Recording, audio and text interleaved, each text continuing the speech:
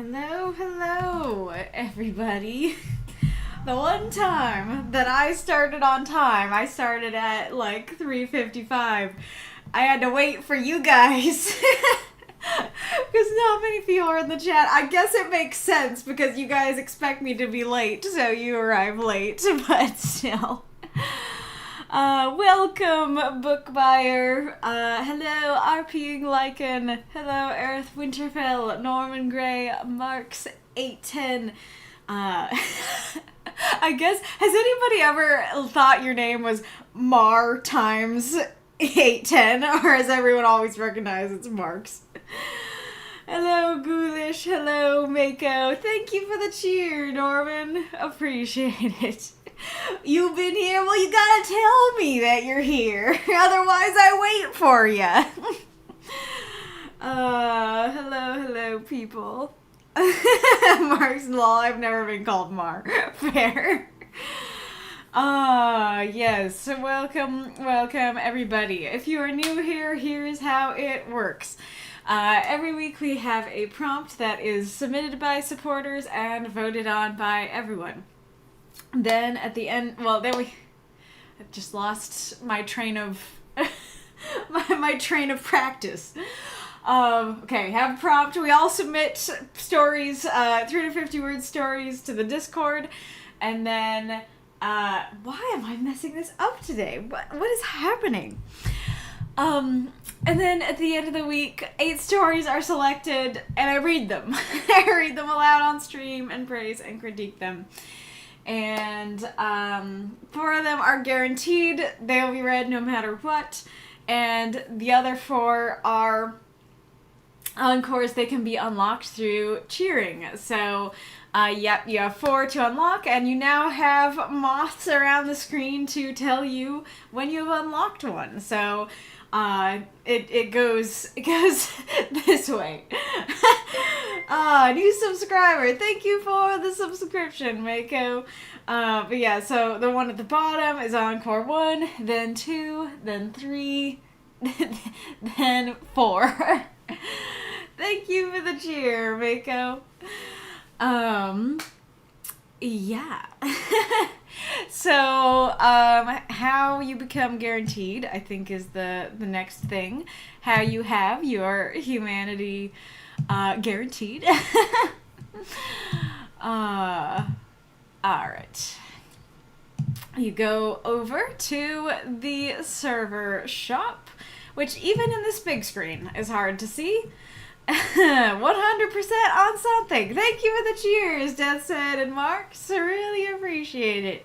Hypey! Oh, are those glasses kitties? Those are way better emojis for the hype train than the snakes. Like, sorry, like snakes are great, but I don't know. They're not the right vibes for hype for me. But a cool cat, now that's the right vibes for hype. So you have different tiers here in the server shop. You have the bookworm tier. That is the $3 tier. That gives you access to the secret supporter chat. You can submit prompts, and you can submit 2 submissions. Then for Cocoon and Silk, that is the $5 tier. You get access to all those things. You can submit 6-word prompts, and you can have 3 submissions, and then you are in the guaranteed section if you are picked to be read on the stream. Then there's the $10 tier. You get access to all those things, but you can submit 4 submissions and 7-word prompts. And then your first prompt that you submit to the secret supporter chat goes straight to the poll, provided that there are no issues with it. You can also have a universe tag. I just thought of something. But you can also have a universe tag. You have to tag me or DM me to get that, but you'll just like the... I don't know how to describe it well and concisely, but all the tags that are like reviews done and stuff, you get one of those, but it's for your universe. Yeah. Oops, I didn't mean to go to standby. Meant to go there.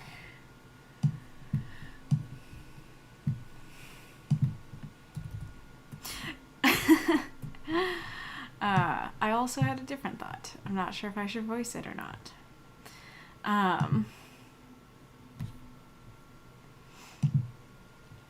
Okay, but I want to, while I'm thinking about it, I want to check out my first thought. Come on. Come on, let me see it. Oh, okay. Yeah, we're good. We're good. Okay. Okay. Not a problem.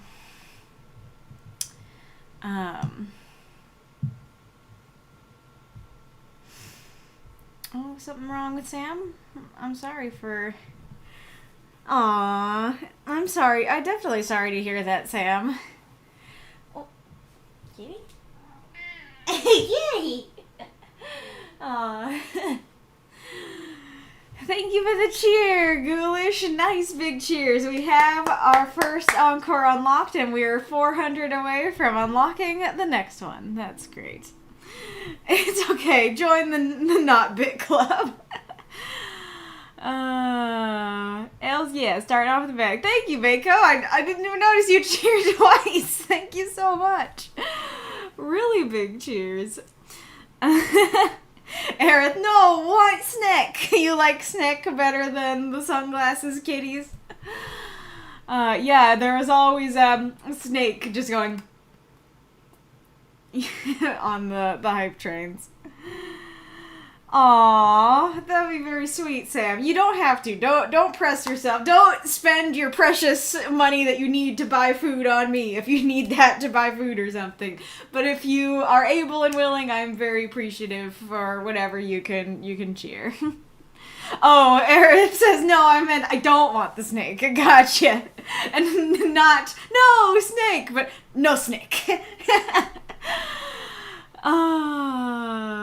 Alright. Our prompt for this week is putting the romance back in Necromancy. That was my prompt. I appreciate you all giving it its day in the sun, or I guess its day in the moonlight. Really excited to read what you guys came up with for it. Our list is... Aw, thank you for the cheer, Sam. Really appreciate it. Appreciate it even more after what you just said. Alright, we have having Sebastian Bane, aka Wolf, Reinkarnitor, MasaCur, and Marx for our guarantees. Then for our Encores, then we have EnTangled, Arpeing, Drago, and Redrev. Aw, thank you again, Sam. You're saying whoops, so now I'm scared you didn't mean to, but I appreciate it. And thank you again, Mako. You guys are too generous. This is very sweet. Yes. Ah, yes, you, Wolfie Poo. That's 2. Awesome. That's like, well, I was gonna say that's close to 3, but I guess you're not that close to 3, but you're into 3. Oh, you meant you wanted to pay them all at once. Gotcha. You got 2, but then you get 2 congratulations, 2 thank yous if you do it separate. Hello, Nightwolf. Welcome. Mako. Anybody got some bits really fast? And also another cheer. Thank you so much. No, your story wasn't too much. It just didn't end up getting picked. That's iconic. Emote.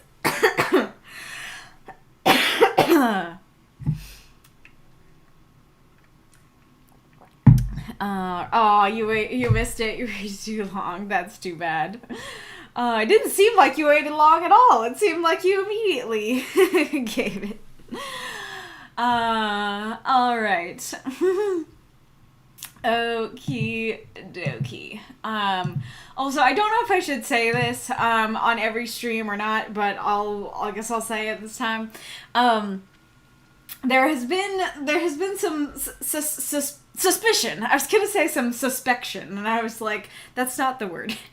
There has been some suspicion, that the art, or / the artist, that, I got these backgrounds and stuff from is using AI.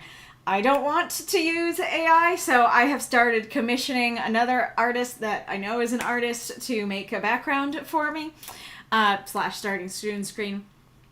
But they're not ready yet, and I don't have anything that looks remotely as good as this, so we're going to be using these backgrounds and stuff for now.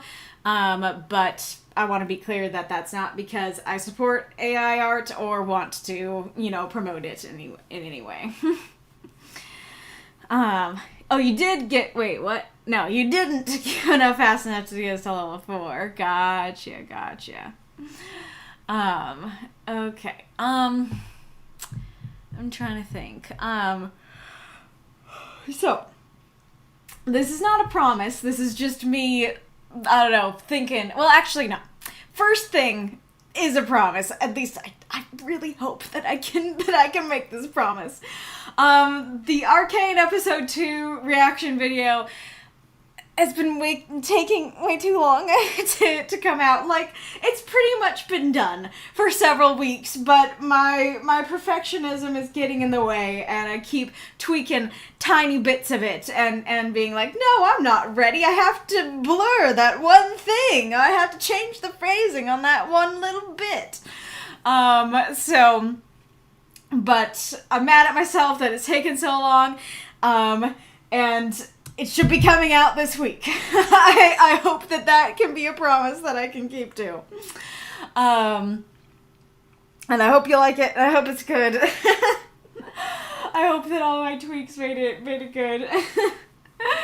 And that is, I guess that is kind of a, I don't know, PSA, I guess. I was really hoping that I could really alternate and do Pride and Prejudice Arcane, Pride and Prejudice Arcane, or like Pride and Prejudice Arcane Break Week, Pride and Prejudice Arcane Break Week. But that seems to say that I won't be as consistent as all that. So bear with me, as I figure out how I'm gonna be posting these. It's just, it's just my editing and my perfectionism. And the first 2 I had already started working on, and 3, but 4 onward I have not edited anything for. So we'll see how that goes. Oh yeah, so I was thinking that I would finish reading I'd finish editing the Pride and Prejudice videos that I have and get them posted up, and then once I'm done, then start streaming for it again. But I don't know that I will. I hope that I'll just start streaming for it again sometime soon. Because it does kind of bug me that it's left unfinished right now, and also, I don't know if I'm gonna do that with Dracula, because Dracula is way more atmospheric to read in October, and it could be October by the time that, I'm finished or even getting to editing those Dracula videos, so I might wait until October to resume Dracula, and especially if I do. It's not in here anymore. I showed the books that I have a while ago. I really want to read Treasure Island, because I need to know about it for my own stories, for my own universe. I need to include a retelling of it in my universe, but I've never read it. And it's starting to come up in stuff I want to write for my universe. I'm like, I can't write that because I don't know what I'm doing with my retelling. So I really want to read Treasure Island. So, I don't know for sure. Again, this part's not a promise, but this is just some stuff that I'd like to do. I'd like to do some more streams of Pride and Prejudice, resume that and everything, and I'd like to probably do Treasure Island after that. Which I highly recommend Treasure Island. Nice. I'll talk about this if I do actually do it. So I started playing Hollow Knight, and there were things I really enjoyed about that, but the thing is that Video games are very much my relax time, and streaming them, unfortunately, takes away a lot of that relaxation because I kind of have to be on. You know, I'm an introvert, and so I don't get energy from social situations, even though I'm like, I have a lot of fun in these streams and I am like energetic in them and stuff like that. I do need to recharge and stuff afterwards, and so it's like, but wait, video games are recharging time and you're putting them in the non-rechargy time. I don't know what to do about this. And so I decided that I was like, I'll just like, you know, create a different save than the one I was playing on stream and play it on my own. And that's been very nice. And it has indeed been the rechargy time that I need. But unfortunately, I'm getting stuck on this playthrough at the same place that I got stuck on my last playthrough, and that's upsetting. And so I don't know if people find it interesting, but this, I got stuck both playthroughs on fighting Hornet at the Kingdom's Edge, and like it's frustrating because I know how to fight her. Like, I know how to fight her. It just seems like I can't get that last bit to actually defeat her. And I want my Shade Cloak. So I don't want to go somewhere else because I'm constantly trying to dash through enemies and not succeeding. So I might just, like, pop on. It might be fun to, because, like, replaying the same fight over and over is, like, kind of annoying. And so that might actually be a situation where it could be fun to have some folks to talk to or voice my frustration and stuff like that. So I might stream those and stuff like that. So overarching themes, I don't really know what I'm doing with the video game streams. I'm not prioritizing them because I'm prioritizing my reaction videos and my reading classical literature videos and stuff. And then, as I said, I'm prioritizing those as the actual work time and then doing the video games as recharge non-work time. Probably the games I'll be more likely to, like, stream in full are stuff like Ace Attorney, like, story games and stuff like that. It's sounding like I might be less likely to stream full games like Hollow Knight and stuff like that. But might pop in every once in a while to chat with you while voicing my frustration and stuff. I don't know. I don't know if any of this is interesting or helpful to know, or if you're all just like, Kaylee, you're not, what's the opposite of spitting facts? You're spitting nonsense. Kaylee, you're spitting non-committal nonsense. I don't know what you're doing. Can somebody do a little banny poo? Alright. Yes, I have watched the Game Grumps play Danganronpa 1. I would love to stream.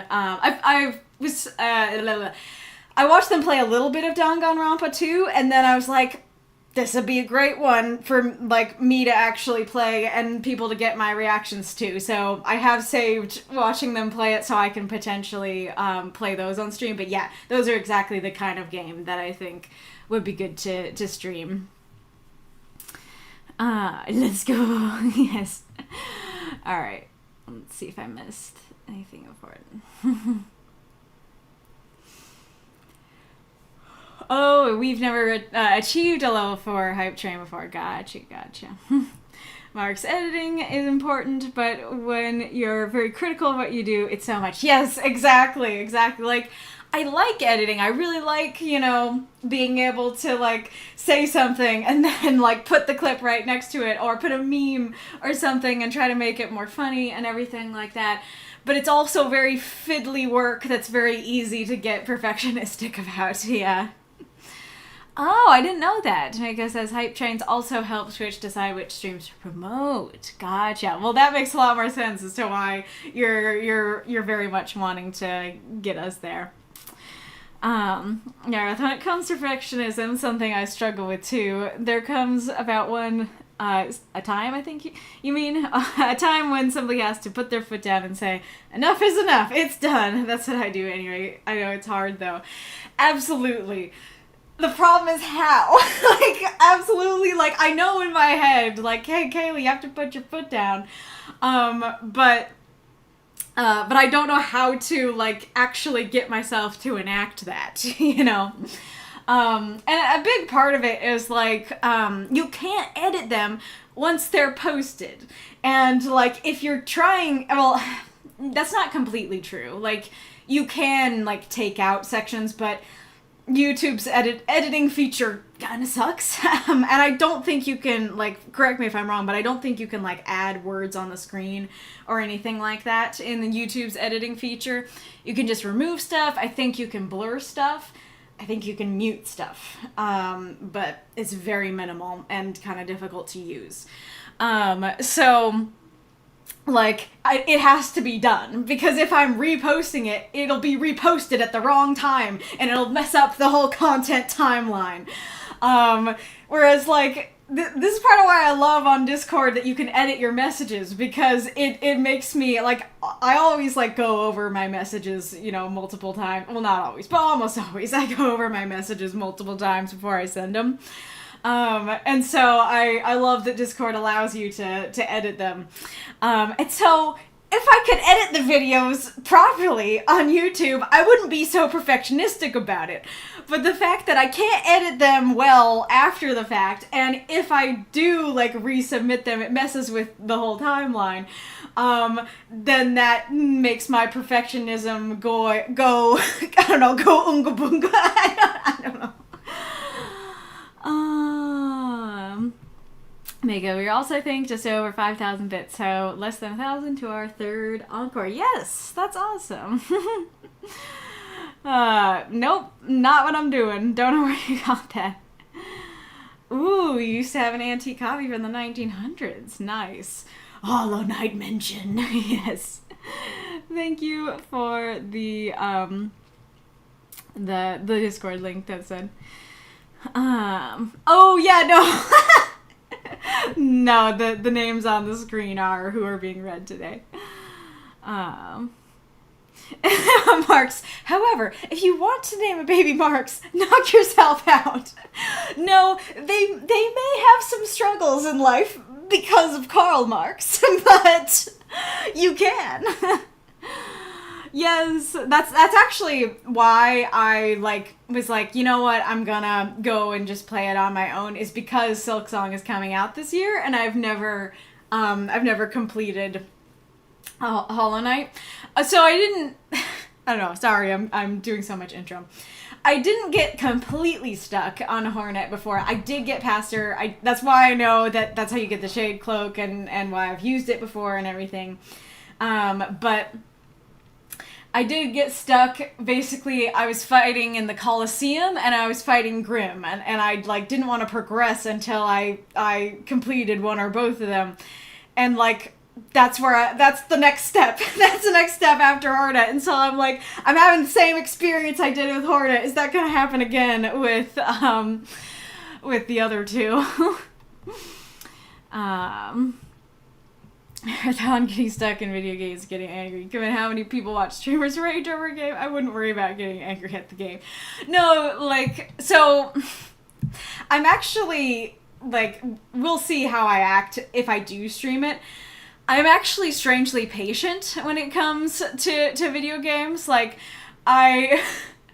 first time that I felt genuine rage at a video game when I was first trying to fight Ludwig in Bloodborne, and he was hard in a way no boss I'd ever encountered was difficult before, and I still have never defeated him. Once a year or once every couple years, I will go back into that game and I'll try and fight him.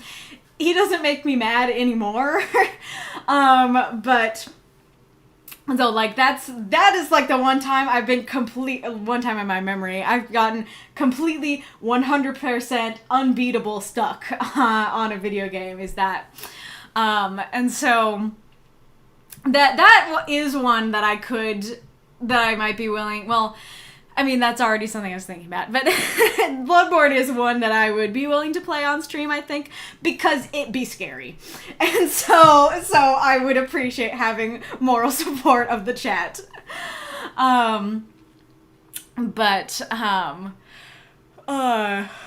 So anyway, like, I don't tend to rage at the bosses. Like, it's a bit frustrating, but I never get to the, like, throwing controller across the room, mode. I'm just like, okay, like, go back in, alright, go back in again. I don't know if I'm, like, talking out loud, if I'm gonna sound actually ragey and stuff. But in general, I have a high tolerance for replaying bosses.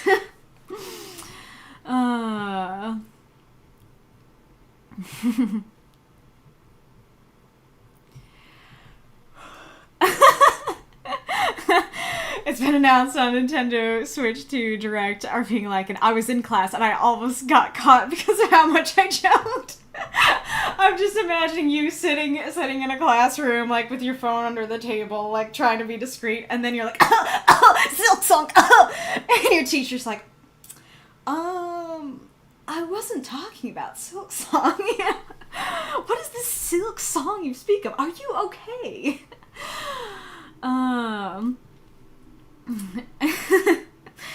Aerith, all perfectionism. Sometimes for me, it helps to remember it can be even the imperfections in a work of art that makes it beautiful. A thing isn't beautiful because it's perfect or lasts forever. Aw, that's really sweet. Well, the other reason, besides what I just said about the editing thing, sorry if I'm just, like, making excuses or it sounds like it. The other reason I struggle is because absolutely I agree with you, and I feel like in other works I could hopefully better tell myself that. But in this case, the imperfections are prone to get people mean to me. Like, people in the comments might be like, imperfection. You know, instead of being like, oh yeah, 90% of the, or maybe 99% of the video is great, and 1% had a mistake, I'll talk about the 99%. Comments on YouTube tend to be like, that 1%, that 1%, that 1%. And so, like, I don't know how to be like, yes, it's acceptable for it to have imperfections when, like, that's anybody's gonna comment on. I've never played Final Fantasy VII. Nightwolf Bloodborne mentioned, also same about Ludwig. I'm glad to know I'm not alone. I've seen people in the Bloodborne community be like, Ludwig's easy, and I'm like, you know, I want to, next time I play it, you know, maybe on stream, I want to do a different build because I generally am not a rebellious person, but in stuff like this, in, like, video games, if someone is like, this is the hardest build, don't do it, then I'm like, I'm about to do what's called a pro gamer move, you know?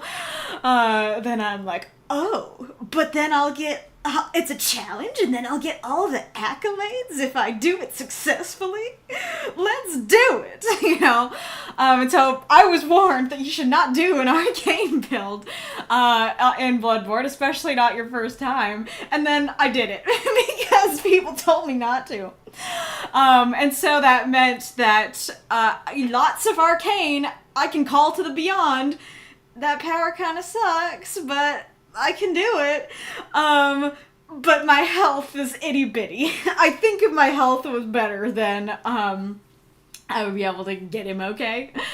But yeah, that just makes it very difficult. And I haven't felt like going back in just to farm.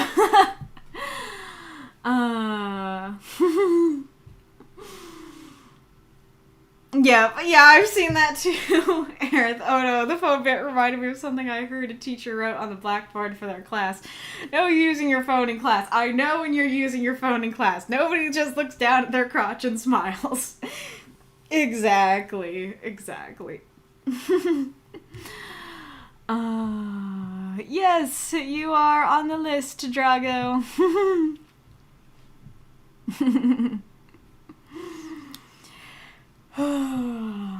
Alrighty, Rue. Well, I appreciate you guys listening to my ramblings. I hope that it was at least somewhat interesting or informative. Yep, exactly. Now I know why they say not to do it 100%. Well, I don't know. Like, I can't remember all the reasons they said it, and I do think, like, there were a lot of things I like about it, and hey, like, it got me through pretty much all the base game, and I do have faith that if I went to Gearman, I could defeat him, or at least I could when I was like immersed in the gameplay and stuff. But as far as I know, once you defeat him, then you go into New Game Plus. I did not want to go into go and redo the whole game and go into the DLC in New Game Plus. So I was like, no, I don't want to finish my game until I get the DLC done, and then it wasn't happening. But yeah, so like. It went okay for most of the game. It just failed me there. But you feel so great, so on top of humanity if you manage it. Exactly.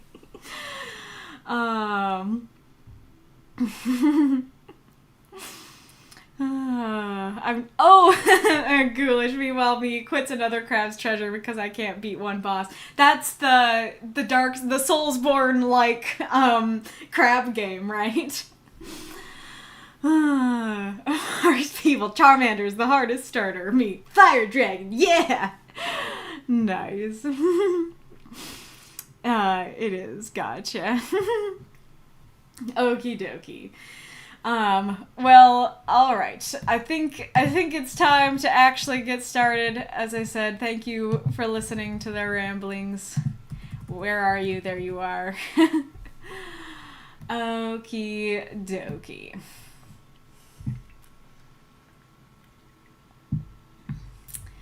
Between Tomorrow and Evermore. Garoloch. By Hemming Sebastian Bane. 350 words. Content warning. Murder, death by illness, some body horror. He loved her. He knew from the first time he set eyes on her. The wildflowers painted the valley in springtime patterns of purples, pinks, reds, oranges, and yellows. She knelt among them, caring not if her spider silk dress were ruined. Her name was Calla. Her father was a spider farmer, and her mother was a seamstress. They were well liked by the community, and Calla was her parents' pride and joy. How could he, the son of a hunter and a witch, come knocking to ask if Calla would play? He was cursed. However, Calla paid her parents no mind. She went with him to the valley to be among the wildflowers. They walked hand in hand. He hoped it would never end. However, one terrible winter night, Calla caught fever. Her parents called his mother, for her medical prowess was well known. Tincture and salve failed. It was far worse than the witch had seen. There was nothing to be done. Calla died 3 days later. He was inconsolable. He didn't eat, didn't sleep. His mother often talked of forbidden magics, of ways to take life, to give life, even to those no longer alive.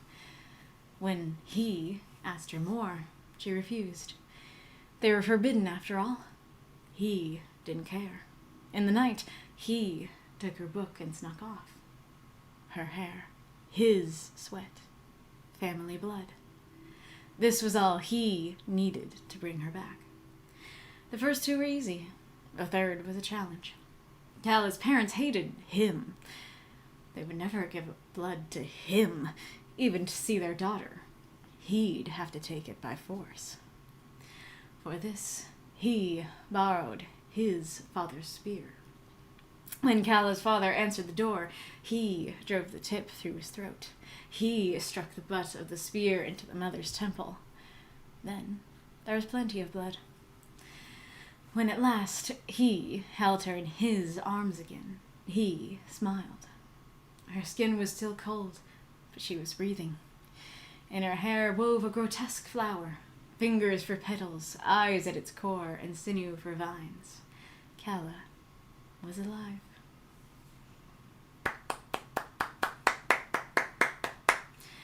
Throughout those moths and monsters, cheer for this story if you loved it. So, especially because we're going to be talking about the he's, I actually would like to read it a second time, not emphasizing the he's. So, give me a second, oblige me. Between tomorrow and evermore, Garoloch. I having Sebastian Bane, 350 words. Content warning, murder, death by illness, some body horror. He loved her. He knew from the first time he set eyes on her. The wildflowers painted the valley in springtime patterns of purples, pinks, reds, oranges, and yellows. She knelt among them, caring not if her spider silk dress were ruined. Her name was Calla. Her father was a spider farmer, and her mother was a seamstress. They were well liked by the community, and Calla was her parents' pride and joy. How could he, the son of a hunter and a witch, come knocking to ask if Calla could play? He was cursed. However, Calla paid her parents no mind. She went with him to the valley to be among the wildflowers. They walked hand in hand. He hoped it would never end. However, one terrible winter night, Calla caught fever. Her parents called his mother, and for her medical prowess was well known. Tincture and salve failed. It was far worse than the witch had seen. There was nothing to be done. Calla died 3 days later. He was inconsolable. He didn't eat, didn't sleep. His mother often talked of forbidden magics, of ways to take life, to give life, even to those no longer alive. When he asked her more, she refused. They were forbidden, after all. He didn't care. In the night, he took her book and snuck off. Her hair, his sweat, family blood. This was all he needed to bring her back. The first 2 were easy. The third was a challenge. Calla's parents hated him. They would never give up blood to him, even to see their daughter. He'd have to take it by force. For this, he borrowed his father's spear. When Calla's father answered the door, he drove the tip through his throat. He struck the butt of the spear into the mother's temple. Then there was plenty of blood. When at last he held her in his arms again, he smiled. Her skin was still cold, but she was breathing. In her hair wove a grotesque flower, fingers for petals, eyes at its core, and sinew for vines. Calla was alive. Throughout those moths and monsters, cheer for this story if you loved it. Times 2. Teacher, why is everyone staring into Mako's crotch? Everybody leaning over to watch. Wild. Alright, so as per what I just did, I'll tell you what the question was. Toast level light golden. I didn't see that. Okay, so you don't want too many critiques today. The question is the all caps he's, hims, and hises too distracting? Does the piece work better if they were lowercase? Do you think it characterizes him? Go ahead and answer in the chat. Alright, well, I think the horror of this story really worked for me and really worked for the prompt. I'll talk about one part where I'm a little bit more unsure of it, but for me, this is just the right amount of horror, where it's like, yep, so a couple of screws are loosed in homie's head, and the ending definitely has some horror to it, but it all works well for the prompt and works to create a compelling and interesting story. I'm trying to decide if I should talk about the he-hims thing first or talk about it at the end. I guess because it's like a key thing, I guess I'll talk about it first. So, unfortunately, my answer is gonna have to be that it is distracting, at least to me. And as far as I understand it, the reasoning is pretty simple. Which is that you could absolutely do something like this and have it work, but it needs to have a purpose. I need to be able to see, yes, this is why this is happening. But unfortunately, I don't see the purpose for it. You say here, do you think it characterizes him? So sounds like that something about his characterization was intended in there, but I'm not sure I'm getting it. The main thing that I'm thinking of is that it characterizes him as very selfish, that he is only thinking about himself, that like he is the most emphasized part of this story, that instead of thinking about Calla, what she would want, if she actually wants him, if she wants to come back, thinking about her parents, and if they want this, he's only thinking about himself. And that is really interesting, I do like that. But, and like, granted, I haven't, the first time I read the story, I didn't sit down without the capitalized one, so I can't tell you what I would have thought without him for sure. But I think the story conveys that pretty well without the he's and hims. It does, without the capitalized he's and hims. So, like, yes, they emphasize it. Yes, they make me think about it. But I think that the distraction outweighs the benefit in this case.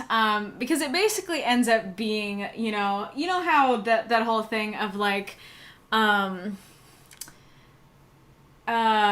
it's, I never said she stole my money. If you can emphasize each word in that sentence and it completely changes the meaning of that sentence. So, I never said she stole my money. I never said she stole my money. I never said she stole my money. I never said she stole my money. I never said she stole my money. I never said she stole my money. I never said she stole my money. Like, all of those are actually extremely different meanings, right? And so there's a little bit of that going on here of it ends up making him, him italicized in basically every sentence that he's in.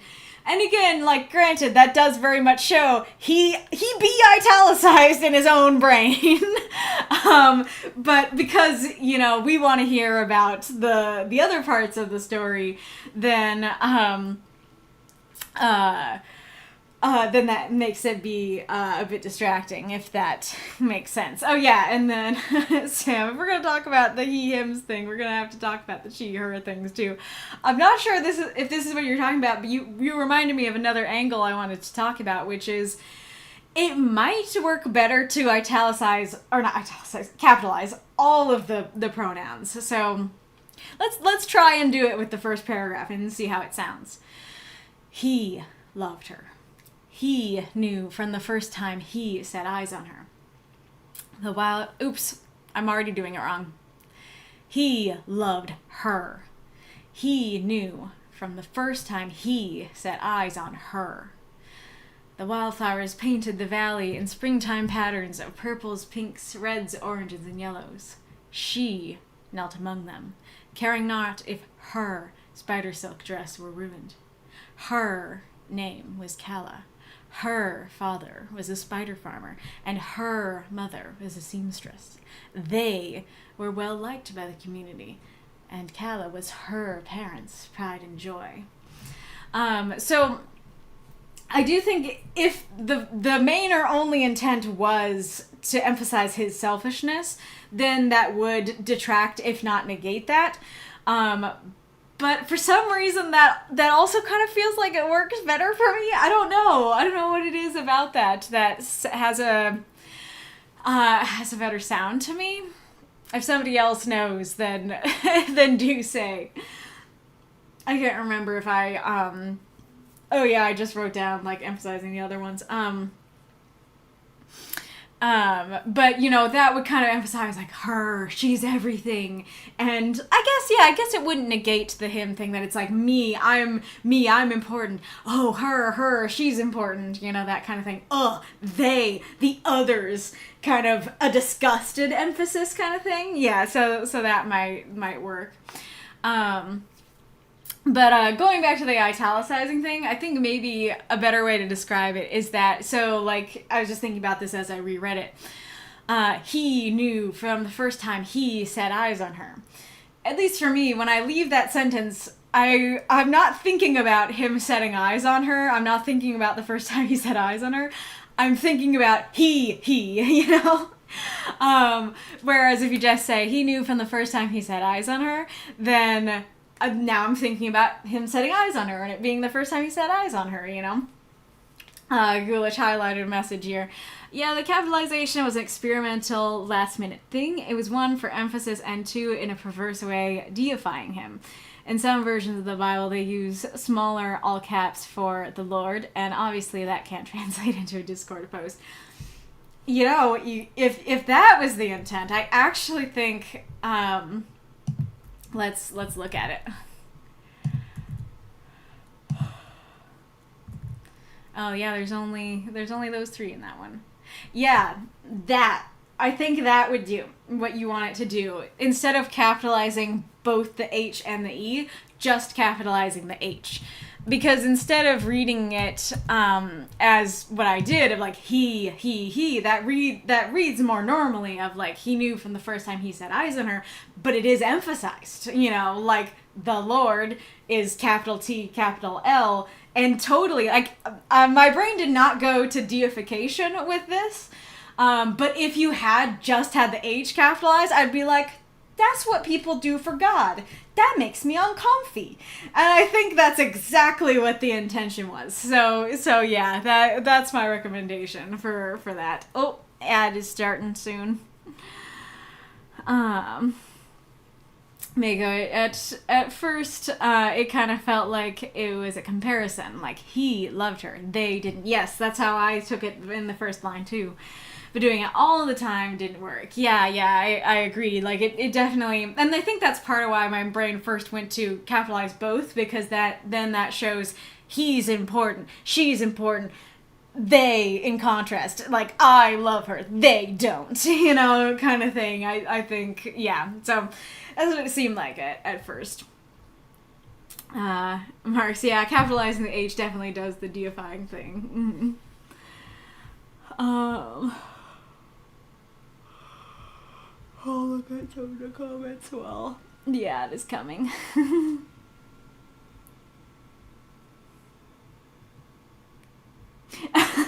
Oh, why is everyone looking at Mako's crotch? Me playing Pokemon with friends, watching in my high school library. Nice.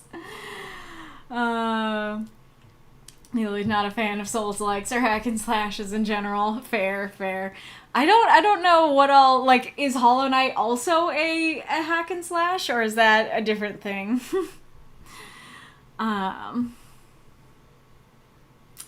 Aerith, capital he, him thing, I figured the pronoun use was meant to other and objectify the narrator, make him a thing, a cursed child. And that said, while I can see the approach to doing so, it was just pretty distracting to me. Yeah, that's an interesting thought of like, yeah, he's not a human being, he's a thing, he's just he, you know, it others him. That's a good point.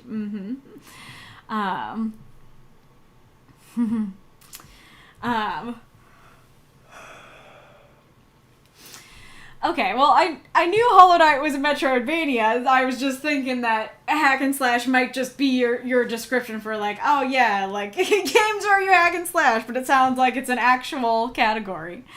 Because aren't, like, I don't know the names very well, but aren't they called, like, the Soulsborne games, aren't those called, like, RPGs of some sort? I've not read Porphyria's Lover, I don't think. Hack and slash are like beat 'em ups, but with swords. Okay, so what are some examples then? What are some beat 'em ups and what are some hack and slashes? Because, like, you know, I forget which one it is. It's the one with, I think Nox is his name. My dad and I tried to play one of the Final Fantasy games, and the gameplay I just kind of wasn't into. And like, I like the story and everything, but yeah. And so, like, you do be hacking and slashing, but the way it plays is extremely different from Bloodborne and stuff, right? That in like Souls-like games, there's a pattern that you need to learn to defeat the boss. And from what I saw of a game like that, there's no like specific pattern. You just kind of had to swing your sword a lot and had to make sure that your buddies are swinging their swords right, and then you're good, you know. And so it doesn't really matter like what the pattern is. And so my dad and I are complete opposites in this way. I love the pattern games. I really like learning the patterns and everything. My dad hates it. And then I don't like just being like, oh yeah, just swing a bunch and you'll eventually get it, you know, this kind of thing.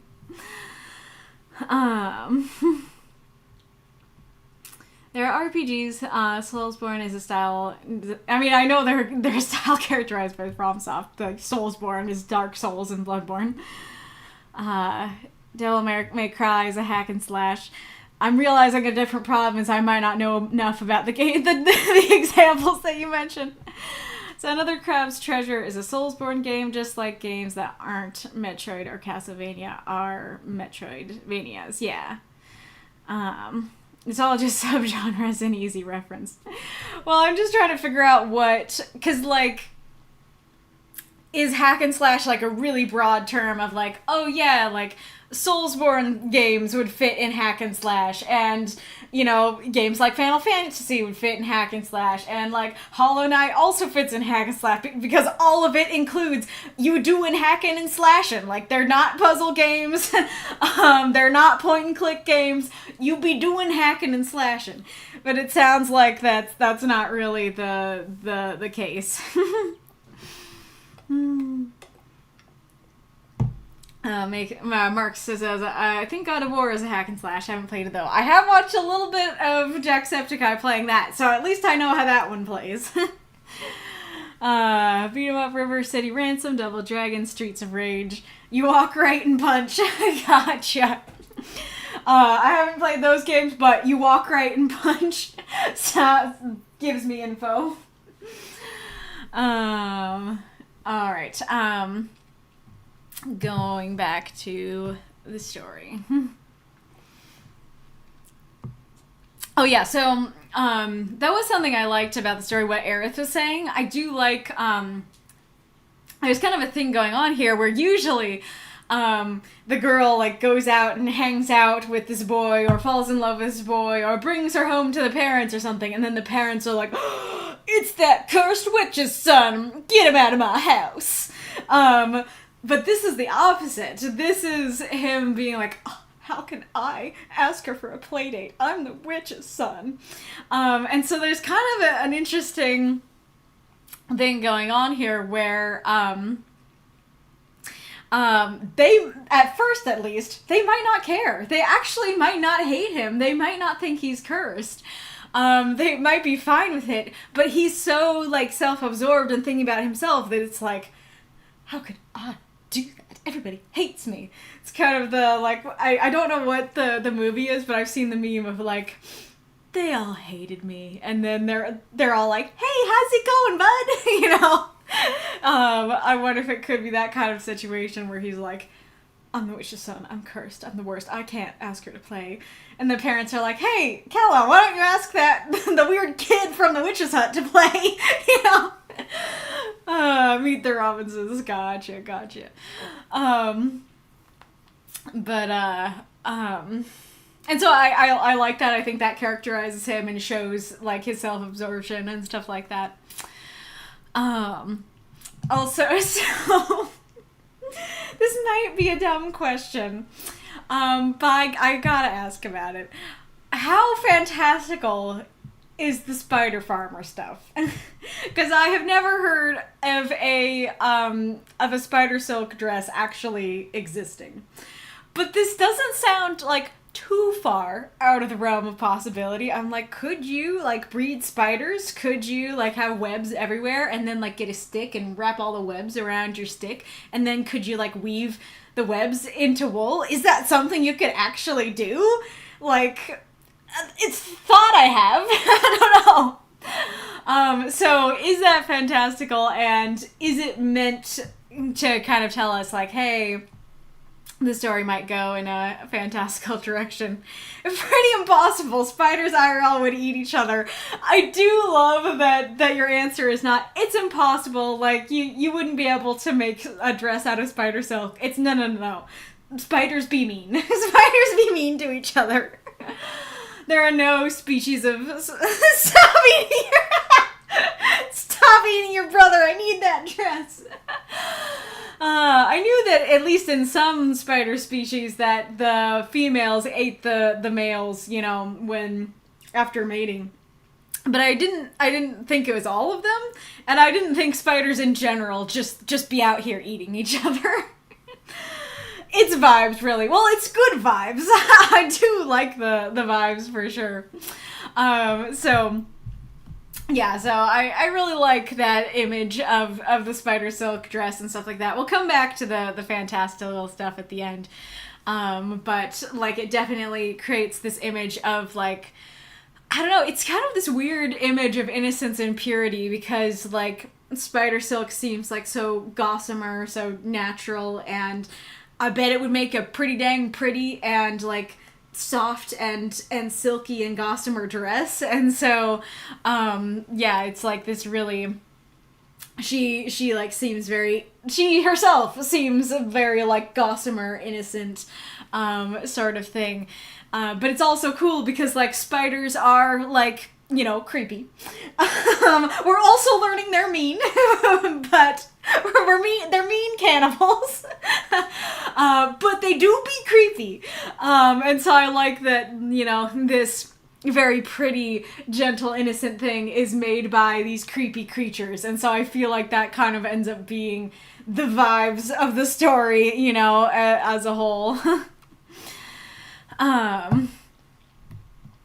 Alright. And like I said, I like that he's thinking about himself and being like, I'm the son of a hunter and a witch, I'm cursed, and stuff like that. Either way, it's interesting that Calla goes into the field, regardless of whether her parents are actually like, hey, go play with that weird kid. Or if, like, she is genuinely being like, I don't care what you say, Mom and Dad, I'm playing with the weird kid, you know? The wildflower images are very pretty. I also think there is something clever here in that you could have started with the setting. You could have started with, like, the wildflowers painted the valley in springtime patterns of purples, pinks, reds, oranges, and yellows the first time he set eyes on her. She knelt among them, caring naught if her spider silk dress were ruined. Her name was Calla. Her father was a spider farmer, and her mother was a seamstress. They were well liked by the community, and Calla was her parents' pride and joy. He loved her. That might be more poetic, or that might flow better, but I actually think that what you have works better for the story, because even without the capitalized he's, it does emphasize him. It does go, he loved her. He knew her from the first time he set eyes on her. Like, it's about him, and it already from the first line is a bit obsessive, you know, rather than actual love. Because if you did what I did, of like starting with the wildflowers and ending with the love, it might be like, aw, sweet, genuine love. Whereas like this, it's like, I'm taking out my sus pin, you know, even from the beginning. And then I think the description of her death works very well. Again, not too gruesome, but just well described as like, this is the problem.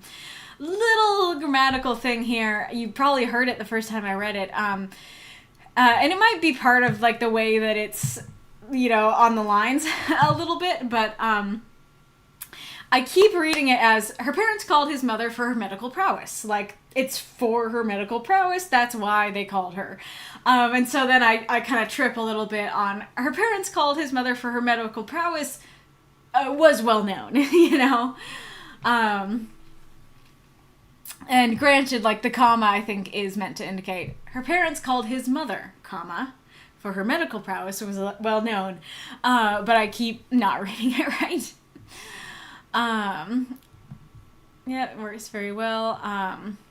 I do, especially with the emphasis, I do kind of wish that you had the he here. Granted, I don't think you have any words available, yeah. But it did sound a little weird to go, he was inconsolable, he didn't eat, didn't sleep, as opposed to, he was inconsolable, he didn't eat, he didn't sleep, you know?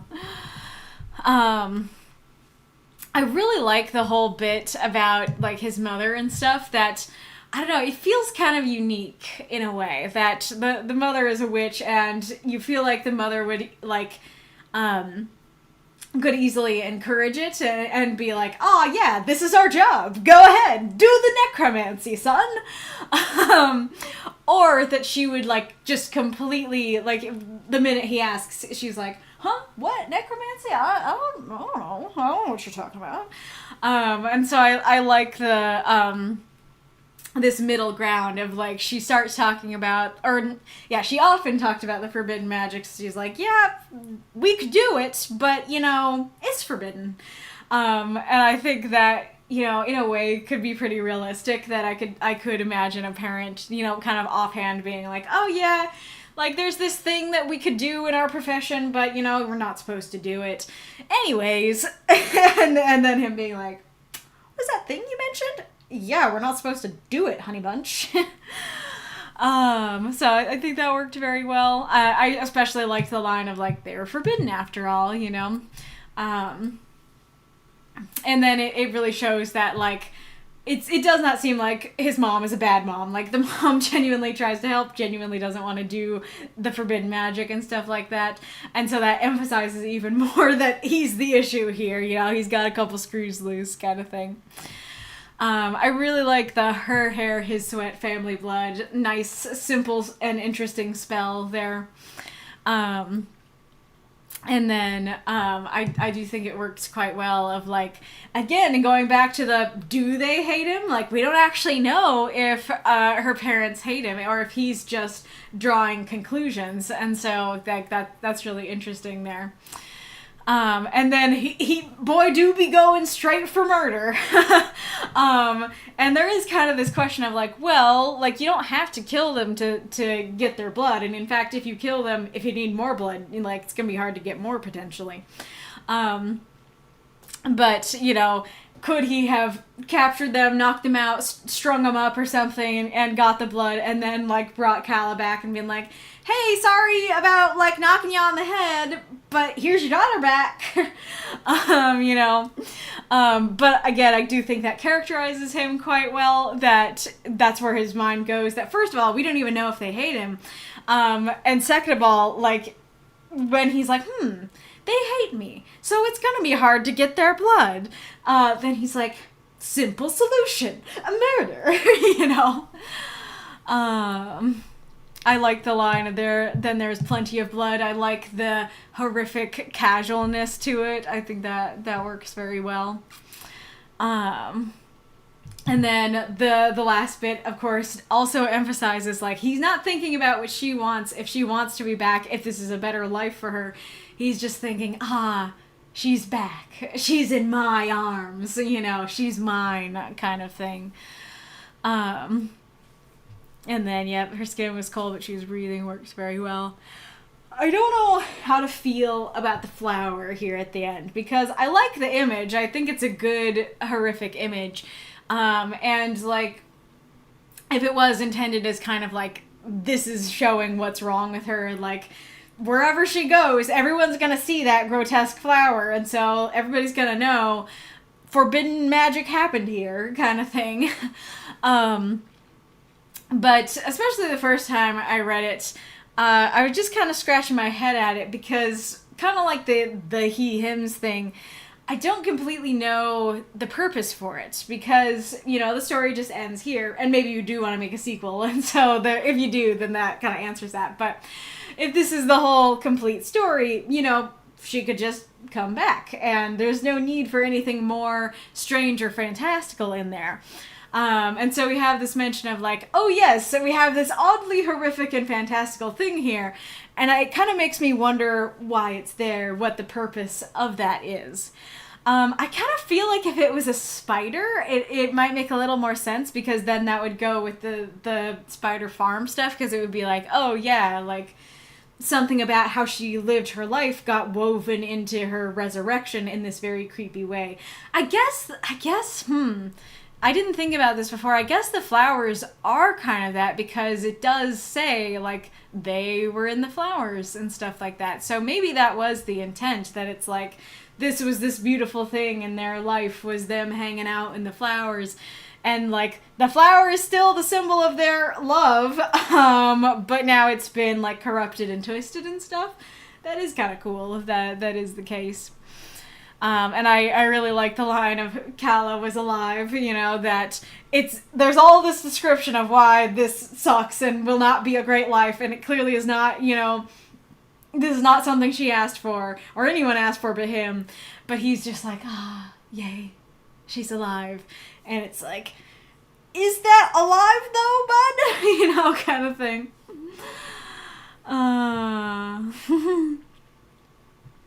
Oh, Massa says, at Calgary Comic Expo, hope the stream is going well. I see my story is up, but I will not be joining. Oh no! Somebody ask Massa if he has any questions before we lose him entirely.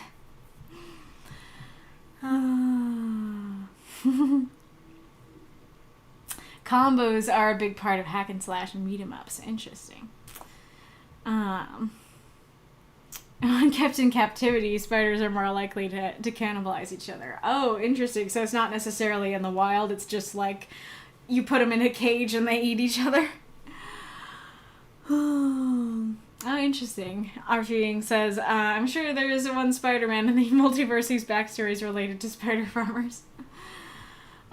Spider silk is a very desired material due to its strength in real life. It's why we've been genetically modifying silkworms to spin spider silk. How does that work? That's wild. Humanity is crazy. And there's that Porphyria's lover thing. Gotcha. Is that a public domain poem? Poems are pretty short. I could read it, but I don't know if it's public domain or not.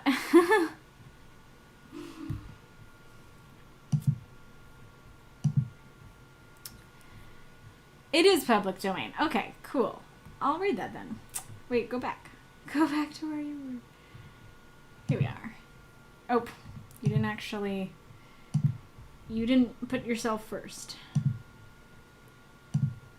There we go.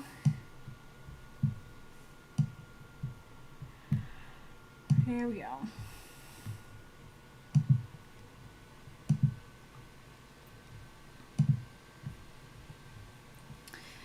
Alright. Sorry if I... Oops. Let's go back. Sorry if... Oops. Apologies in advance if I'm pronouncing the name or anything else in the poem wrong. You want out, kitty?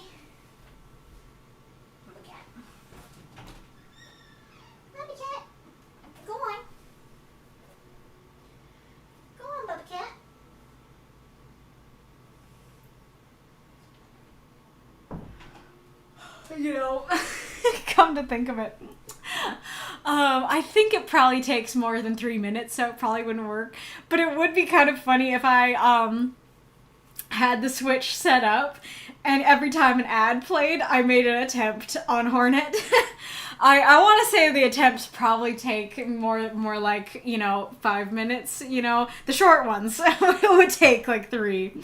But that would be a fun way to spend ad time. Alright. Porphyria's Lover by Robert Browning. The rain set early in tonight. The sullen wind was soon awake. It tore the elm tops down for spite, and did its worst to vex the lake. I listened with heart fit to break, when glided in Porphyria straight. She shut the cold out and the storm, and kneeled and made the cheerless grate blaze up and all the cottage warm. Which done, she rose, and from her form withdrew the dripping cloak and shawl, and laid her soiled gloves by, untied. Her hat Oh, yeah. And laid her soiled gloves by, untied her hat, and let the damp hair fall. At last she sat down by my side, and called me. When no voice replied, she put my arm around her waist, and made her smooth white shoulder bare, and all her yellow hair displaced. And stooping made my cheek lie there, and spread o'er all her yellow hair, murmuring how she loved me, she, too weak for all her heart's endeavor to set its struggling passion free, from pride and vainer ties to sever, and give herself to me forever. But passion sometimes would prevail, nor could tonight's gay feast restrain a sudden thought of one so pale. For love of her, and all in vain, so she was come through wind and rain. Be sure I look up at her eyes, happy and proud at last I knew Porphyria worshipped me. Surprise made my heart swell, and still it grew, while I debated what to do. That moment she was mine, fair, perfectly pure and good. I found a thing to do, and all her hair in one long yellow string I wound, 3 times her little throat around, and strangled her. No pain felt she, I am quite sure she felt no pain. As a shut bud that holds a bee, I warily oped her lids again. Oped? Yeah, oped, I guess. I warily oped her lids again. Laughed the blue eyes without a stain, and I untightened next the tress about her neck, her cheek once more, blushed bright beneath my burning kiss. I propped her head up as before, only this time my shoulder bore her head, which droops upon it still, the smiling rosy little head, so glad it has its utmost will, that all it scorned at once is fled, and I its love am gained instead. Porphyria's love, she guessed not how, our darling one wish would be heard, and thus we sit together now, and all night long we have not stirred, and yet God has not said a word. Should I be clapping? I don't know, this is weird.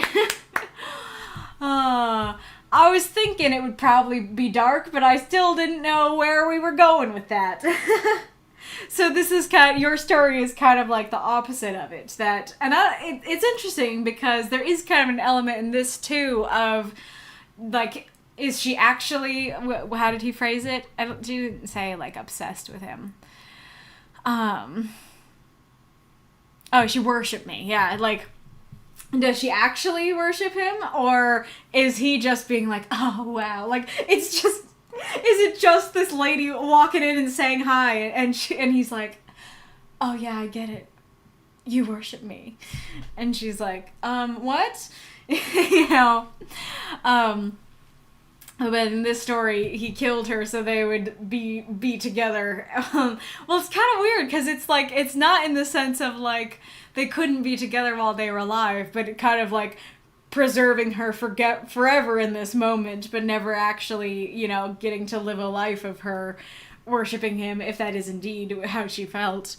And in your story, it's more of like, oh no, like, I'm terrible, she could never love me, but now, like, I need to bring her back, kind of thing. So kind of the opposite. That is interesting. Mako, if you get the Switch set up in advance, just walking it up and going for it will probably take like 5 seconds.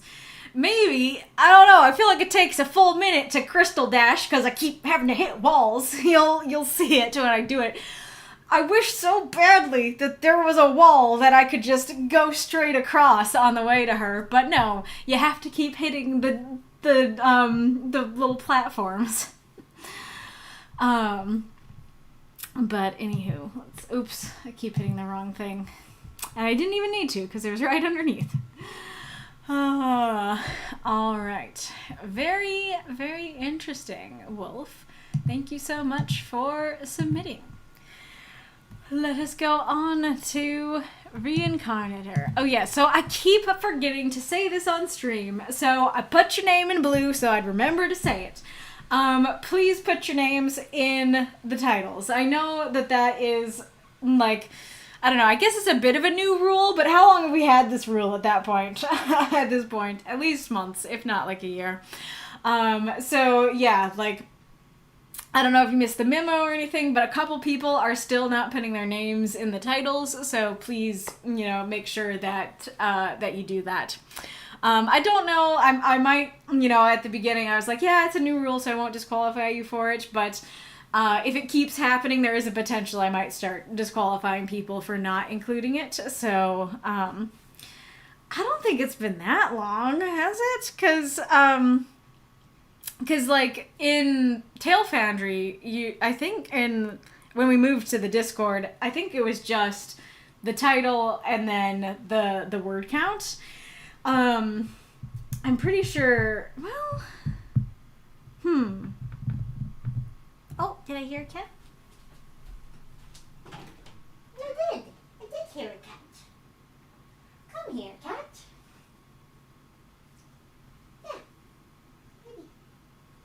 Oh, yeah.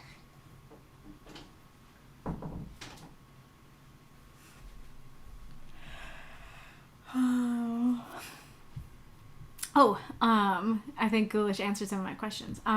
Basically, she's meeting him for an affair, and he decides that's the only way she can be his is if he kills her. He's trying to justify his actions. Gotcha. Interesting. So, yeah, that's an interesting one. That it's like, instead of it being like, yes, I will have her, but in secret, it's like, I will only have her, only me, and or justifying one bad action with another bad action. Yeah, I think it was more than a month. Hello, Redrev. Welcome, welcome. Alright.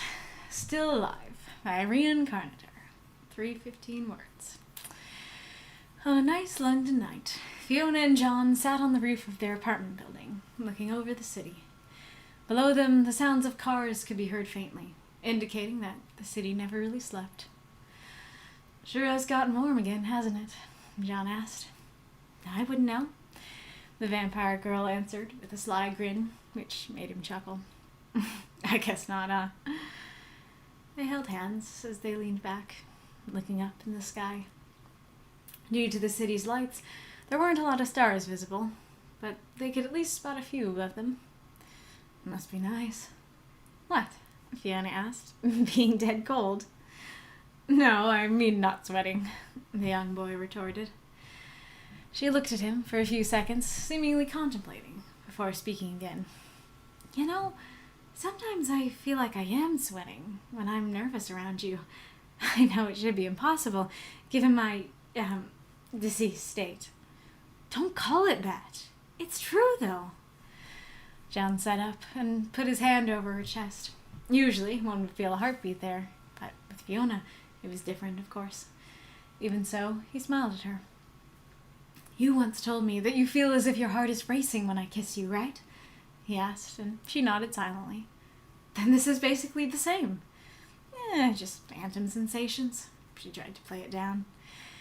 At that, he helped her sit up and grabbed her shoulders gently to make her face him. No, Fangs. If anything, I think these things are proof that you are still very much alive. He rejected her logical explanation.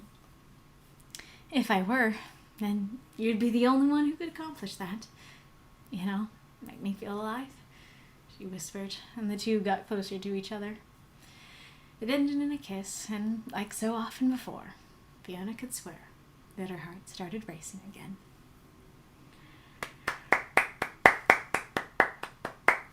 Throw up those moths and monsters. Cheer for the story if you loved it. Reinkarnitor. Damn, did I write boy? I wanted to write young man. How did I not notice that? I'm actually embarrassed about this right now. I always make a fuss about their age. And he's definitely not a boy. You know, it's funny. I have read this 3 to 4 times. And this is the first time that I noticed it. This is the first time I was like, wait, boy. But he's not a boy, though. That's fair. Alright. Your notes. Yes, Fiona is a vampire. Yes, John is a human. That being out of the way, it felt particularly tricky to write something this time because usually I like taking prompts for Fiona and John, interesting them to be cute and romantic. But the topic this week was cute and romantic, so it took me a while to come up with a scene that fitted. Anyways, questions. 1, I struggled with the very first sentence. I hope it sounds good and is a good introduction to the scene. Something about it throws me off, but I'm not sure what. 2, as always, I'm interested what you thought of the characters in the scene, no matter if you know Fiona and John already, or if this was the first time you read about them. They are 2 darling characters to me, easily my favorites. 4, there is no 3. 5 overall thoughts. Nice. Alright. That's very cute. They're darling characters to me. What a mood. Alright, well, I really like this story. Like, I'm trying to think. Maybe I'll save it for the end, but remind me to say one of my overall thoughts at the end. Alright. I like this setting. So let's see. On a nice London night, Fiona and John sat on the roof of their apartment building looking over the city. I'm fine with that first sentence. It's actually the next couple of sentences that I have a couple. I don't know. I don't want to say issues with them. They're not bad, but I feel like they're a little more clunky. You could shorten it a bit. I don't know if you feel like it's too long. Like you could do like on a London night, Fiona and John sat on the roof of their building, or I think apartment's better. On a London night, Fiona and John sat on the roof of their apartment overlooking the city. Like that might flow a little bit better, but I think what you have is fine. The you know that I'm often critiquing the passive voice.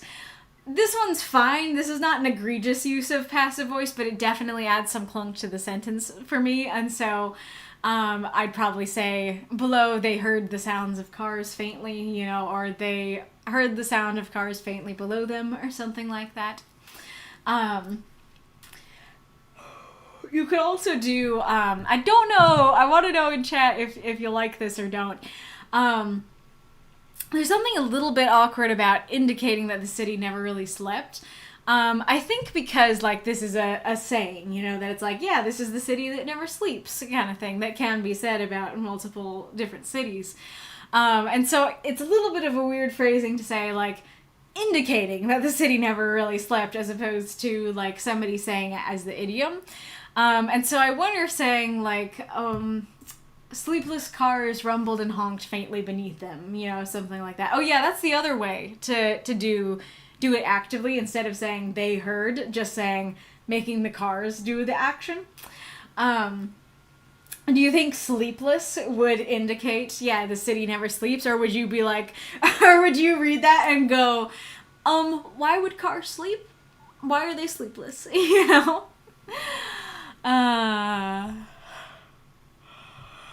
But all of this is nitpicky. Like, overall, I think it works, and I really like your setting. I think it's very striking, and that's something, at least for me, I struggle to get the setting in there, and even more so struggle to make it striking.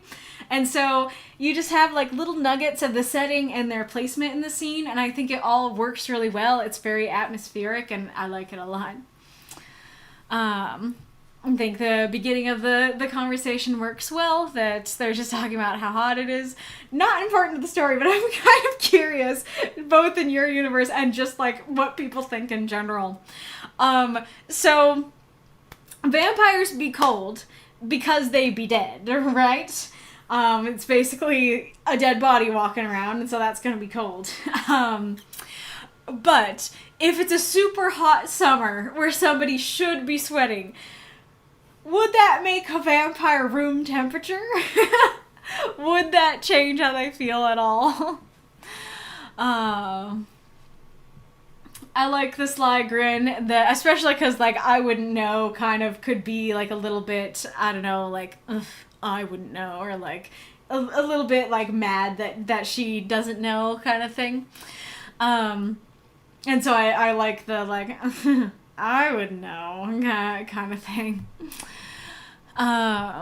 I like the mention of the stars. I think that's great. That makes a lot of sense, and that puts them within time. You know, that puts them in modern day, or near to modern day at least.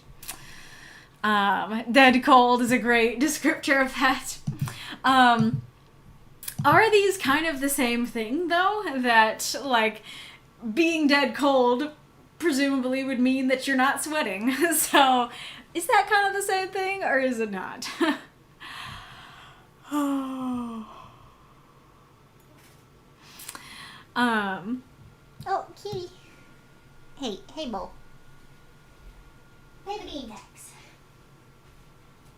Let's pay the bean tax. Oh, are you gross? I think you might be a little bit gross. The beans. Oh, kitty cat. Oh, kitty cat.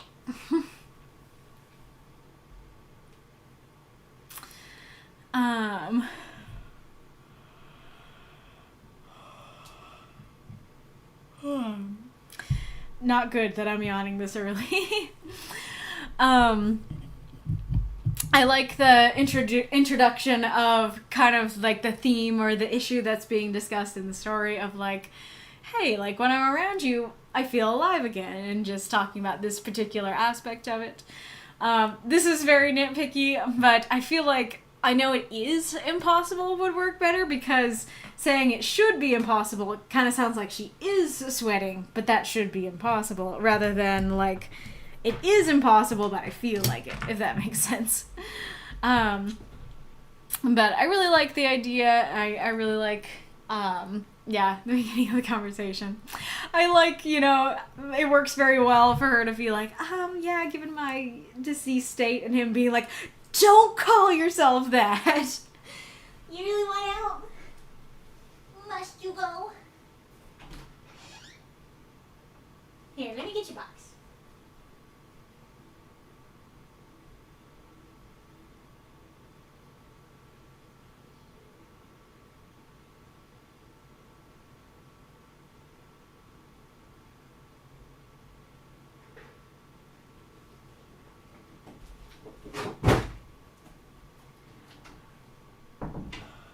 You did not follow me.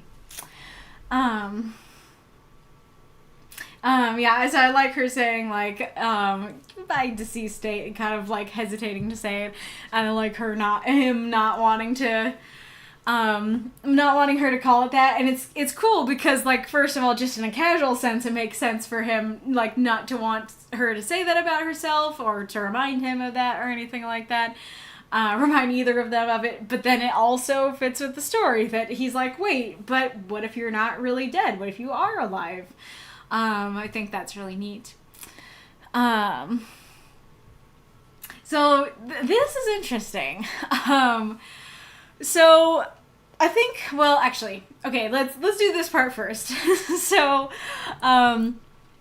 the first part of my critique for this little bit is, it's a little bit awkward to say it was different, of course.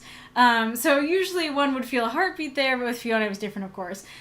Yes, of course, I can get that you mean she doesn't have one. But it feels a little weird to say this rather than, like, usually when we feel a heartbeat there, but with Fiona, there wasn't one, you know, or with Fiona it was absent or something like that. Because it was different, of course. It's kind of like, okay, like, that could mean that her heart beats once every hour or once every day. It could mean that her heart beats wicked fast. It could mean that, that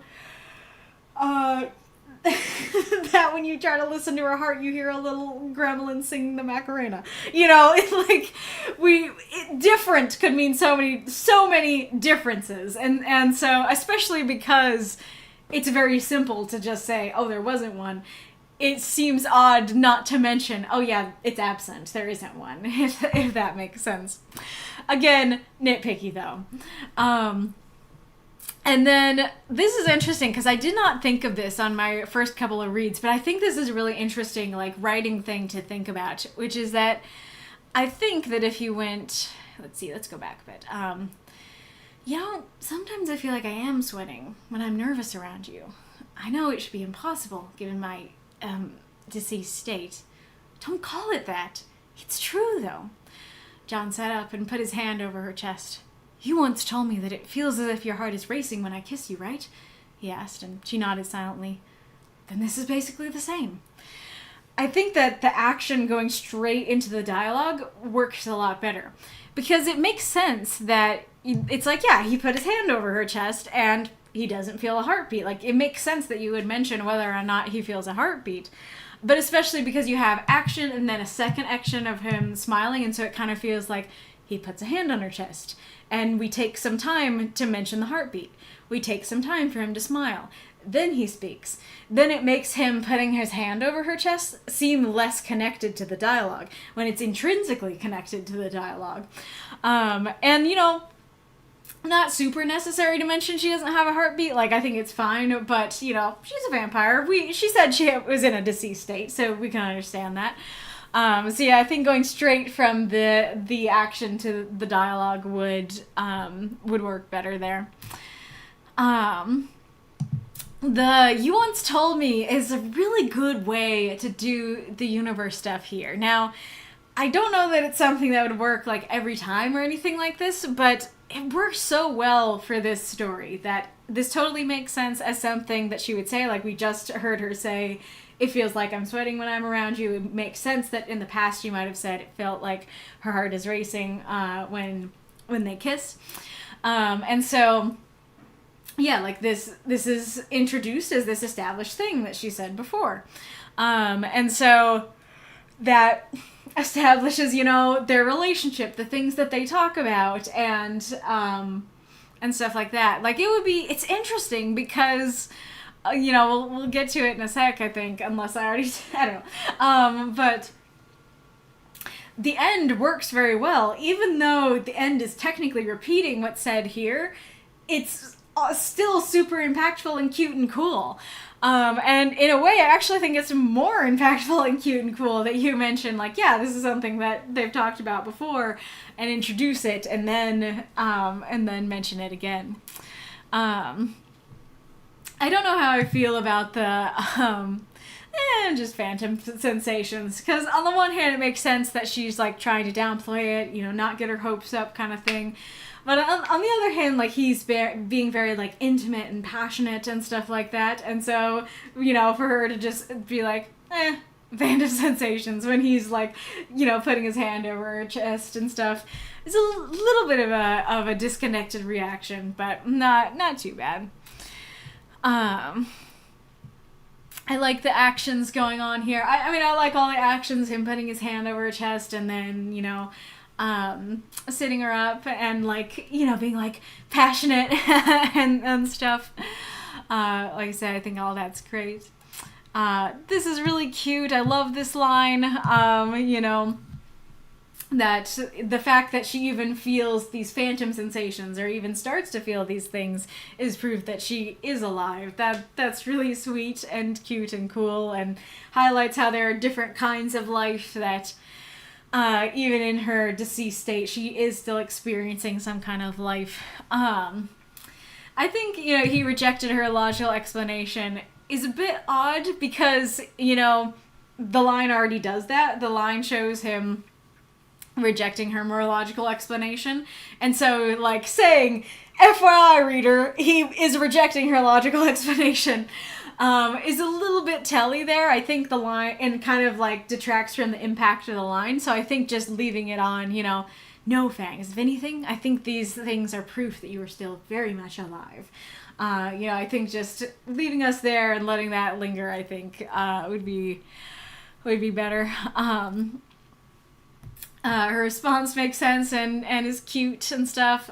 I love their kiss, and like I said, I love that last line. Like, I was pretty much tearing up when I got to that last line, and I wish I could describe better why it works so well. Like I said, I don't know why exactly, you know, even though you literally just said, like, that's what's gonna happen, it's still really cute and impactful when it happens. I really like your prompt use in this story that... Do I hear? Yeah. Yes, I do.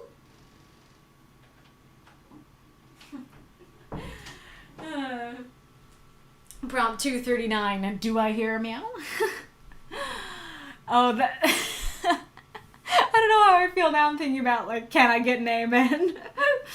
Oh, that would be an interesting one.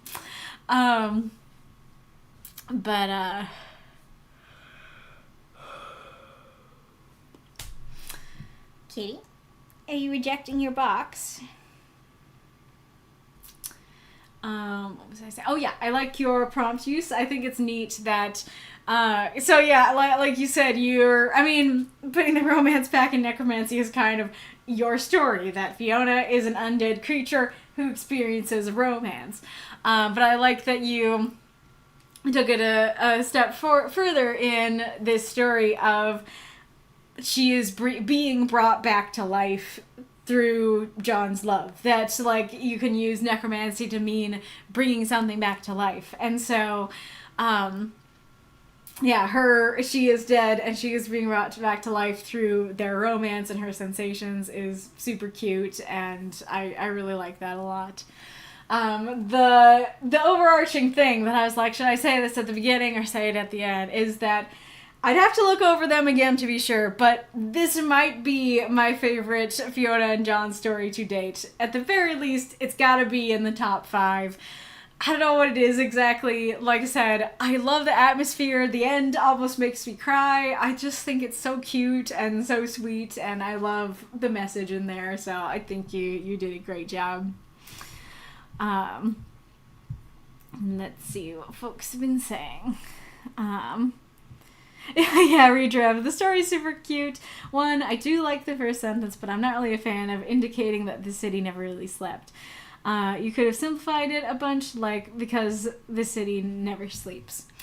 Well, the problem is that it's past tense, so you couldn't say the city never sleeps. I guess you could say, let's see, because the city never slept. Yeah, I guess that would work. Let's see. Below them, the sounds of cars could be heard. Let's see. Below them, they could hear the sound of cars faintly because the city never really slept. That could work. I guess maybe part of it is just that it's a little bit cliche, and so maybe now that I'm thinking about it, maybe it's just the clichéness that I'm reacting to, or that's part of it. But I do think that phrasing works better. Reinkarnitor, yeah, well, maybe I should have written paragraph, because in actuality I was a bit displeased with the entire first paragraph. Gotcha. Yeah, just like we just said, that's what's bugging me. I only realized it now. Funny how I couldn't put my finger on the part until now. I totally get that. I've experienced that too. I'm like, something's wrong here. And then a friend of mine is like, I kind of have an issue with that. And I'm like, that's what's wrong here. The sleepless may be weird. Fixing it, like Rejev said, worked perfectly. Fiona does not feel cold or hot herself. I imagine the summer John really likes pressing against her. Cute. Oh yeah, I never thought about that. That would be a fun thing. You know, that it's like you don't have air conditioning in your apartment, and it's the summer and there's a fan on you, but you have vampire girlfriend to snuggle, and so that helps you keep cool. Does that mean he avoids her in the winter though? Or like makes her bundle up in sweaters in the winter? For the characters, I like them a bunch. They're a very cute couple. Honestly, your dialogue is on point. I do have some problem with the narration, though. For example, the seemingly contemplating, that doesn't add anything more than she looked at him for a few seconds. And at the end, he rejected her logical explanation. The dialogue showed us how he rejected it. You don't really need to tell us. Here, we're on the same wavelength. It always makes me happy when that happens, because I'm like, okay, confirmed. Like, it's not just me, overreacting. Okay, but what was so seemingly contemplating?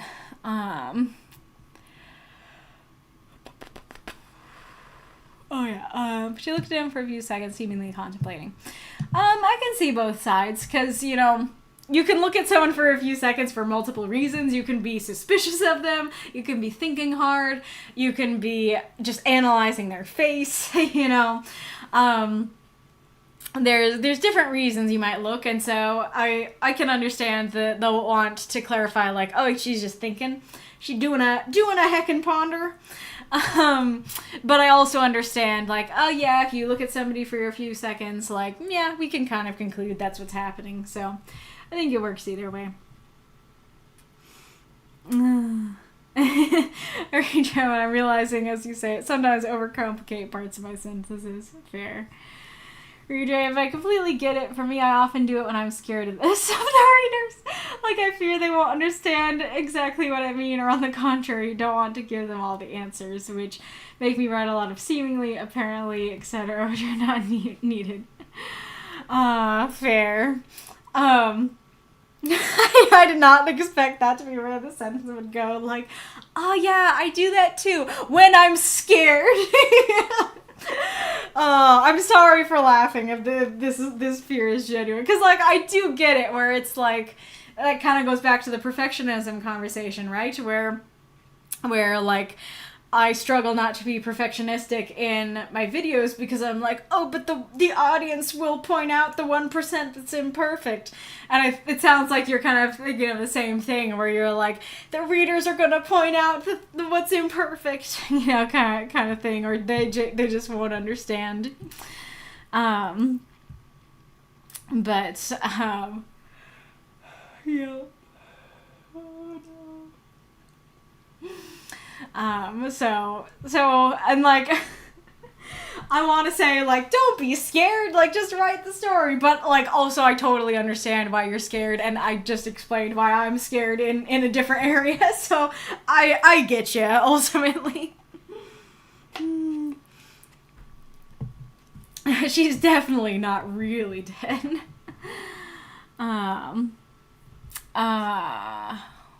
What are we talking about there? I'm not sure what we're talking about there. Reinkarnitor. Basically, my vampirism shuts down every single inner organ and disintegrates all blood, and I've not yet figured out how the body still keeps functioning. At least that's what I wrote in my vampire research files back in the day. Interesting. I really should continue those now that I mentioned them. I think I wasn't there at the time, or I haven't read those. That sounds interesting. But let's see. I mean, like, there's different, like, more magical or more realistic ways to do it. Like, I'm perfectly fine with just saying, like, I don't know, only the blood organs work, or like the blood gets disintegrated, so they need, you know, to put more blood in them. I don't know. Gremlin singing the Macarena, that's an image, yes. Good evening, Decoy.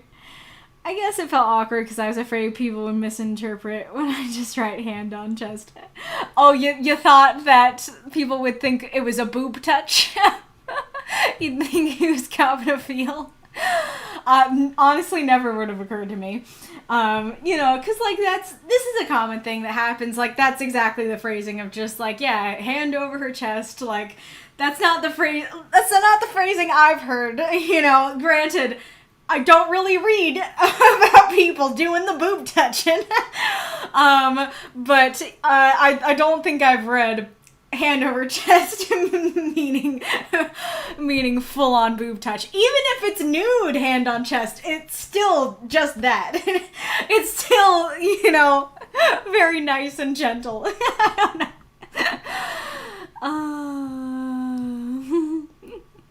I'm easily embarrassed by things like that, so I felt the desperate need to explain.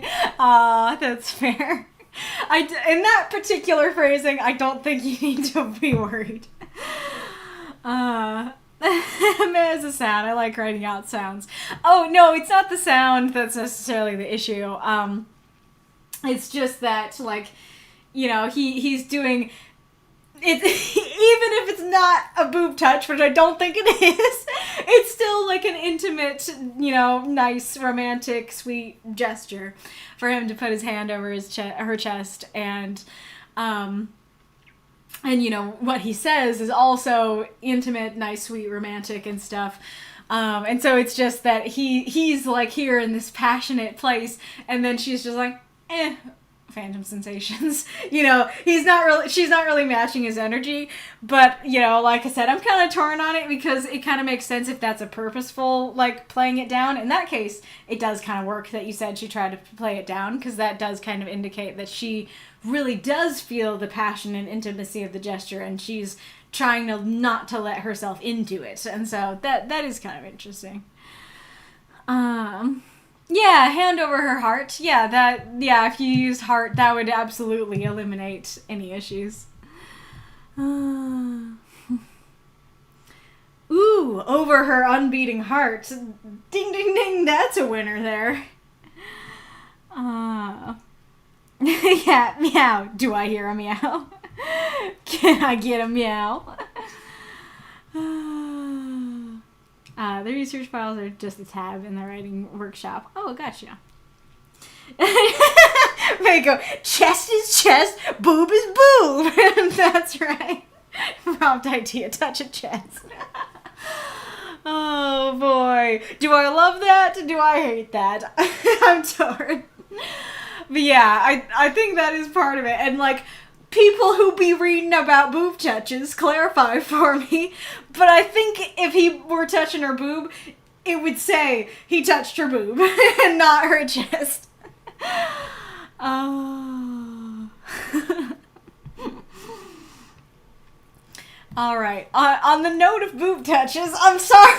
I'm sorry we're leaving there. Reinkarnitor was like, sorry, I get easily embarrassed by stuff like that. And I'm like, oh, we boob touch down here. Oh, boy. Sorry to leave there. I like the story a lot. I think it's cute as heck. I think you did a great job with the prompt. I really, really enjoyed it. I thought it was very wholesome.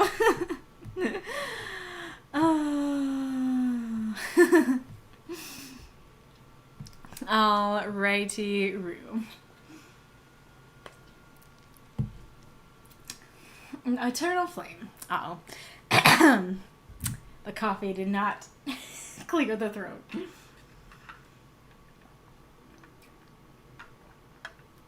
Yeah, that's part of what I like about... Oh, there's the ad. That's part of what I like about it, that, like, touch a chest absolutely could mean, like, a pirate chest, a treasure chest, a chest inside of a mansion that holds, like, secret info that you gotta go get, or something like that. But, I also feel like if that was genuinely a prompt, that people would be trying to skirt the line and go for boob touches as well. Yeah, a mimic disguised as a chest, CPR, totally, yeah. Booty of a pirate chest. Not to be confused with the booby of a pirate chest. And also not to be confused with the booby trap of a pirate chest. Alright. I'm gonna try and get the switch. It's been a while since I have, since I've set it up with the computer. I don't know if I can even do it in the middle of a stream, but I'm gonna get it out and we'll get like a step closer to trying to get it set up in like each ad.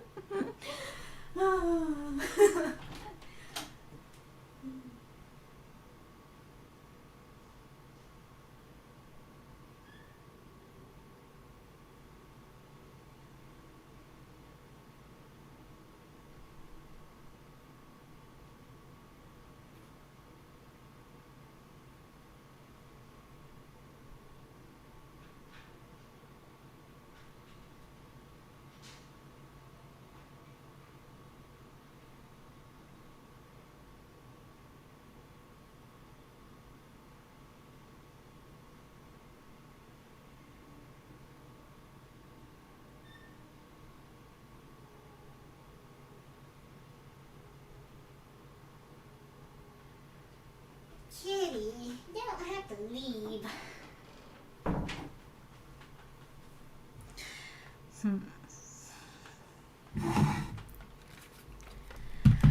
I have returned.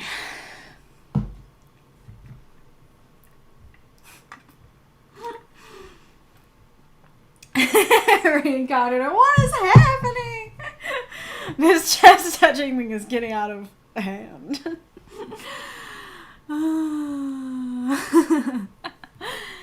Alright. Can I remember what I'm supposed to do here?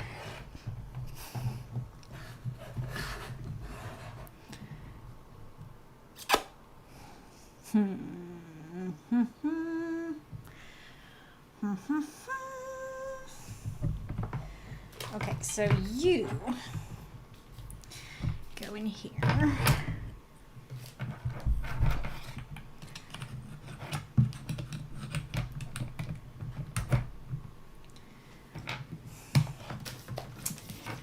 And then you go back here. You look small. I'm unsure about you, actually. Will you suffice? I don't believe you will suffice. Okay. Where's the version of you that will suffice? It's been so long since I needed that. I don't know actually where I put it. That might be a problem. I'm gonna look in another room for it.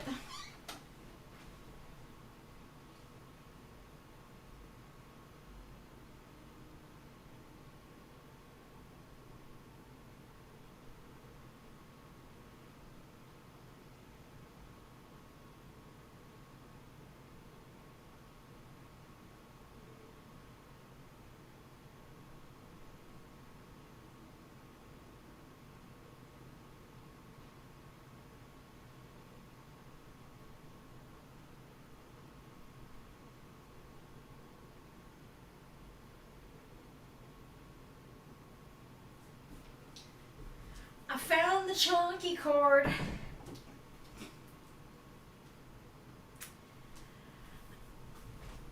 Is that over? It is. Well, I guess chunky cord will be doing its job next, Dad. Alrighty, Eternal Flame. My life with an idiot lich. A MasaCur. 350 words. Miguel, come help me with my tie. Ibrahim steps into the library, trying to straighten a plaid bow tie. Miguel set down the book he was reading and approached his master. Master, is there a reason why you were dressing up? A bow tie instead of your usual cravat? Miguel pulled at the corners of his tie, fixing it. Thank you, Miguel. Yes, tonight I have a date. Miguel released the tie with surprise, as if it was made of red-hot iron. That date? He looked Ibrahim up and down. Forgive me, Master, but how does that work? Ibrahim let out a chuckle. Miguel, even though my body is long past dead, I, Ibrahim Gonzalo Esperaguera, desire romance. Right. Miguel trailed off. So, is your date another lich? Are there other liches in Barcelona? How did you meet? Where are you going? I have so many questions. Ibrahim tugged at the sleeve of his lavender jacket. Slow down, Miguel.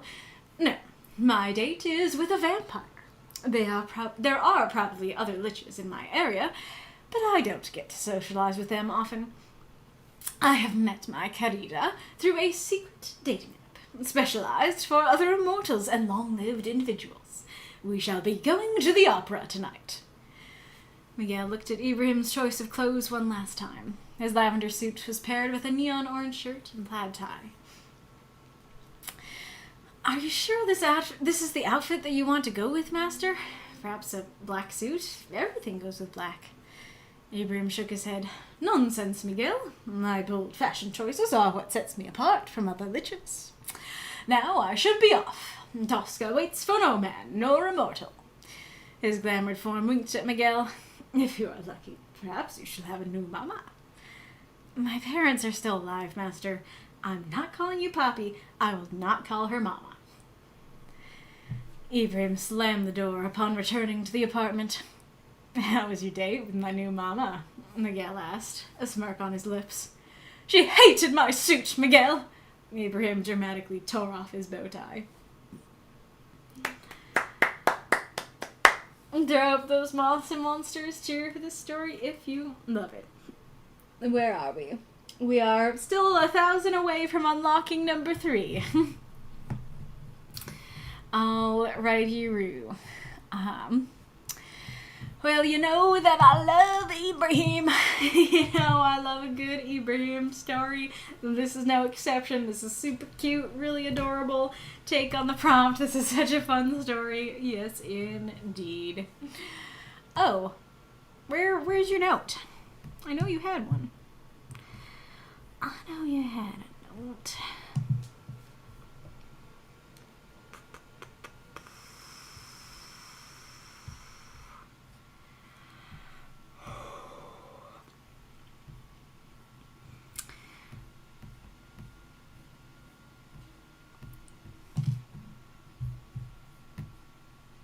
Oh, no?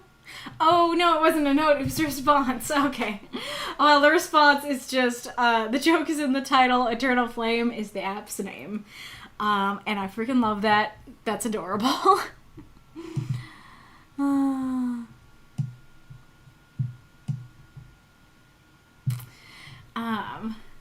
But yes, perfect name. The story's already great, and then adding that as the app name is just puts it over the top. So you know what's really interesting about good writing is that sometimes, like, it's so good that it just flows and doesn't stop you up, and so you don't even always realize what was good about it.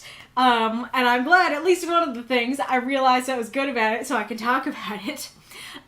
So there's often a thing with describing stuff like appearance and clothing, which is that you can do it as a laundry list, or you can, sprinkle it in throughout. And there are, benefits to each, but a lot of people think that laundry lists are amateurish, and a lot of people don't like them.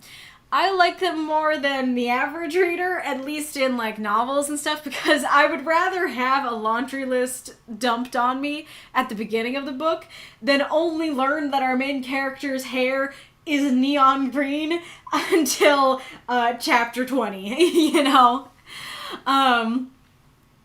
or during chapter 20. But, especially with short stories like this, a laundry list could really feel like a dense chunk of description that's not needed or doesn't add to the story or stops up the story and stuff like that. And you could do a laundry list here of like, oh yeah, you sure you want that suit? Describe the suit. But I think that the story was improved and it made it flow better, and the fact that you didn't do that you showed from the beginning, hey, he's trying to straighten his plaid bow tie. All right, here we got this little nugget of his appearance. And then we get, where's the lavender suit? Ibram tugged the sleeve of his lavender jacket, and like both cases, it's not just like his jacket was lavender. He's tugging at it, he's straightening the bow tie, like he's doing actions with it. And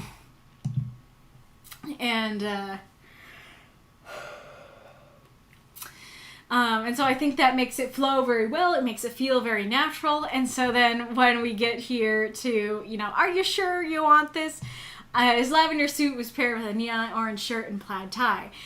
We already did know about the lavender suit and the plaid tie, so the neon orange shirt is the only new bit of information. But this works, and it doesn't seem unnatural or clunky or like a dense chunk of info, because we already were given nuggets of info earlier. So I think that works very well.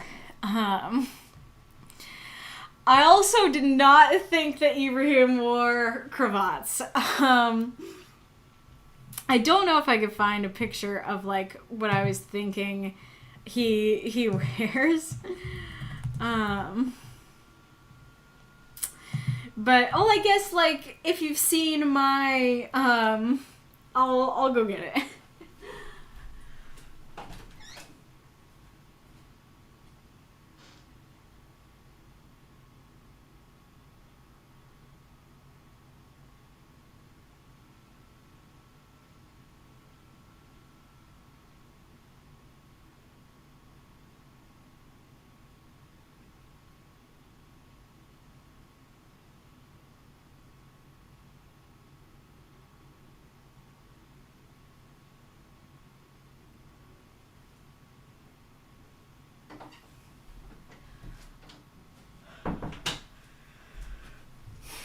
this thing.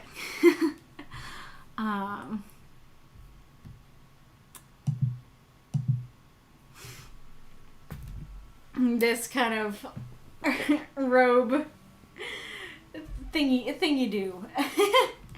This is the kind of thing that I imagine him wearing, but just like rainbow or neon pink or something like that, you know, very very vibrant colors and stuff, you know, that I kind of imagine him very casual, somewhat modern clothing, him just walking around in these like robes and stuff like that. Cravat sounds like he's in what, like 17th, 18th century, I don't know what century it is really, like garb and stuff like that. And so now I'm really wondering what the like the bright robes and stuff are. If you have or can acquire a picture of Ibrahim and what he wears, please do so, Masa, and tag me. But yeah, so not that big a deal, but definitely that makes me rejigger what I'm thinking he's wearing. And then, you know, just in general, because, like, you could just have them discussing and, again, like, not really talk about the setting or not have anything really be happening in the setting, but having it be he's getting ready for the date and that's the action going on, add some dynamism to the story. I think that's great. I think it works well that he's like, a date, you know? And then I do love, even though my body's long past dead, I still desire romance, you know? I don't know if there's a better way to do, like, a more of a contrast there of, like, even though my body is long past dead, my heart is still very much alive, you know? My heart is very much alive and longs for love. Would be more words, but it could be more of a direct contrast, but I still love it. Also, sorry I don't get the, like, I don't even know if I can do it like this. Espera guerra, you know? I don't know why when I'm reading these stories, I know that he's meant to roll the R's. You probably... I could try and do... Miguel, even though my body is long past dead, I, Ibrahim Gonzalo Esperaguerra, desire romance. You know, I don't know if that's what you meant. Now that I said it, I kind of love that. That might be better. I probably could do it if I was intentional, just like I was there about doing it with all of them. But for some reason, I struggle to just do it on Esperaguerra, you know? I love all his questions. I think that's a great way to do that's a great way to do exposition, or at least it was in this case. And him calling out, I have so many questions, works very well, because that's when the reader is starting to think, this is a lot of questions. And so him calling it out works very well. What was I gonna say? Yeah, and then, like, him having the questions themselves give info to the reader, such as Barcelona. I didn't know they were in Barcelona. I didn't know they were in Spain. And so, like, that's a neat way to do a larger lore drop, because, like, you know, people who read Ibrahim's stories might be wondering where they're from, where they are. And so it's nice to know, and it doesn't detract from the story or confuse the story in any way to add that info in. And in fact, it adds to the story to go like, oh, hey, are there any around our area, kind of thing. And our area is Barcelona. So great questions, great exposition on, like, it lets you know that he's a lich and everything, lets you know where they are. And he's asking some of the same questions that we have too, especially if you already know, you know, that he's a lich and everything.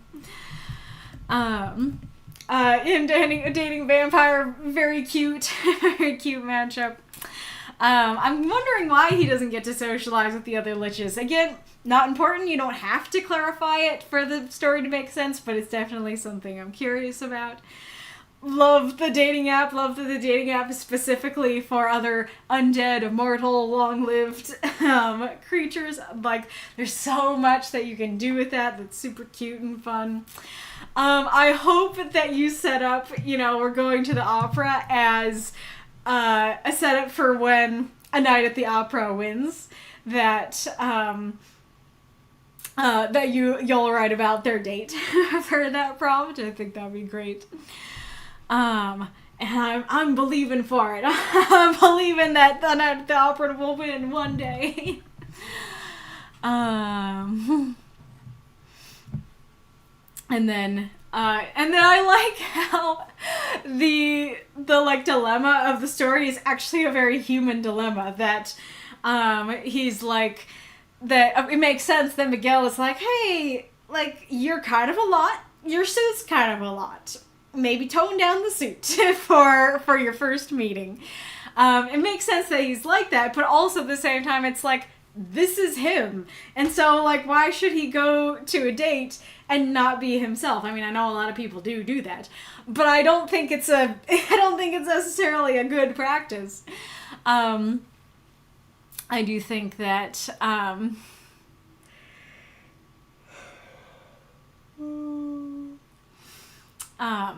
I do think it makes sense for him to be like, no, like, I'm going in my suit because, like, if she can't accept me at my rainbow, she can't accept me at all. If she can't accept me at my neon orange, lavender, and plaid, she's not the one for me, kind of thing.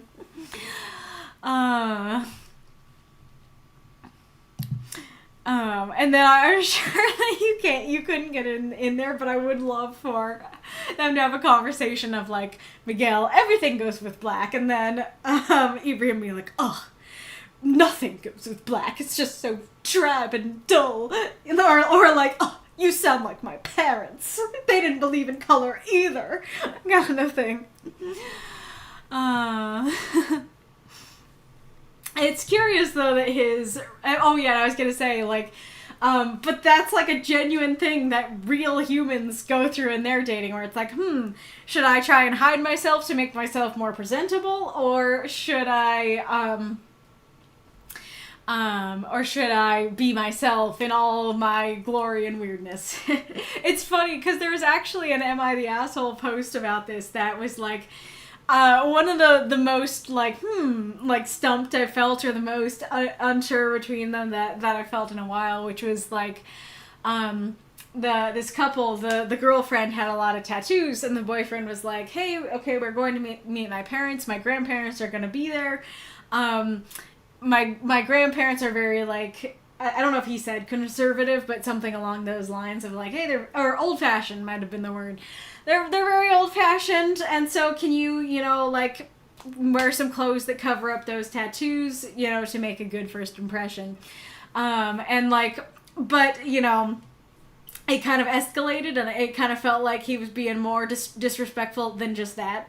And so I was like, well, like, on the one hand, it's one night, like, actually, let's start with, like, on the one hand, it sucks to have to cover up, like, a part of yourself. Like, your tattoos are who you are. It's a part of you. You don't want to cover that up. But on the other hand, it's one night, and then, like, if you really love this man, like, maybe making a good impression with the grandparents, and then slowly revealing the tattoos in other meetings maybe is the better way to go, so they don't reject you outright. And so it's like, totally get why you don't want to cover them up, but also get why he's saying to. And I kind of landed on, but I feel like, the boyfriend is disrespecting the girlfriend more than anybody here. But I feel like that is, like, a genuine dilemma that real people could go through, as evidenced by, as long as that wasn't AI, a real person writing a post about it. So I think that works very well and makes him even more relatable. It is curious that he says, like, my old-fashioned choice is how it sets me apart from other liches, rather than, like, it's what makes me who I am. So I'm curious, if he doesn't think of it as a part of himself, or something like that. What does Tosca mean? Because I assumed that it meant time, and I looked it up, And apparently it means rough in Portuguese, which querida is dear in Portuguese. What be up with that?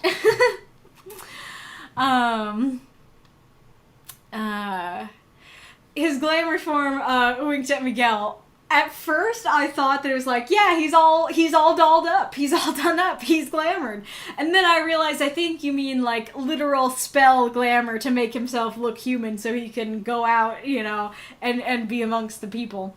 That's kind of an interesting thing, that on the one hand, it's like, oh, maybe that should have been more clear, but on the other hand, does it really matter that much? You never state that he's going to be among people, or that it would be a problem if he was among people. And so it's kind of like, I guess that works, to just throw that in there, and if you get it, you get it. I do love the callback to the poppy thing. I think that's fun. I do love, you know, Miguel kind of pushing back and joking back. It's like, it clearly went bad. And he's like, yeah, is she my new mom? And I totally, even before I got to, like, he dramatically tore off his bow tie, I was already having that image in my head of, like, she hated my suit, Miguel, you know, tearing it off, throwing it down kind of thing. I am curious, going back to what I was saying about how, like, this is a part of him sort of thing. I'm curious why his response isn't, like, she had no taste at all, or, like, him walking with his head held high up the stairs being like, your new mama will not have such poor taste, you know, kind of thing. Or just simply, we will not be going on a date again. Or, I don't know if this would work, but the image is very funny to me, of him just walking in and Miguel being like, how's your date? And then Ibrahim just like pulls out his phone, scowls at it, and goes, unmatch! And then storms up the stairs or something like that. So, what you have is not bad at all, but like, you know, there is an element of, like, this is his suit. This is a part of him. Like, he loves his suits. And so, why would he, you know, feel bad about it? Wouldn't he feel like she's the one with the poor taste? But then again, like, him turning it on himself, like, if he's like, oh, she has no taste at all, there's a little bit of arrogance to that. And so him just putting it on himself and going, she hated the suit, does make him more endearing and a less, you know, arrogant character, which is very sweet. There is also an element of, you know, you don't say they went on the full date. You don't say they actually got to the opera. You don't say who broke up with who ended it. And so it could be that he ended it for those reasons. He could be like, I'm sorry, I cannot date someone with such poor taste. And then he just, like, leaves the restaurant, and so that still works with this.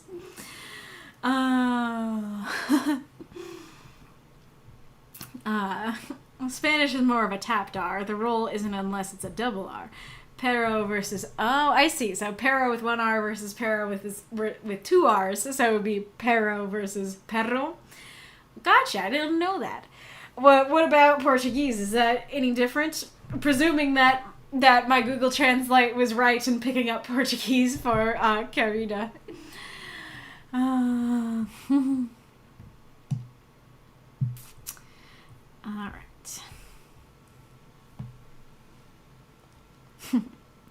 I'm a lich, not dead. Vampire and opera makes sense, yes. Mako, I will not call her mama, but I might. Oh boy. Thank you for the cheer, Ghoulish. Yes, love the dating app for liches concept, totally.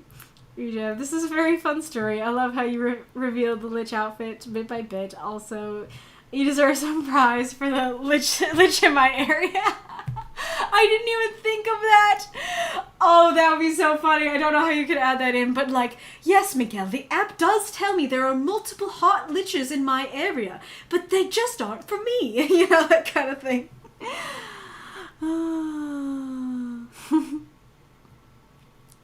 Disappointed it's not called tendon. I don't think I know the joke there. English says, I figured he'd do something Baron Samedi-esque. I don't know that. Purple suit, top hat, cane. Yeah, that's fair. There you go. I was thinking the same thing, reunited at the opera. Yes, for sure. Depends on the tattoos. That's totally fair. There's one thing I've learned is that I'm most successful in letting my true self out in bits. That's fair. That's fair. Yeah, and there is kind of another element of like, you know, you want to keep yourself safe in a way. And so if it's not you trying to lie and hide yourself, but rather like, I don't know if I'm safe with this person. And so let's ease into each other. Then like, there's nothing nefarious about that. We only need 700 bits. 698 bits, yes. He does seem like a bit of a drama llama, indeed. Oh, thank you so much, Marx. The exact number we need. That's great. Thank you so much. I think it's an H sound for the double R in Portuguese. So it would be pero versus pejo, you know, kind of thing. I know pero, I don't think is a Portuguese word, but just like as an example.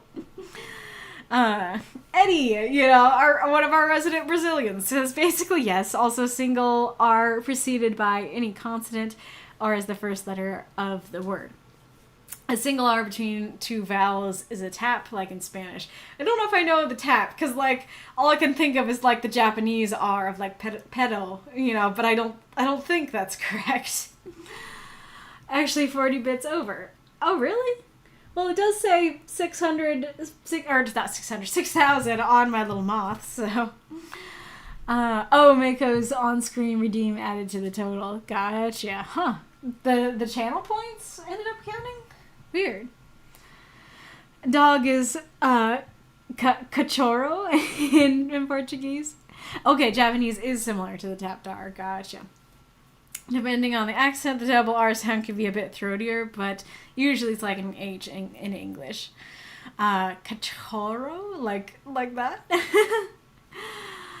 Alright. Those aren't channel points. Seeing Mako 1940 bits spent. Cachorro. Gotcha. Those are also my cheer total. That's why it ends in 40. My non-math brain is starting to get muddled with all this math. The ch makes a sh sound. Okay, cachorro or cachorro. All right. Thank you so much for submitting, Masa. Love the Ibrahim content. Alrighty, Roo.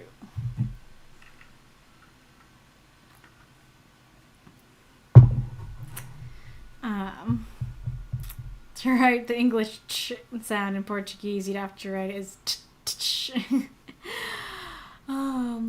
Cachorro. That it's pretty similar. It's not a sh sound to me.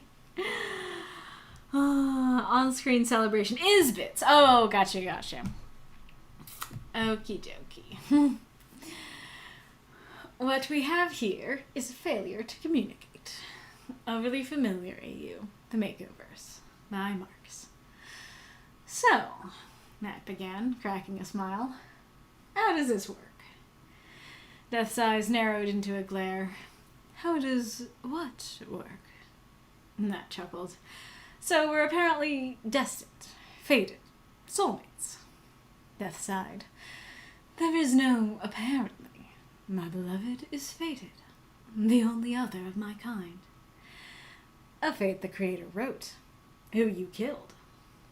Death's glare darkened. Where are you going with this? Matt laughed again. If you killed the one who wrote the prophecy, how do you know it's still valid? Because you're here, said Death, gently caressing Matt's cheek. You exist. If you could only comprehend how long I've waited for you. Matt smiled, leaning into the touch. I'm just saying. Soulmates, fated, destined, those are vague terms. We could just be bros for life. You're the one assuming the connection is romantic. Death paused.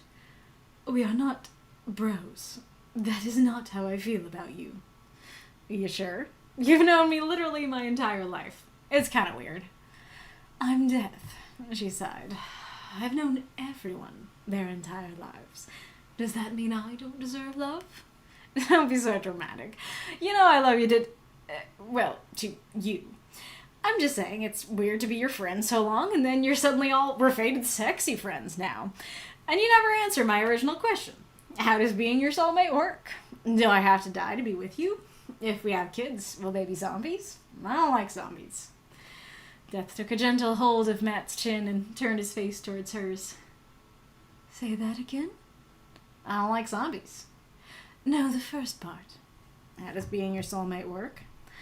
That's why irises glowed ominously. After you told me not to be dramatic. I love you? It was not phrased as a question. Death, come on. You know what? Started Matt before his eyes went wide as Death's lips were suddenly on his. I love you too, Death purred, ending the kiss. But to answer your question, this is how it works.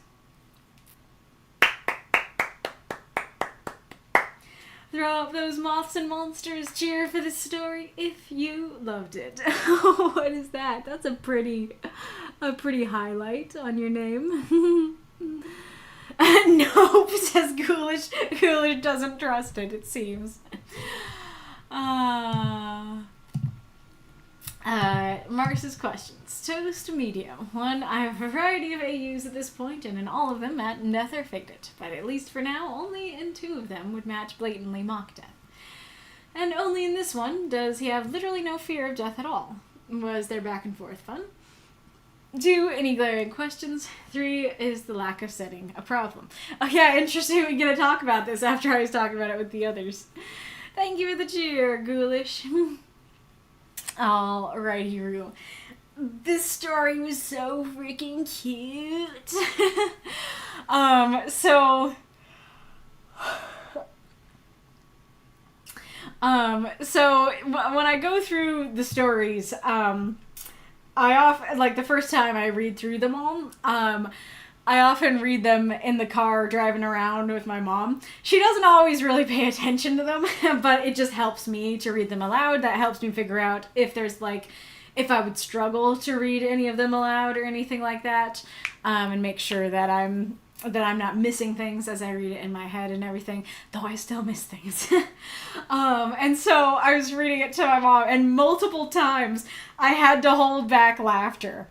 It is very rare for me to laugh at these stories, and even more rare for me to laugh multiple times.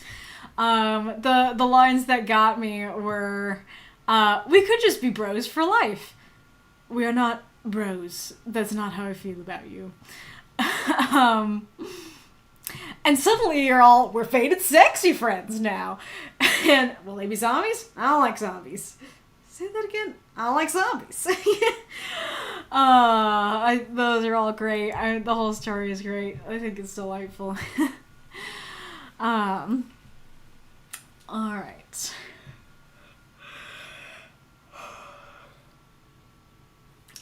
I recognize the saying, but I don't actually think I know what it's from. I think it might just be something I've heard in pop culture.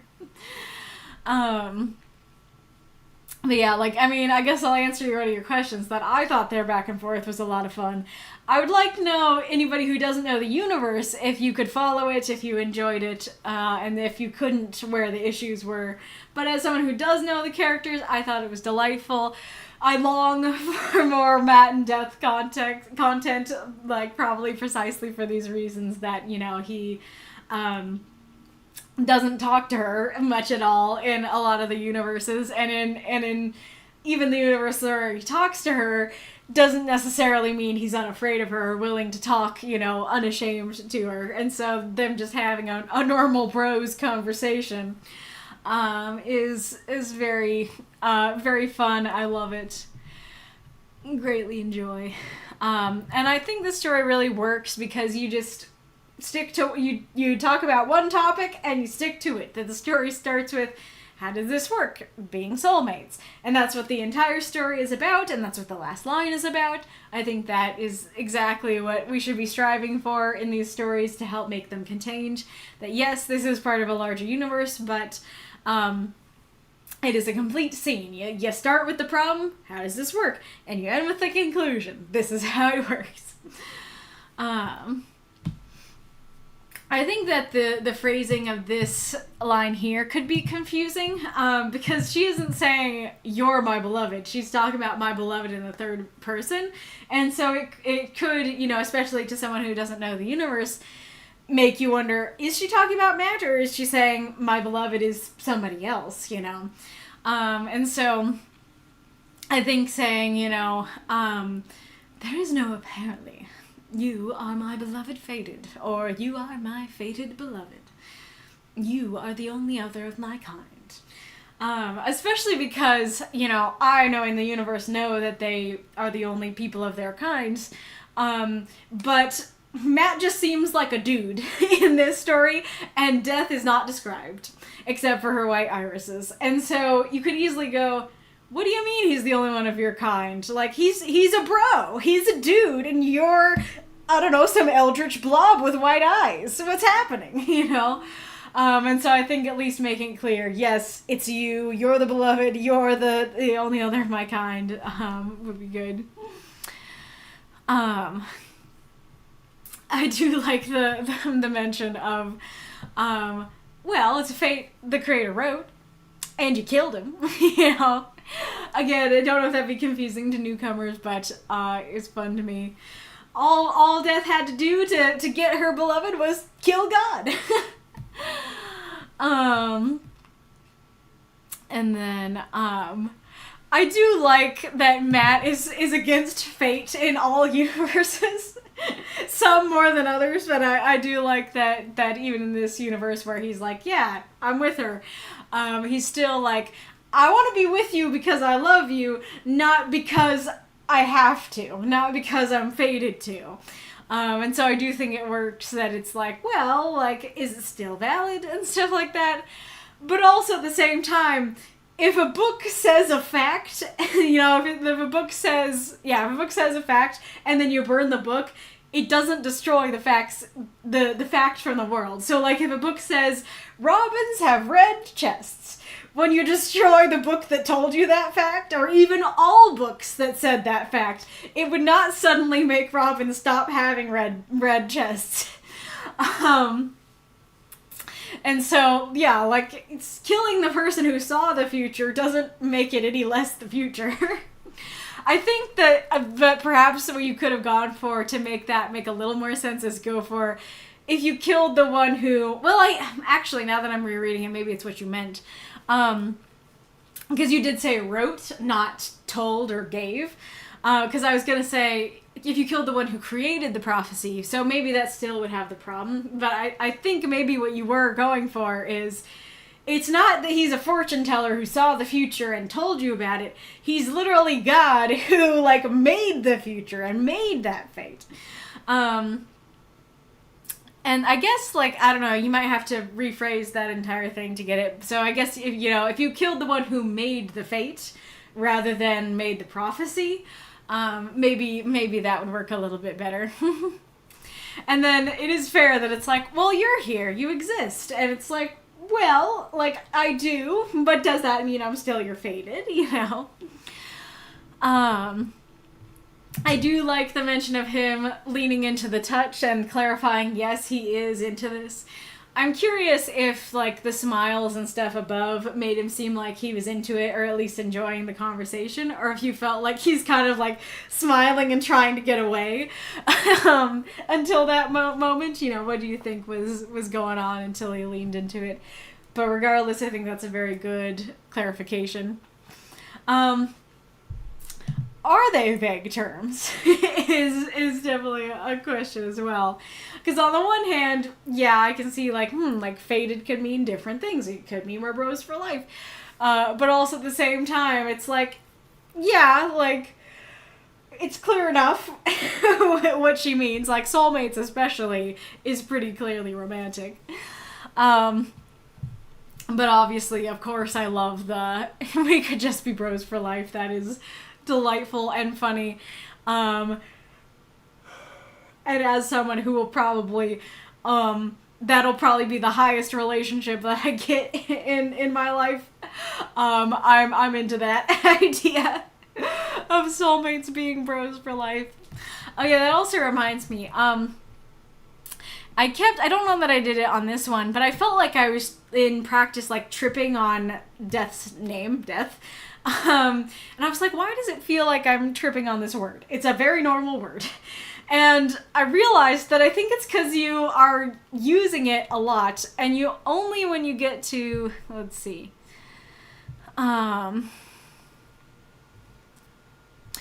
this is the first time you say she. This is the first time you use a pronoun. This is a full page of no pronouns. And so I think both in terms of just, like, not being too repetitive with just calling her Death, and also clarifying for readers who don't know her gender, I think it would be good to use at least one she, if not a couple, up above. And then not knowing her gender probably makes you think bros is like one bro, two bros, you know, rather than the relationship is bro, regardless of gender. And then, like I said, I do love the just like deadpan, we are not bros, you know? I like him pointing out, you know me my entire life, like that makes a lot of sense, that he'd be kind of weirded out about that. And her argument makes a lot of sense too, that it's like, well, I've known everybody, like, what do you expect me to do? Expect me to avoid you your whole life? And then I like that too.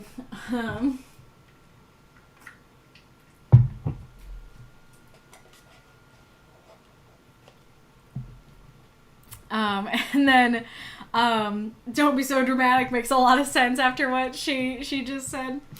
I love the, you know, I love you to death, well, to you, you know, I'm wondering if other people got that. And I also like that, you know, I love you to death definitely is a more casual way to say I love you, and so I totally didn't catch it either. And so it works very well when she's like, you say that again. And like, even I am like, what do you want him to say again? Oh, he said I love you. And then I love we're faded sexy friends now. I'm curious of when she started switching from like, yes, my best bud. Hi. You know. I'm just imagining like the shoulder touch from Spider-Verse, that going from friends to like, hey, you know? I like his questions about, you know, do I have to die to be with you? If we have kids, will they be zombies? And I like that as a potential necromancy mention. And I don't know why he doesn't like zombies, and I don't know if that would be, if Death would feel the same way, because she's like, yeah, they're not dead. That's an insult to me. Or if it would be an insult to her that he doesn't like zombies. But either way, like, I like the just opinion drop in there. And I also am wondering why he doesn't like him. And then, like I said, I like to say that again. I don't like zombies. You know, it makes sense. That's what he just said. There's maybe a little bit of an element of, you know, why is he talking so much and so long? But I only noticed it once, you know, I read the end of the story. So I think it works. Like, it flows very well. And then it totally makes sense, the things he goes back to, like, it doesn't even seem that strange that he doesn't catch it, because I didn't catch it. Only in the midst of my reading, and I was in the midst of reading it wrong, did I recognize what this meant. Because I kept thinking that she was intending to say this as like, oh, and after you told me not to be dramatic, aren't you being dramatic? No, she's literally just saying, what you said after you told me not to be dramatic. I love it was not phrased as a question. That's delightful. And then a very cute little kiss. I love the ending of this is how it works. Like, just us talking, hanging out, kissing, just like normal human beings, even though we're not. Like, how it works for normal people is how it works for us too. It's super cute. Absolutely love it. 10 out of 10. Drago, could you switch me as a second encore considering all 3 are unlocked? I don't think I will be able to not fall asleep waiting for the 3rd one. I'm not listening to the stream yet. Girls' night talks with friends after RPG time, so I'll join only for my story. Gotcha. Well, I will do... Well, she can't hear me. But I'll do the break, and then we can keep, like, checking in with Drago and say, hey, do you want to do your story now, or do you want to do it after? Because I'm fine to switch them around. Oops. Ah.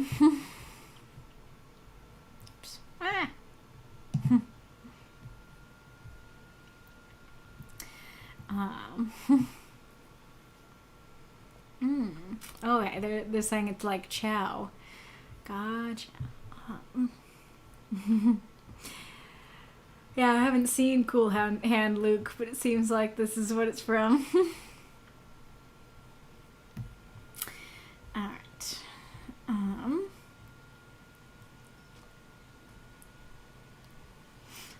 Kiss of death, literally. She's gonna slip him the tongue after what we were talking about a couple of weeks ago. Thank you for the cheer, Ghoulish. Reach up, does she have a tongue? Can't imagine Lady Death is anything else than a cloaked skeleton with a scythe. Marx, oh, she definitely has a tongue. She didn't use it for this particular kiss, though. Yeah, so that corroborates what I was saying of like, hey, you haven't described Death, so he seems like a human, and she might seem like a cloaked skeleton, and so it's like, wait, he's of her kind? It's a very cute story, so either not. Especially at the end, it's so cute, the back and forth. Matt teasing while loving Death all the same. It's delightful. Aww. We don't know what she looks like. In worst case scenario, she can find one easily. Find what? An appearance? Mark says it's apparently from a 1967 movie, Cool Hand Luke. Apparently. So you yourself have only heard it in, like, pop culture reference? It's a prison movie, gotcha. It's by the titular character played by Paul Newman. He has anti-fate by default. His default settings are anti-fate. Yeah, brings Death of the Author to a new level. Oh, that's great. Oh man, if you ever write the Fate Killer universe as an actual book, I feel like that book should be called The Death of the Author. Bob making the Fate was definitely what I was going for there. I was hoping he came across as playful and teasing the whole time. That's how it came across to me, that it definitely read as like, oh yeah, he's having a good time, but I didn't know if he did feel romantically for her until he leans into the touch. And so, yeah. Arpeing says, it does, in my opinion. Love the chemistry between them, even if I don't know their background at all. Fair. Marx, Matt and Bart, which kind of makes your name a little bit, are totally platonic soulmates. Oh, nice. I was kind of thinking about that, of like, I was actually thinking that you could just be bros for life, is something that Bart would say to Matt. That Matt would be like, oh yeah, so apparently I'm like Death's soulmate, and like Bart's like, you don't know it's romantic though. You could just be bros for life like us, you know? And then Matt's just like, oh yeah, I'm stuck with you for life now, am I? Did not realize the lack of pronouns. Fair. Bart, the first human familiar, and possibly at the time, the most powerful familiar ever. Are you being sarcastic? You could totally make that argument. Probably as soon as he looked the wrong way at a girl. I'm not sure what you're talking about there. Marx, if you remember, there was the story of that moment where Matt kept being oblivious as Death was all, my soulmate is my only other being of my race. And Matt, initially thinking Death wanted him to be her wingman, was like, ooh! I don't remember that. Oh, that's funny. Mark's wide-eyed. I must have Death and Bart interact. Oh, yes. Incredible.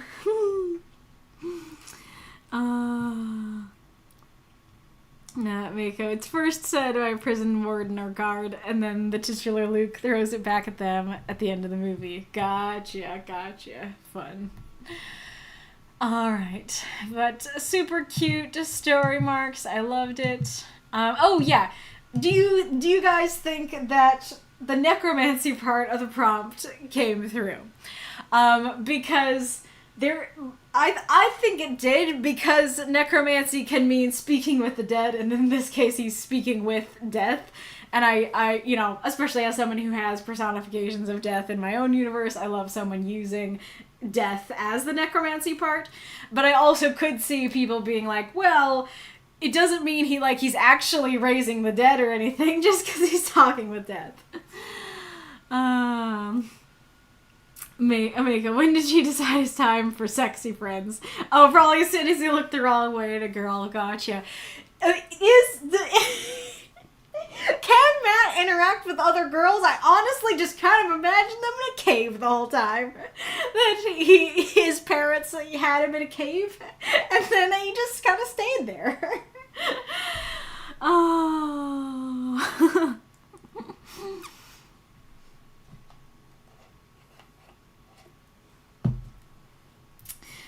His parents moved to a city. Oh, that's cute. Like a human city? Did they have to, glamour themselves? That's really adorable. Mika, you argue that speaking with the personification of death is different from speaking with the dead. I'm saying, I don't know, I'm saying it works for me, but I'm saying you could make that argument. Oh gosh, yeah, Onyx has a human form. It's just so they can make it work. Nice. They're pulling of the Incredibles. That's great. Alright, I don't have a question set up, so if you have any ideas for questions, let me know.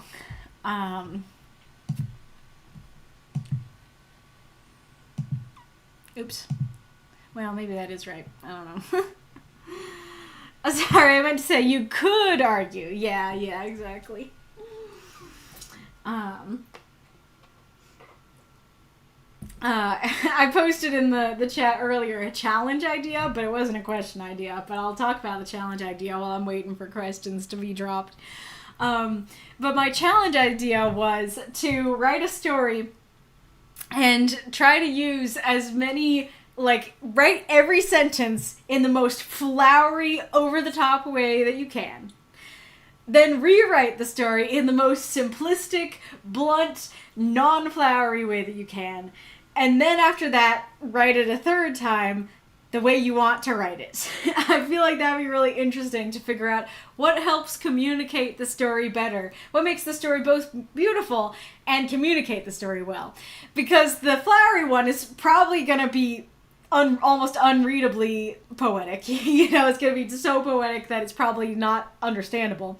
And then the non-flowery one is probably going to be so non-flowery that it makes sense, but it's not very pretty or engaging.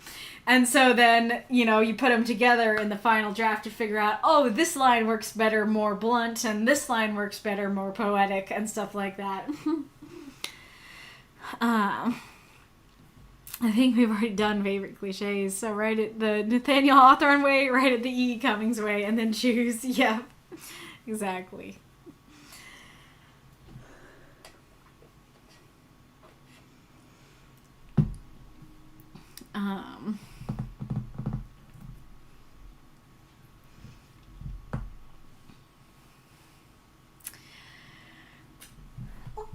Oh, sneeze. Oh, sneezes. Isabel. I guess I could do something like, you know, do you consider yourself a flowery writer? Why or why not? Or like, do you like flowery language? Why or why not? I don't know if that's too simple. Marx, in the original idea of this story, Yelena walked in on the kiss and said Matt's full name, where you can find out his last name in the Makoverse is Onyx, and Onyx's human name is like Steven or something. Oh, that's great. You don't mind that is the question? Gotcha. Baby. Got your ear stuck. Got your little ear stuck. You're just cloud. You just blend in with the cloud in the screen. You're so silly. Where does Steven Onyx work? And does he enjoy, like, his human office job or something?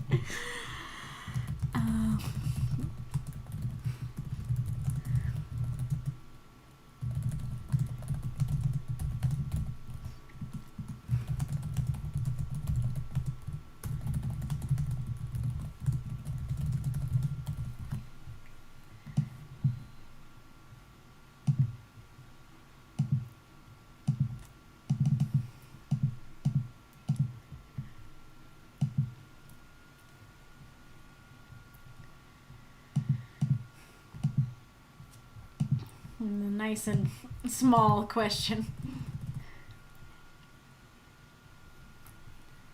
Ooh, I like that. Yeah, that's an actual good one. Prompt, playing human. Yeah, that's one that's not just a joke prompt. That's actually good. All right. Go over here. Yeah, that should work. Alrighty. Oh, we got one. But let's, since I already wrote down a different one, let me copy that over and pin it.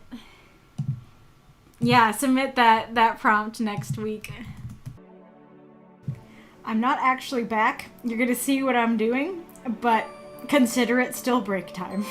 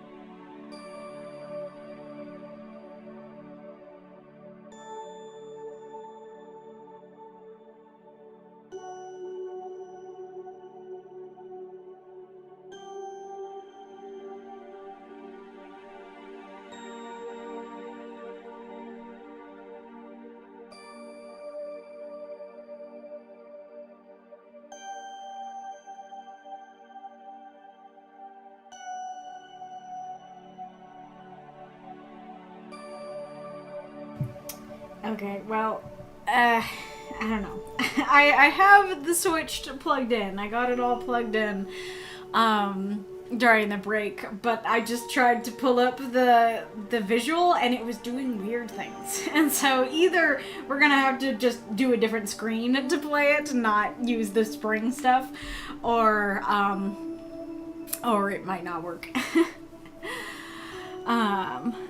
Okay, well, you have a minute left on the song, so I'll mess with it a little in the last minute.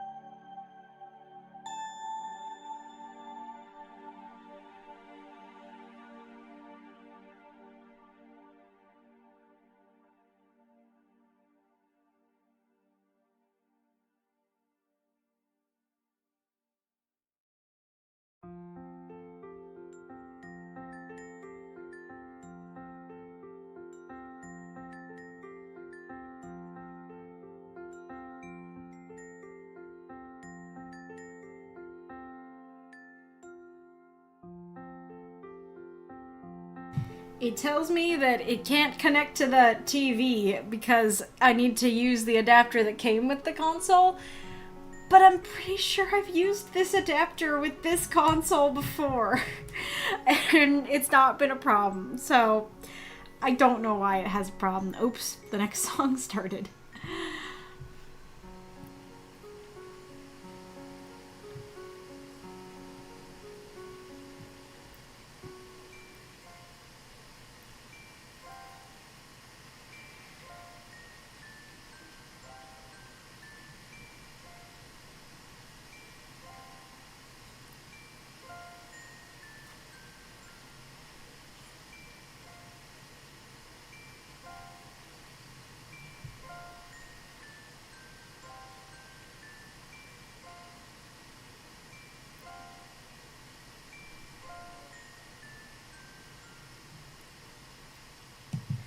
The computer sounds very upset, so I'm gonna unplug it.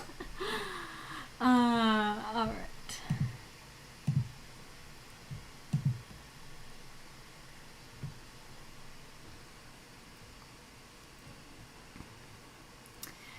Drago. I feel like the writing group with, limited word count actually helped me a lot with using less words to mean more and to cut stuff that's unneeded.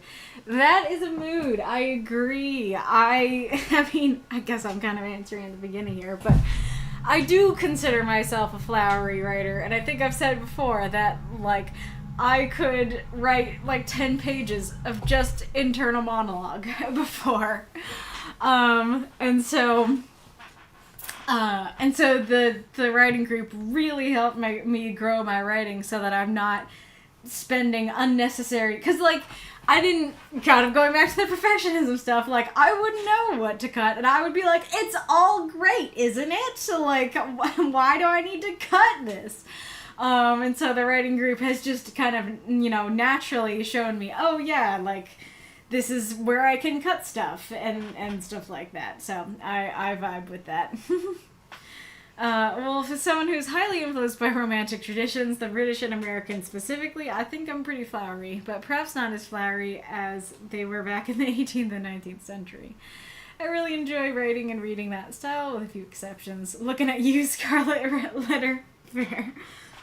I love the glitchy music. Nice. I don't know where we are in the soundtrack, so I can't tell you what song it is. The more of the soundtrack I hear, the more I put out leitmotifs and stuff. Nice, nice.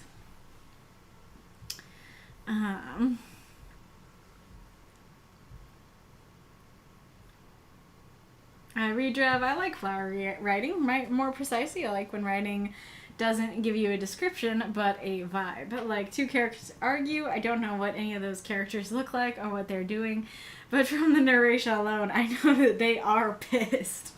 Nice, nice.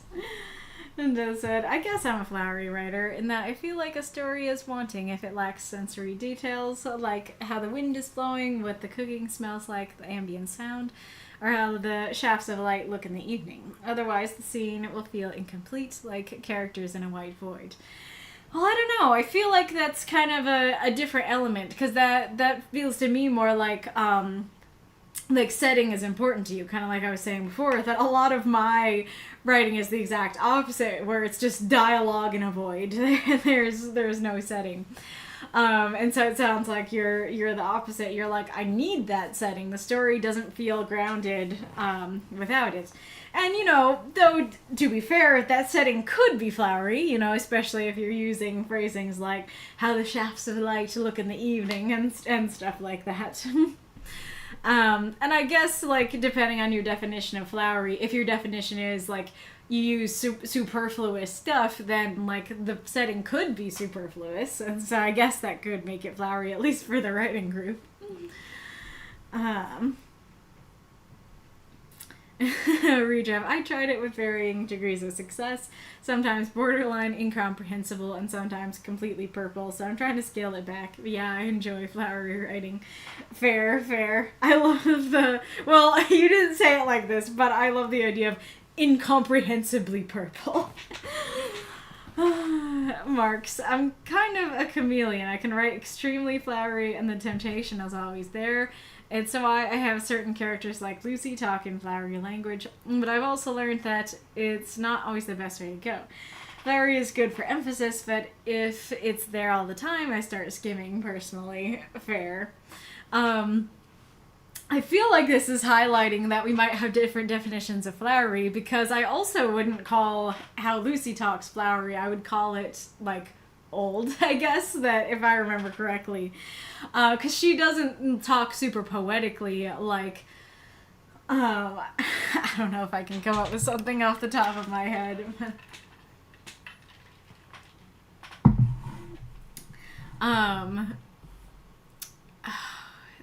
I don't know. Yeah, send me like a little snippet of like her dialogue from one of the latest stories or something like that, and I can try and like compare how she talks to how I'd think of like saying that in a flowery way. But yeah, like that, and that is fair that like if there's too much of it, then it might feel like, oh, I'm not getting important info, I'm just getting a lot of superfluous info, and so you might start skimming. Arpeing about if I'm a flowery writer or not, well, I try to be. I like the way it sounds, the way it sets up the mood, trying to use sensations to convey emotions or ambiance. Even if sometimes blunt works perfectly, I like to explore new kinds of metaphors in my stories. Very fair. Nightwolf Origin. Is this a different account of yours? I don't consider myself a flowery writer. I tend to rush things to get to the end, but I have definitely tried to add more flair to my stories. I also enjoy reading more flowery writing, mostly because of the creative metaphors, but if it gets too flowery, I tend to get confused and pulled out of the story. Also, I had to switch accounts because I'm on my phone now. Very fair.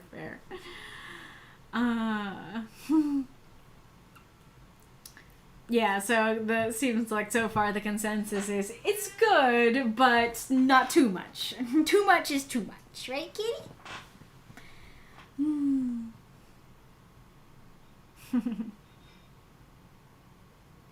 Everybody's getting vibes of the song. I assume it's all the same glitchy song. We all agree it's a cutesy aesthetic with very dark and creepy insides. I think it's pretty evident that I'm not a flowery writer, but I'd like to think I've done it well here and there. It's really all about what suits the mood of the story, and I don't think I write those kinds of stories as scenes so much. Interesting. Yeah, that's a good point that, like, a superhero story is not really the kind of story you'd expect to be flowery in the first place. Like, that's very, like, action-y and describing it, with the, I don't know, bluntness, I guess, of just the blow below kind of stuff. Yeah, there you go. Mako, proving that you can write flowery stuff. Her hair was golden, like a field of wheat at the peak of harvest. Her eyes greener than the luscious grass. Being in her gaze was like standing in the summer sun. There were those who would claim her not to be beauty, but say it rivals that of the earth itself. Well, that E on earth makes me think this is not something you yourself wrote. But yes, that is an example of flowery writing. Yeah, so, like, it doesn't sound like... Oh, there we go. So here's... Mark says, I would be significantly more inclined to enjoy your chosen narratives if you would continue them after liberating me from my imprisonment. I was typing fast. Okay, yeah, rereading that. Okay, there is a little bit of floweriness to that. I guess it's just like, I'm trying to think how to describe it.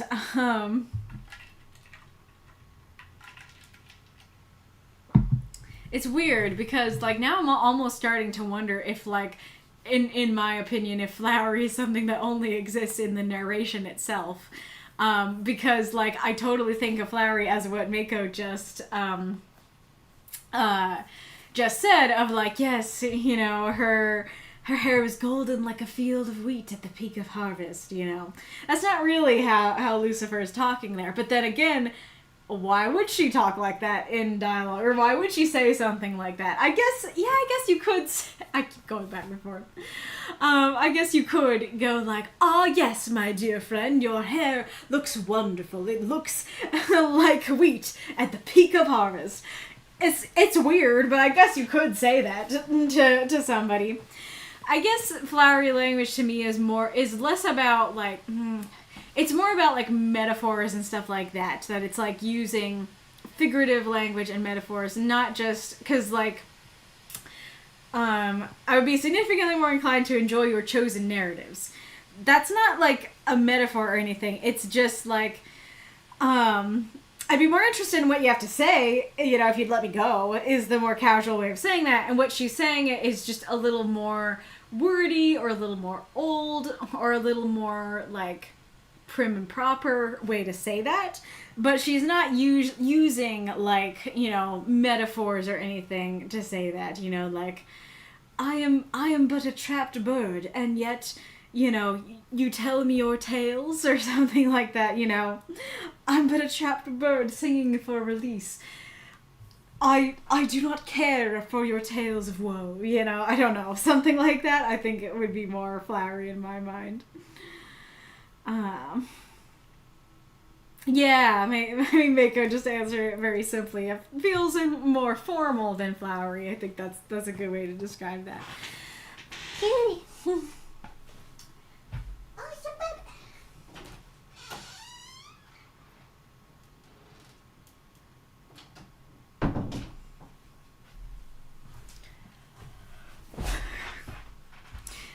Lol, that is very fair, says Marx.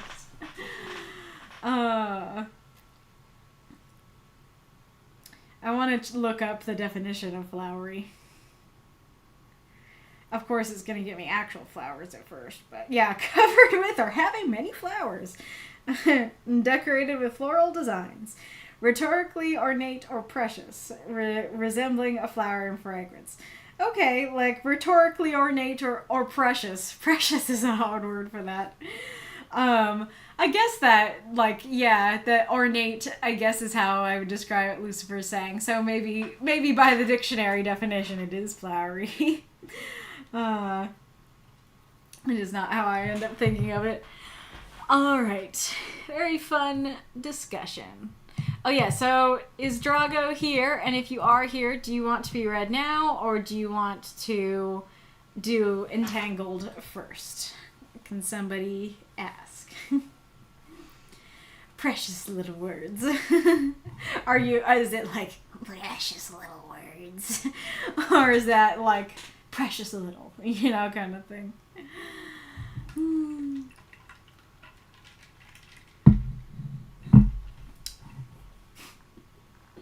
You know, I'm looking at the Switch and I feel like we could make this stream come full circle by putting the Switch on my lap and pulling the camera down so you can just see the screen in my lap, and then we can all be smiling at my crotch together. It could be either, yeah, and could make a good prompt for that reason. It's true. But yes, FYI, if you'd like to unlock Redrev's story, then please cheer during these 3 stories during the praise and critique of them. It'd be really lovely if you were able to do that. It's a great story, and Redrev's here, at least for now, to discuss it. Meow. That's cute.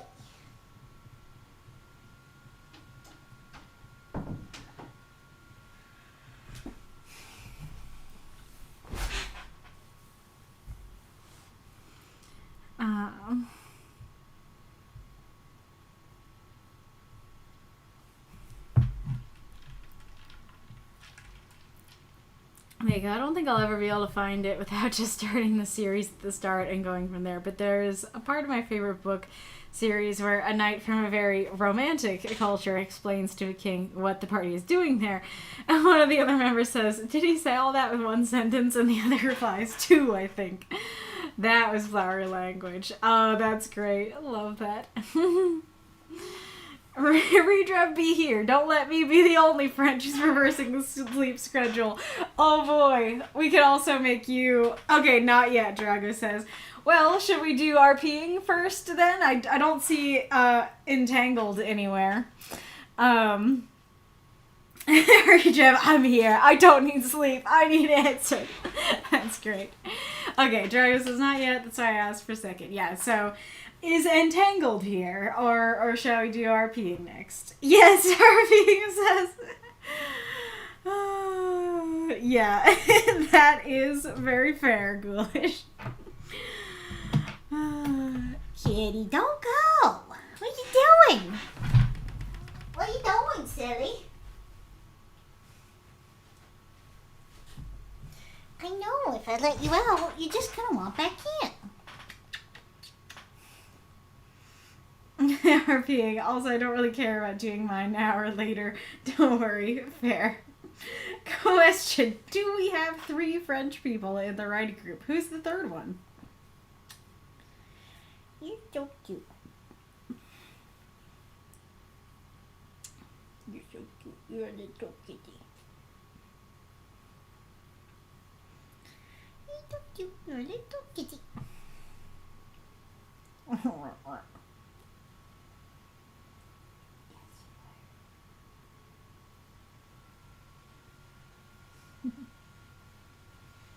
I don't know if you can hear her purring, but she is.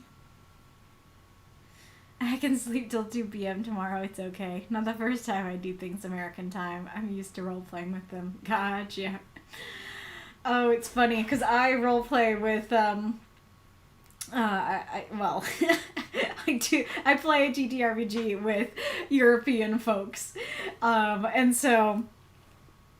I'm the opposite. I'm the American forced to go on the European schedule, and you're the European forced to go on the American schedule. Yeah, Mako comes back from food. Clearly we've been looking at the Switch screen. Fair.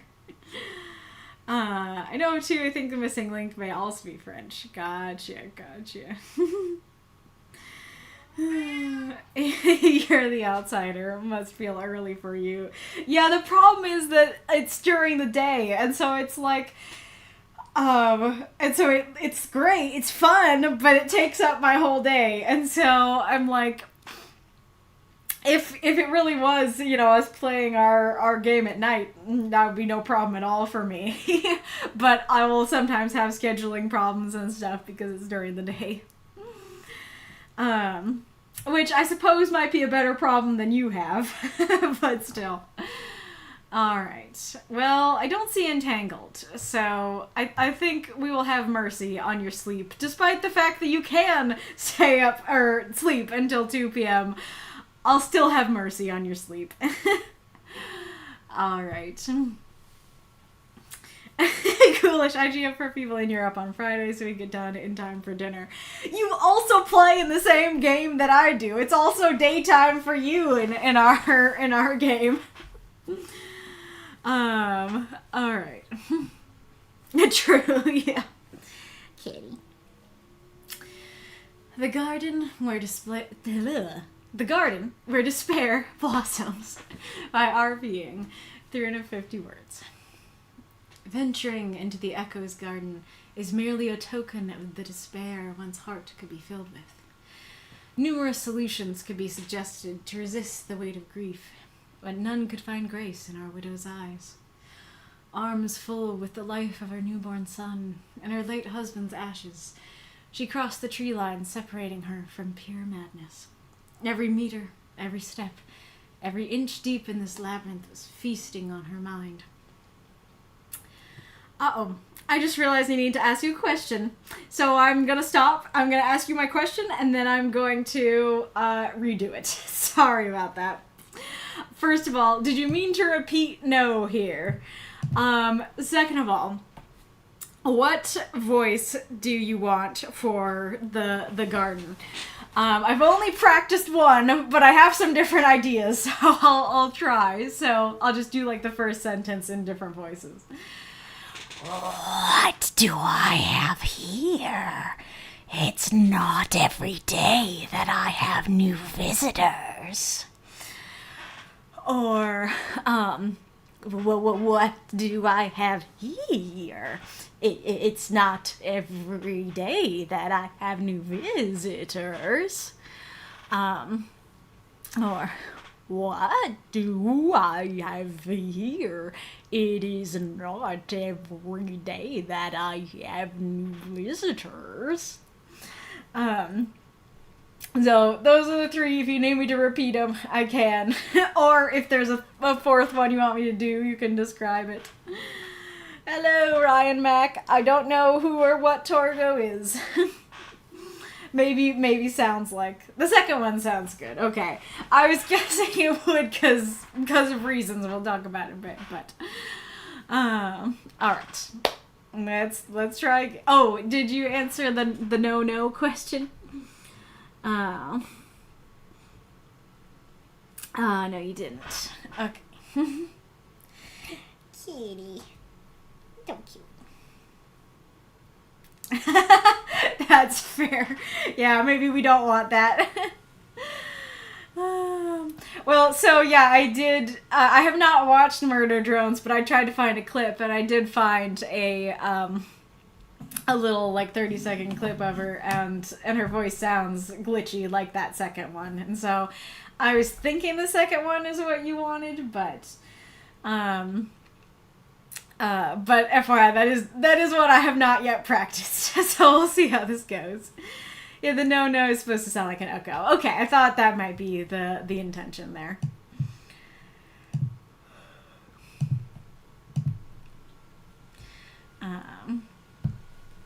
The Garden Where Despair Blossoms by Arpeing, 350 words. Venturing into the Echo's garden is merely a token of the despair one's heart could be filled with. Numerous solutions could be suggested to resist the weight of grief, but none could find grace in our widow's eyes. Arms full with the life of her newborn son and her late husband's ashes, she crossed the tree line separating her from pure madness. Every meter, every step, every inch deep in this labyrinth was feasting on her mind. The only fuel left for her legs was the fatality of already trespassing its territory. Daylight was denied, making the cold air and the darkness of the leaves the house rules of this garden. The silence echoing in this oppressive forest only happened to be broken when its inhabitant greeted our widow. But what do I have here? The voice asked rhetorically. It is not every day that I have new visitors. I am sorry to disturb you, oh dear garden, but I have a request, the widow claimed, tears meeting the edges of her eyes. My husband died a month ago. We were supposed to have a family, be happy, but he was ripped out of my arms. You want him back? I understand. But you know the drill. Feed me, and I shall grant you your wish. The widow answered with a silence reeking of misery. Tears were held hostage in her eyes, as if her sorrow could only increase throughout her actions. She began to scatter the ashes on the grass, her movements fighting against the last bits of her sanity. The remains landing spots couldn't matter less, as it lay in every cell of the garden. However, this was merely the easiest step. With greater care and greater regret, the widow slowly gave up her newborn on the ground. The perfect trigger for the drop-shaped prisoners to be set free, raining down on the son who will never see the sun again. As the ground swallowed the offering, a disturbing combination of wood, vines, and flowers shape-shifted into a human-like entity. Pleasure doing business, the voice stated, fading away.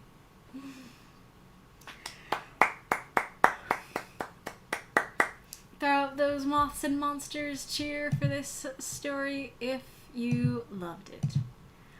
I just realized I probably should have added the content warning, like, well, maybe not infanticide, but like infant sacrifice to it. So sorry about that. Okay, Arpeing said, thanks for reading my little piece of writing. Here are a few notes I want to share about the story. The voices of dialogues are meant to sound in a very disturbed and etheric way. Since it's supposed to be some kind of weird being in their world, it has this distorted voice like it comes from another plane of existence. If you happen to have watched Murder Drones, you can picture Sin's voice and intonation.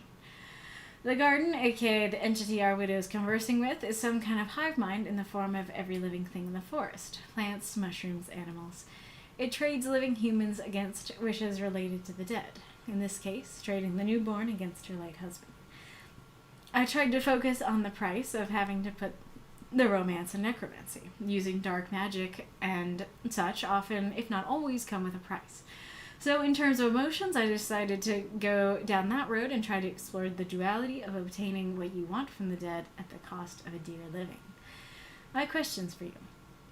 1, is the story clear enough? Are there any interrogation or confusion, especially about the 2 parts put in spoilers? 2, in your opinion, does it fit the prompt? 3, do you feel like some parts should have been more detailed? 4, on the opposite side, do you think some parts have been too detailed? 5, any other remarks you would like to share?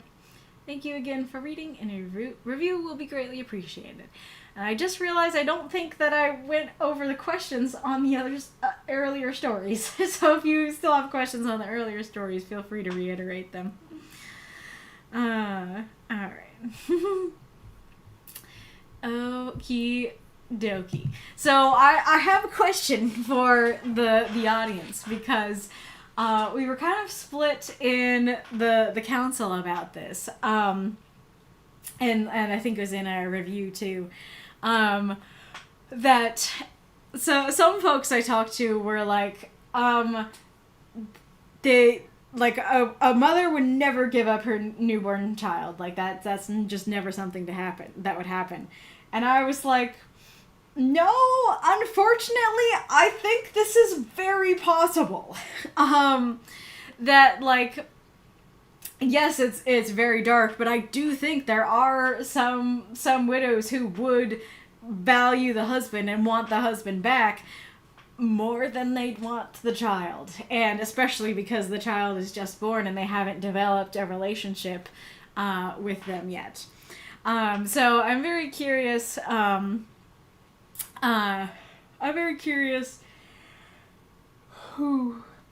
which camp you guys follow. If you were like, it was hard to suspend my disbelief because I didn't believe that any mother would do this, or if you were like, yeah, actually, I get that a mother would do this. And Justin says, speaking of flowery, I think this story counts. Anyone else agree?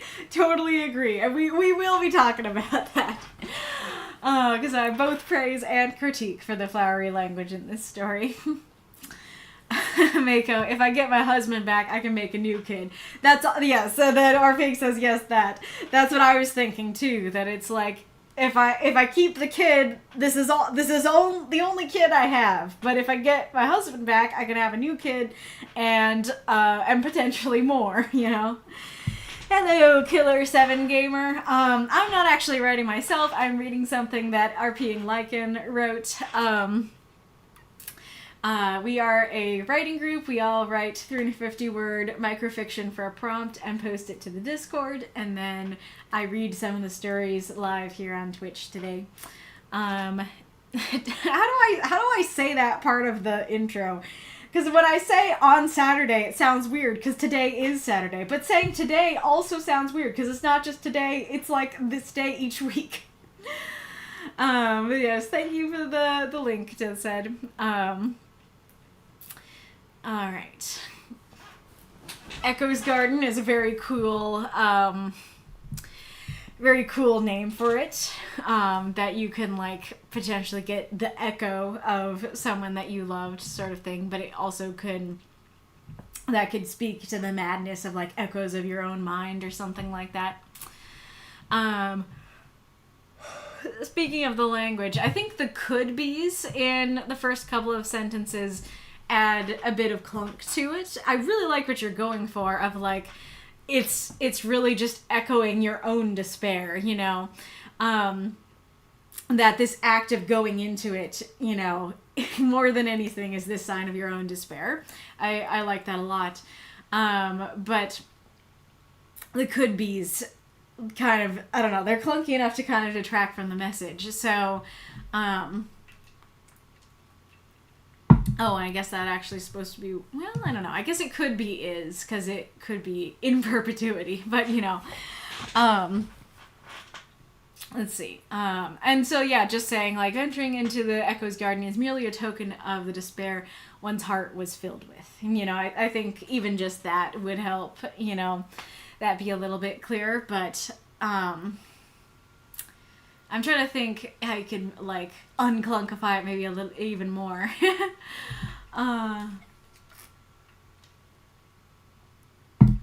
guess, like, venturing into the Echo's Garden was merely a sign of your own heart's despair, or, you know, maybe yours isn't great there, but venturing into the Echo's Garden was merely a token, oh, I guess it is the one that might be part of what adds the words.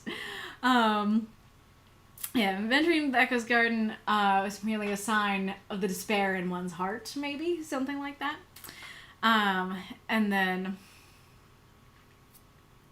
And then, like, you know, numerous solutions could be suggested to resist the weight of grief. Sounds like a general thing of, like, oh yeah, anybody who enters could be given many solutions, but they don't accept it.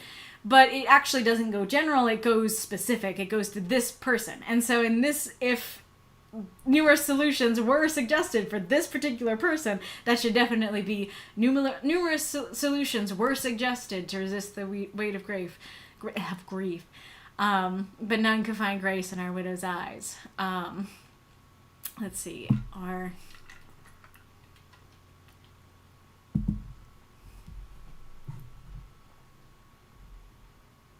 Yeah.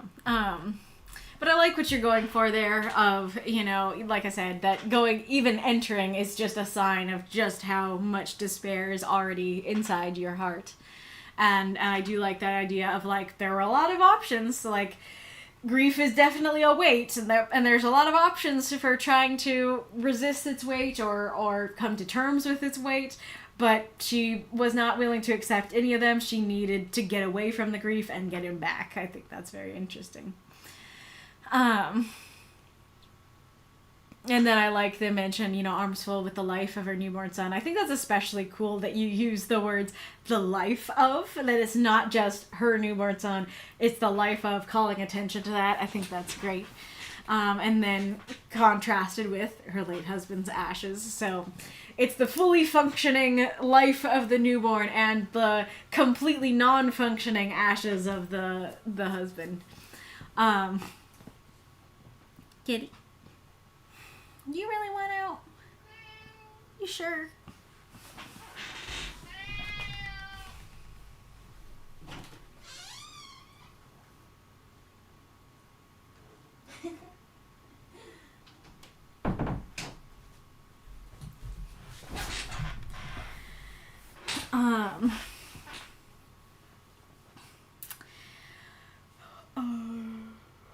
And then I do like the image of crossing the tree line separating her from pure madness. That's a really cool image there. So, every meter, every step, every inch deep in this labyrinth is feasting on her mind. That's an amazing image. That's really well written. The only fuel left for her legs is the fatality of already trespassing its territory. I actually kind of tripped up on the word fatality there because I almost always see that word used for death. But I looked it up and it can mean just like fate or kind of like inevitability and that sort of thing. But these lines especially, the image is so striking and so powerful. But the problem is, I think you did too good a job. I think you made the images too strong. Because this image, especially that first, every inch is feasting on her mind. To me, that conjures the image of, oh, she is going to be a bumbling, mumbling husk by the time she gets to her destination. She's not even going to remember why she's here. Like, that is not just like, oh no, like, she must have lost her mind to be willing to do this. Like, that's something much deeper. Like, it makes me think of, I don't remember what the area is actually called, but the madness area in the DLC of Elden Ring, that, like, you go in there and, like, Torrent is like, no thank you. You know, and there's creatures in there that, looking at you, make you go insane and stuff like that. Yeah, so it makes me think of that. But then she's pretty dang coherent. Like, she's just able to make her request. She understands the request. Not only that, she doesn't start crying until the very end. So not only is she not seem to be losing her mind, she is not even losing her composure. And so I think your images are great here. I think it's very well written. And I also applaud you for being able to get such a strong image across in 350 words, because I think, like, if that was, you know, something someone wanted, was like, oh, I really want this image that she's gonna be a bumbling, mumbling husk by the time she reaches her destination, like, I would be daunted by trying to figure out how to describe that. You know, I'd be like, that's so intense. How do I do that? And so I do applaud you for doing it with, like, 2 sentences, but really just 1 sentence, conveying that extremely strong image. But unfortunately, the strength of the image contrasts what actually happens as the story continues on. Let's see. Daylight was denied, making the cold air. I like that line too.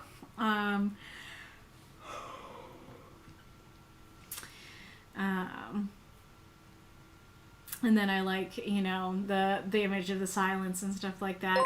That would be pretty freaky, because, like, forests are so full of noises, and so the idea that it's like this garden, thank you for the follow, whoever that was. And so the image of it being silent is very striking. Let's see. Oh yeah, I can't answer that during the ad. I was gonna say I'll look at what our new person has been saying and answer, but I can't. Let's see what what the situation is with the Switch, if I can make this work with just the physical Switch. I don't think there's any way to, like, hold it up, because I could watch it on the screen myself, but I don't think that's gonna work. Okay, so we could do,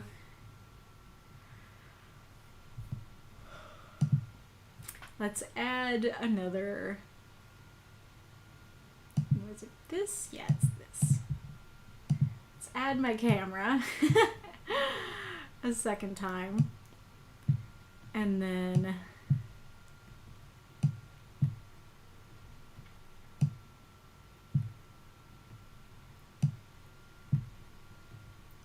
get it under all the frames and everything.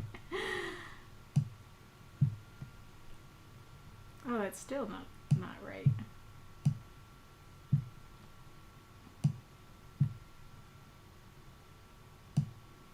Oh, yeah, there is a... Okay.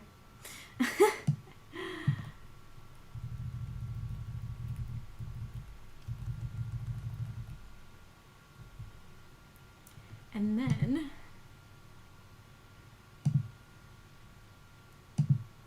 we do that, yeah. And then, can we, wait. Oh no, now I struggle to see it.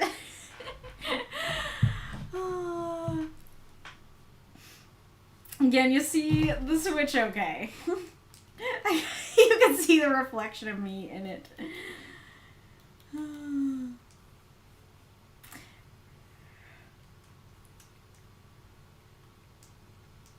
Come on.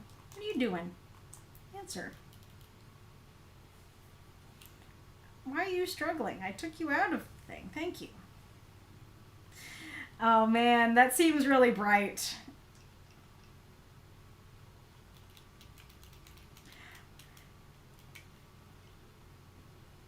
Can you guys see that well at all?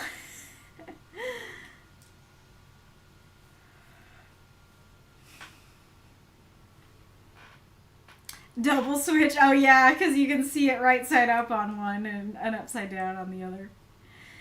Okay, I think that's a little bit better with. Oh yeah, maybe I can zoom in actually, on this.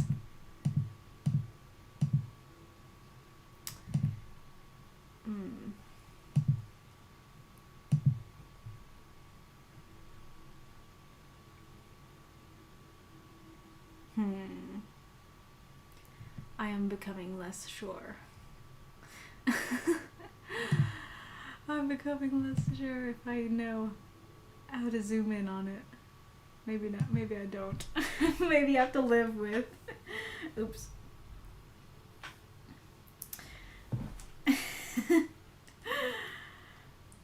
Okay. We'll see how long it actually takes. So we're at a minute. I'll wait till it gets to actually a minute. Okay, go. Well, that's taking longer than normal to load, I think.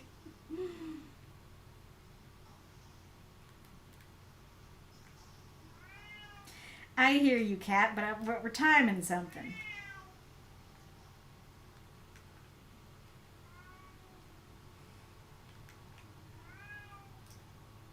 Oh, crap. I thought that might happen.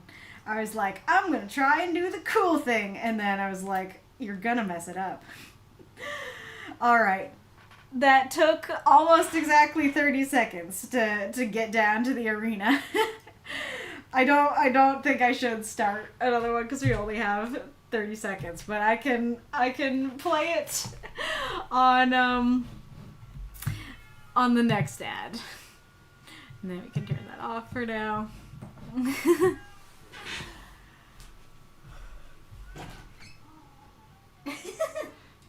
You're silly. Yes, you are. You silly kitty. Oh yeah, I could make it full screen. That's true. That's the thing I could do. All right. Baby cat. Okay.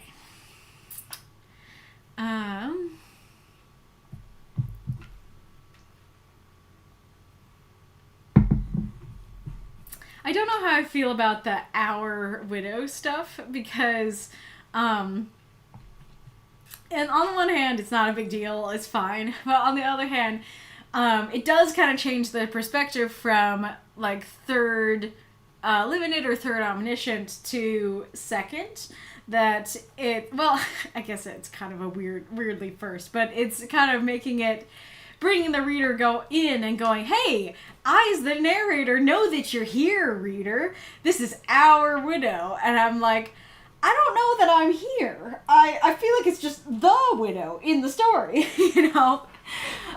So I'm curious what you guys think of that.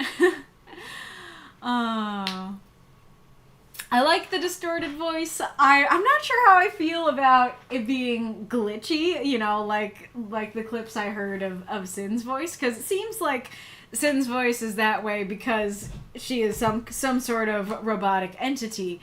And as far as I know, this entity isn't robotic. It's actually very natural. It's a hive mind of plants, but it's kind of like from another dimension or something like that. So it's your character, so like however you imagine it is fine, but I'm curious why you were thinking of it as like mechanical and stuff like that. I do think it's very interesting that she says we were supposed to have a family, and that kind of speaks to what we were saying before of like, I can see it on both sides of like, I can understand why that would corroborate the side going, well, you did have a family, and now you're giving that family up. So what up with that? But I could also see the other side of like, yes, they did start to have a family, but they're no longer a family because the husband's not around. And so, and if the husband comes back, she can have another kid, a new family, you know? I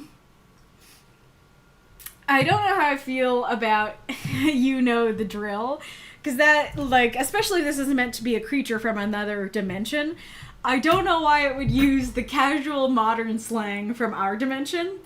It could work if if there are more lines of this, if it keeps, using modern slang, that it'd be like, oh yeah, like this is a choice. But only one line, it feels kind of odd that the rest is a little more ominous, and I wouldn't call it flowery, but a little more just ominous, just stating what's going on and stuff like that. And I am also curious how she does know the drill. It sounds like maybe people know, what venturing into the Echo's garden means. But definitely a question there. And she brought, her newborn for this purpose, so she does seem to know the drill, but I'm curious why. I like silence reeking of misery. I like the synesthesia there of using a smell word for a sound thing. I like the image of tears being held hostage in her eyes. She began to scatter the ashes on the grass. Her movements fighting its last bits of her sanity. This kind of goes back to what I was saying before of, like, she doesn't seem insane to me. She seems pretty coherent, both in, like, words and even in emotions. And so... I'm not quite getting that idea that she is on the last dregs of her sanity, And there's also another element of, okay, I get that she's fine giving up her baby to get her husband back. But why is she fine giving up herself? Why is she fine giving up her own sanity to be with them? Now, granted, maybe she already has to have lost a significant chunk of sanity to simply, give up her baby for her husband. Maybe she doesn't realize what all she's giving up, what she's becoming and stuff. But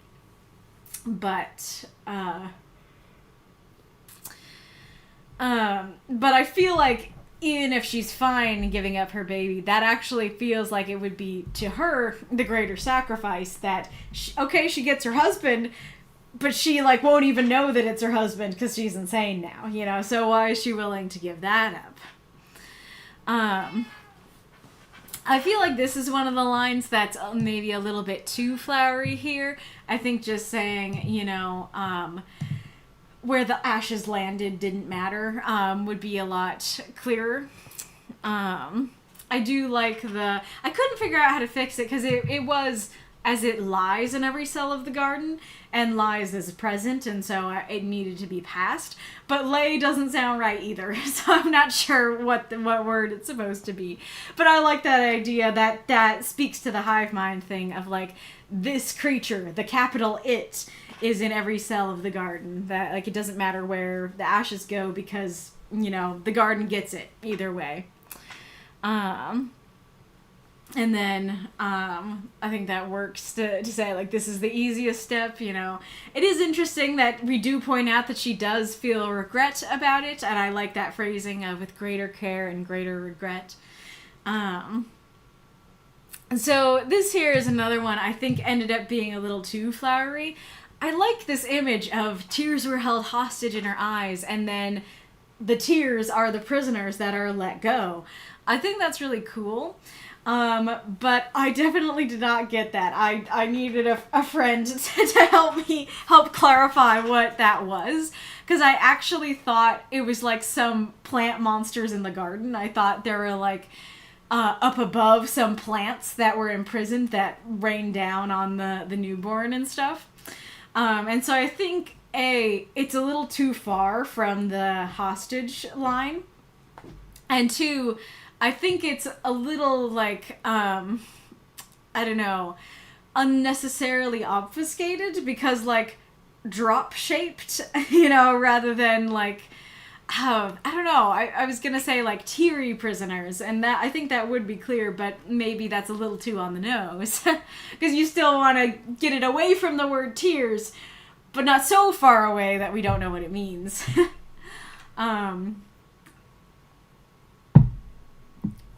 Maybe something like the perfect trigger for the imprisoned raindrops to be set free. Something like that. Because, yeah, I guess, like, hostage doesn't immediately go equal prisoner in my mind, and so I think that might be part of why I didn't get it.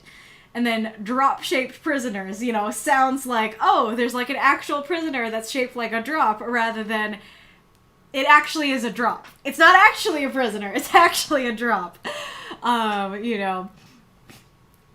So maybe saying hostages again, you know, those drop-shaped hostages to be set free. Actually, I think that could work pretty well, because I think that would immediately go back to it. Yeah, so the drop-shaped hostages, the raindrop hostages, something like that, maybe. I do really like the raining down on the sun who will never see the sun again, though. I think that works well. So I took it to mean that this combination of wood, vines, and flowers is meant to be her husband. And I'm curious about this because, on a couple levels, because that sounds like it clearly is not a good facsimile of her husband. It sounds like this is clearly not her husband, and it's not even a good fake of him. And so, granted, grief makes you do, makes you do stuff that maybe you shouldn't do, and so maybe she is willing to have even the worst facsimile of him, that, like, she so wants him back that even a copy that is barely like him is still enough of him that she is willing to give up her newborn for it. But on the other hand, it very much feels like she did not get her deal. Like, the deal was give up newborn for husband coming back. And it seems obvious from the get-go, the husband is not back. And the other thing about it is the garden was given human flesh. Now, it would make the story much more horrifying to have the human flesh of the baby turn into the human flesh of the husband. But that's kind of where I thought we were going. That it's like, hey, I need human flesh to work with, to grow a new human. So, can you give it to me? You know, kind of thing. And so, yeah, I was wondering why the entity wasn't given human flesh, or it didn't look more human or more like her husband, you know, sort of thing. I do like the ominousness of, you know, pleasure doing business, that it's like, oh yes, wonderful, thanks so much, have a good day. You know, it's your usual, like, yes, we've had a good deal, goodbye, but the business is horrifying. I think that works very well and is a great ending to the story. So the giving up the newborn thing, I think part of why it works for me is because I've watched The Dragon Prince / The Mystery of Erebos. And I'm trying to figure out, I think that I might go into spoilers, so if you don't want to hear spoilers, you might want to mute or walk away for a bit, and then, you know, tell us to tag you when to come back. But I can try and do my best to talk about it as non-spoilery as I can. But basically there's a bit, in that show where, this character is dead and was revived, and I think it's like 30 days that he has to get this spell ready to revive him for real. Like, he's revived, but it's temporary. He's gonna die for real in 30 days and not be able to be revived, or they're gonna do the spell part 2 to really get him back. And so they're spending all this time getting everything ready, and then they learn that the spell requires blood of child. That it requires the blood of his child. And he is like, excuse? Like, I would never do that. And it's kind of wacky and dark and fascinating how it ends up happening. But, you know, that, you know, made me think of this dilemma. So, like, I've thought of this dilemma before. And so I do believe that somebody particularly far gone, or particularly in love with the husband, or particularly someone who doesn't like the newborn, doesn't want the newborn, and stuff like that, somebody could do that. In his case, like, his children are, like, fully grown, or, like, I forget if they're, like, they're teenagers or if they're in their 20s, but something of the sort. And so, like, he has a relationship with them. He loves them. But would that decision be easier if this was a newborn he had no relationship with? That's a question, you know? So yeah. Also, highly recommend that show. It is so good. And, like, I haven't figured out how I want to do, what all I want to do on my, like, reaction channel and stuff like that. And, like, I kind of am sad that I finished it, because I was like, man, like, I could have given some good reactions to this. But I could still do, like, some video essays on it and stuff like that. And, like, this show knows how to do redeemable villains, and, like, a character that I hated in, like, the first 5 seasons or something became redeemable. It was crazy. I loved it. And so, yeah, I highly recommend. All right.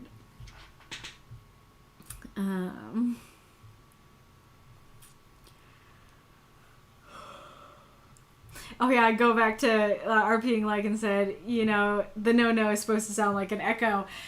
I'm making a connection for why the voice would be echoey, because it's the Echo Garden. Rija, I really like that story. Very dark, gothic tale. I get most of the story, and I find it very cool. I'm not a fan of the forest is eating her sanity thing. I think it kind of lowers the impact of the decision. Ultimately, we wonder, was it really her that gave up her baby, or was she compelled to? I feel like that lessens the tragedy a bit. Ooh, that's an interesting thought. We are totally on the same wavelength today. Like, you had the same critique I did, but in this case, your critique was for different reasons. And that's a really good point, too, that it's like, okay, if you believe this is how she acts when she has lost her sanity, does that mean she's only doing this because she's lost her sanity, kind of thing?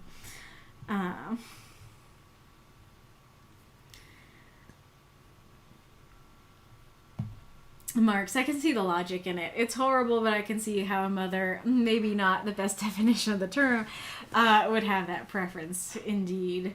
Yeah, I think that part of the reason why it might be so visceral to some people is because it is like a mother, you know, and people are often think that a relationship between a mother and child is like the deepest, most intimate, most connected relationship that anybody can have, you know, even more so than the father might have with the child. But I don't know that is necessarily always true. I think the mother can have a much deeper, more intimate and visceral connection to the father, to her husband than the child at times. Or sometimes the father might be more connected to the child than the mother. Ah, nice. Killer7 Gamer says, cool, I'm working on my novel currently, but I might need to join this next time just to take breaks. And then Mako asks, question, was the plant figure at the end supposed to be her husband? Arpeing says, perfect replica of her husband, but ultimately made of wood and vines and flowers, like his mind put in some puppet. Ghoulish puppet spouse, it honestly is so messed up at so many levels. Fair. Yeah, interesting. So it sounds like it is him in mind, like it actually genuinely is a perfect replica, but it's made of the wrong stuff. And now I have a question. If he's made of the wrong stuff, can they have another kid? Because I would not think that she could have another kid with a piece of wood. But also, there's magic going on here. There's 7 gamer. How long do I have to write? As I normally write 500 to 1,000 words a day, but with it being such a short story, I don't know if I'll write it as quick. Never really done short stories. I do lore and novel writing. Fair. Good on you for knowing that, like, the whole I would have written you a shorter letter if I had the time idea of, like, writing short stuff can be harder. But yeah, I think people told you, but you have a week and it's only 350 words. Yep, 250 minimum, 350 maximum. Yeah, it's a week. Mako, I wouldn't call that perfect. Just sounds like a bum deal.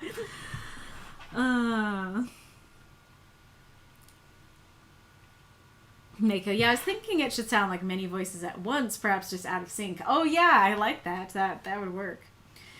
It lied in every cell of the garden? That doesn't sound right either. I don't think lied is, like, the past of lie, except for when you're, like, not telling the truth, but I could be wrong. I think I've said before, this word is the bane of my English writing existence. I have more trouble with it than any other word. And so this in terms of, like, conjugation, and exercise in terms of spelling. Mako, maybe not. Just say her tears released from their prison. Yeah, it could be. Yeah, you could just say tears and not try to obfuscate it. Yeah, that's a good point. Hostage, yeah, that it worked better. Arpeing says, Mako says, hostage also has specific connotations, implications. Yeah, that it does. I mean, I feel like that kind of works, though, because it kind of has the, like, a hostage is like, okay, we're gonna rob a bank, there's civilians in here, we're gonna hold the civilians hostage until we get what we want, kind of thing. And so in this case, she's like, yeah, I'm gonna hold my tears hostage until I get what I want, kind of thing. Don't let him cook, he'll catch fire. I saw that and I thought you were talking about, like, no, let him cook, kind of thing. Like, let him finish his idea. No, you're literally talking about cooking. Okay, so that would have been cool, horrific, but cool. Using the flesh of the child, yeah. RPing, yeah, that would have been cool, but in this universe it's actually not about the flesh. Fair. The horror business, that would work as a prompt. Thanks for all your reviews anyway, they're duly noted. That's not a splinter you want. Oh, gosh. Norman, I just came back. We talk about wood babies. You always come back at the worst times. Yes. RVing in this universe, she thinks she'll be able to, but she won't. Gotcha. Yeah, so it really was the full price. Yes. I exorcise my demons. You're a priest? No. Then how do you exorcise your demons? And I really like your... Well, actually, let's answer your questions. Let's remember to do that. Is the story clear enough? Oops. I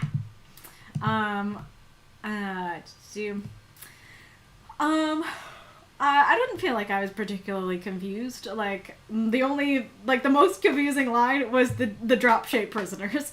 But other than that, I feel like I understood. I don't know if I would have fully gotten that this is a hive mind, but the clues were there, and I'm like, you can still understand the story without knowing that. And I would not have known how to say the voice without, you helping me out. And then I do really like the use of the prompt here of, like, magic comes with a price, and this is a very high price, and it's a very high price, and it's such a high price that there's debate on, like, if she would even pay it. I think that's really interesting and cool. I think that's a great way to do a price in something like this.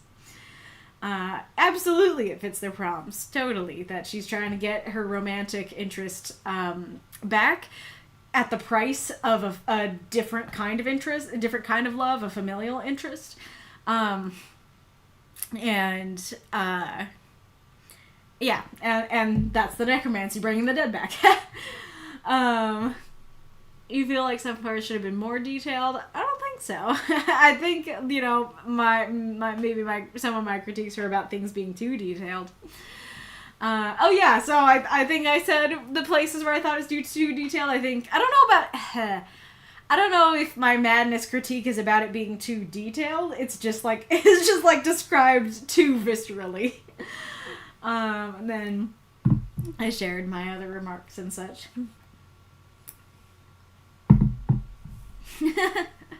About 240 how to train your demons. Wild. I take my demons for walkies. Well, I see that Drago is here. Drago timed it very perfectly. So, we can go on to your story, Drago, and let Arpeing sleep. Thank you for submitting and for joining us, Arpeing.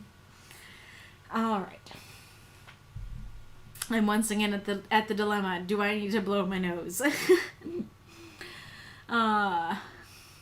I'll try it, but if I might have to stop in the middle and go blow my nose. This conversation was interesting without the context of the story you read before. Wood babies. I'm not sure exactly what you're talking about. Contest. Alright. Lost in the memory. Stupid sexy dragon. My dragon. 350 words. Content warning. Grief. Jur, the old dragon, who outlived everyone he loved, looked at the crystal pond of stars. Here, the dead may hear you, the legend said. As he lay there dolefully, the translucent head of his draconic love emerged from the water, blank and empty. He didn't care if it was a cheap copy or trick. He slowly cupped the watery phantom's cheeks, putting his paws on her with reverence. My love, I miss you so much, he whispered into the water. How long had it been? 200 years? 3? His memories of her were getting fuzzy, distant. It scared him. He was clinging to every little reminder of her. Her touch, her look, her smooth scales, her smell. How did she smell? He remembered getting lost in her, cuddling, playing, and delicately pinching with his teeth. He remembered her cold, slender fingers tending to his wounds, putting healing salves on his teared skin. He remembered his raging fire when someone dared to hurt her, and how she was able to calm him like no one else. She was mute, and yet she had such a profound influence on him. One motion of her body, one gesture, one smile, or a look, and he was on his knees. She could tell him to jump into fire, and he would do that. But she, precisely, was the one who would never ask that. She was the one who forbade him to do that. She was the one that asked him to live, to care about himself, his body, to not break his every single bone and tear himself apart. So, he did, and was still living. Was she waiting for him? Was she watching him? Dear gods, there was nothing that terrified him more than the thought of her judging every awful action he had taken after her death. Sometimes he felt like her invisible judgment was the only thing keeping him from spiraling into his darkest desires and thoughts. But would she even judge him? Or would she love him like she always did, no matter what he did?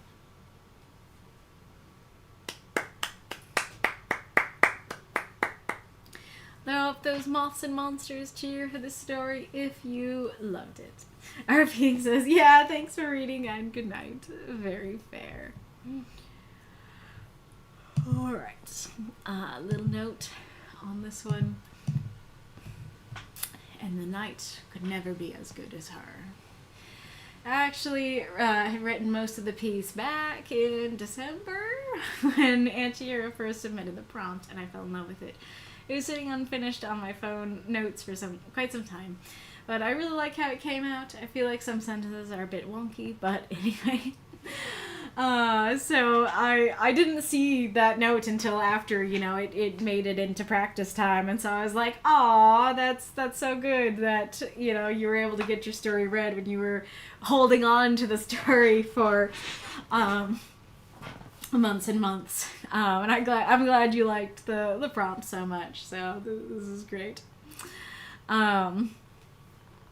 So, I don't know if this was meant to be the last line, but I think that this is a good indication of what will happen if you do that, because I do state pretty clearly in the rules that it does have to be in one Discord message, the whole story. And so if you have a line or two, in the next in the next line, it will not be treated as part of the story. And in this story, I felt like the story worked without it. In fact, I thought it worked better, but we'll talk about that. If you have like a whole paragraph in there, that I think that's just gonna straight up disqualify your story if it makes it unreadable or something like that. But yeah, it needs to be in one message, so if it's not in one message, it will be treated like it was. Only the stuff in one message will be counted as the story.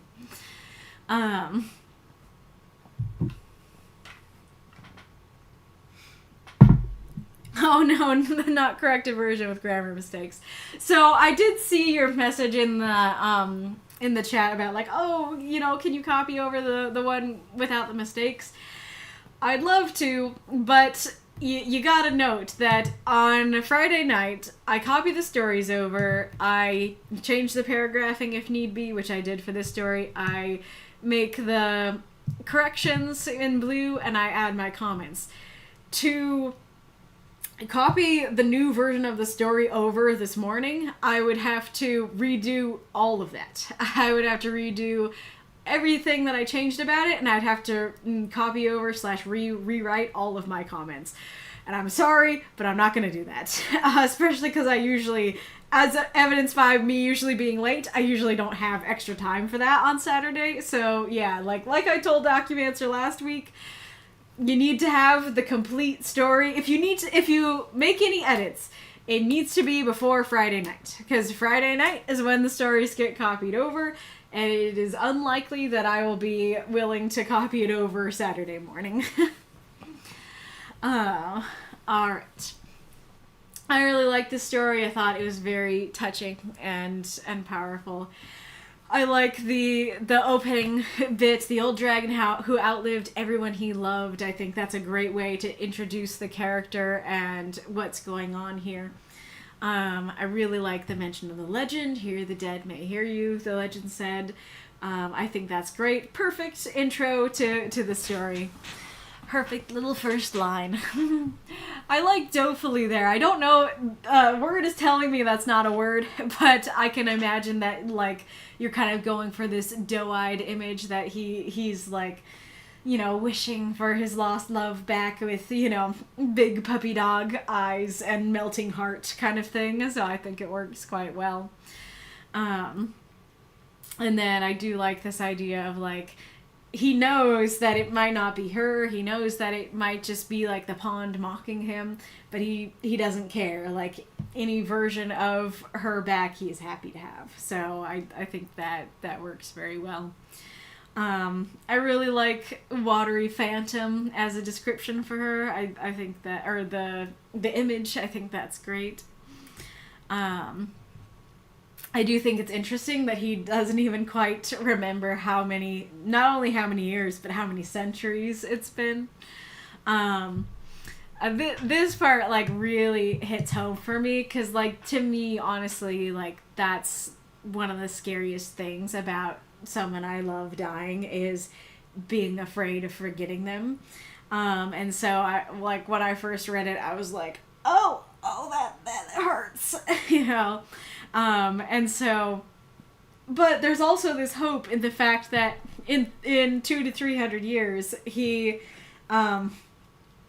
still mostly remembers her, right? That he hasn't forgotten much. And so I think there's hope and beauty in that. And I do really like that image of he's clinging to every little reminder of her. I do feel like this is not that big a deal. I honestly just thought of it now, but I think a reminder is not her, right? Because, like, if my mom makes great cupcakes and then I have a great cupcake at a friend's house and then that reminds me of her, like, that's a reminder. But just, like, my mom cooking is not a reminder of her, you know, or me thinking about my mom cooking is not a reminder of my mom. And so I don't think I'd call her touch, her looks, her smooth scales reminders. I think, you know, but I think it works for him I think it works in the sense of memory, like clinging to every little memory of her. I think that would work just fine. And I do like the list in that sense, and I like that the last one he's starting to forget and stuff like that. I don't know if this is meant to be a gentle way to describe sex, but if so, fantastic job in that. Fantastic job being very gentle and in no way like NSFW are even clear about that. I think that works very well. I guess I'll talk about this here. One of my critiques for the story overall is that the way that they're physically described doesn't sound very dragon-like to me. So I'm putting his paws on her with reverence. I wouldn't call what dragons have paws. I would call them claws or talons, unless of course they genuinely do have paws. But I think I would classify a paw as something that has paw pads. And if Bella wasn't super sleepy, I would put hers up. But maybe I'm wrong about this. Someone can correct me if I'm wrong. But I think that's kind of what classifies a paw is having those paw pads, like a bear or a big cat or a dog or anything like that. And as far as I know, dragons don't have that, and so that doesn't seem like the right word to me. And then here, they're described as fingers. And again, like, maybe they do have, like, claws that can move independently and can, like, touch and hold things and stuff like that. But especially if, like, the main feature of them is, like, a, big claw, I still would call that a claw or a talon. Because finger automatically, at least to my brain, makes me go, this! Fingers, not finger with a claw on it, if that makes sense. And then when gesture, one smile or a look, and he was on his knees. Dragons do have knees, and I do believe he could fall to his knees, but something about that particular phrasing of he was on his knees also seems very human to me. Maybe this one would be fine if you fixed the, like, fingers and paws ones.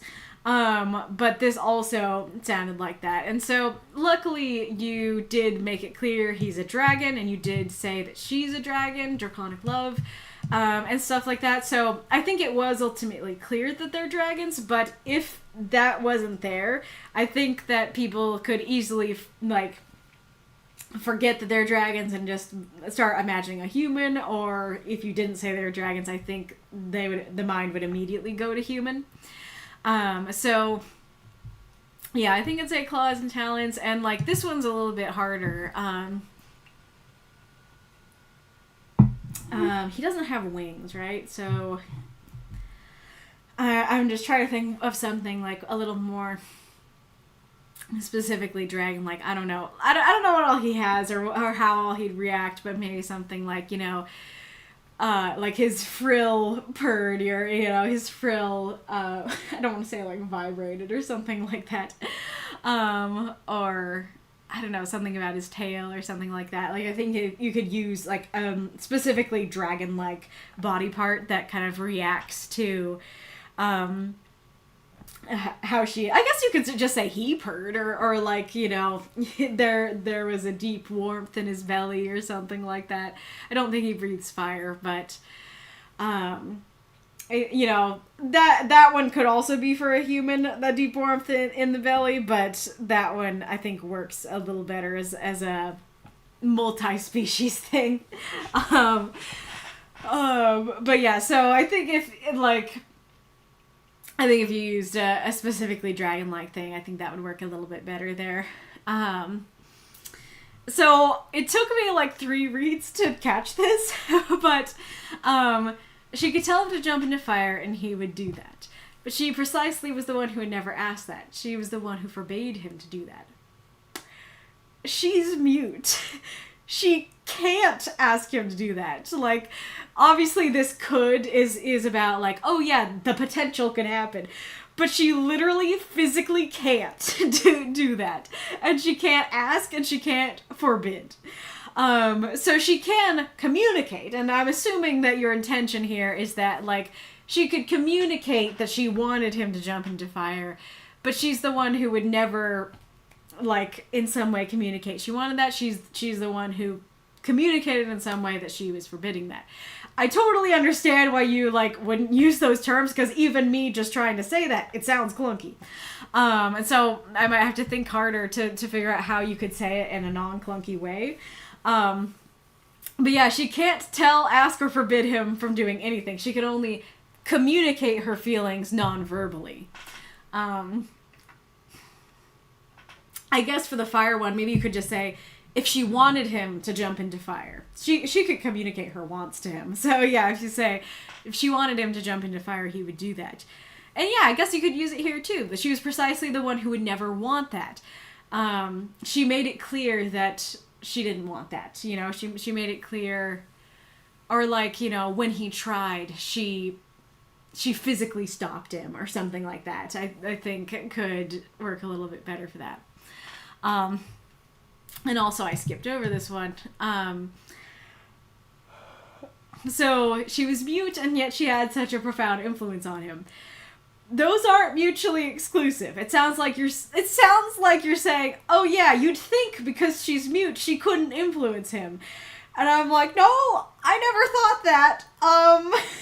Definitely not. Like, mute people are still people. They can still influence people. So I think saying something like, she was mute, and yet her heart spoke so loudly to him. Because the one thing she can't do is speak. And so I think, you know, that's the mutually exclusive thing. And so if you use some image of speech of, like, even though she's mute, something about her speaks. I think that would work very well.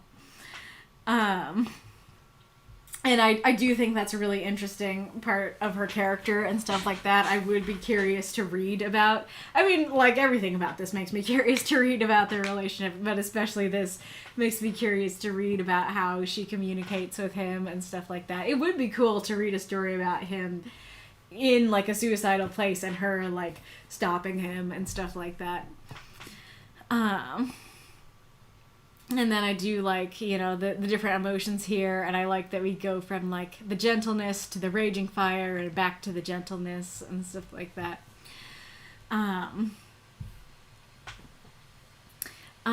So I don't know how I feel about, like, the suicidal stuff, because I think it works. I think it adds impact to the story, and I think by the end there's definitely a lot of power to that. But it also kind of feels like it comes out of left field, because saying, like, if she wanted him to jump into fire, then he would have for her. That is something that you say about, like, your romantic partners and stuff. Like, I don't know that I'd call it a cliche, but it's, like, close to that territory. And so it, like, I'm not thinking about anybody actually jumping into fire. I'm just thinking about, like, yeah, this is a common hyperbole and stuff like that. And so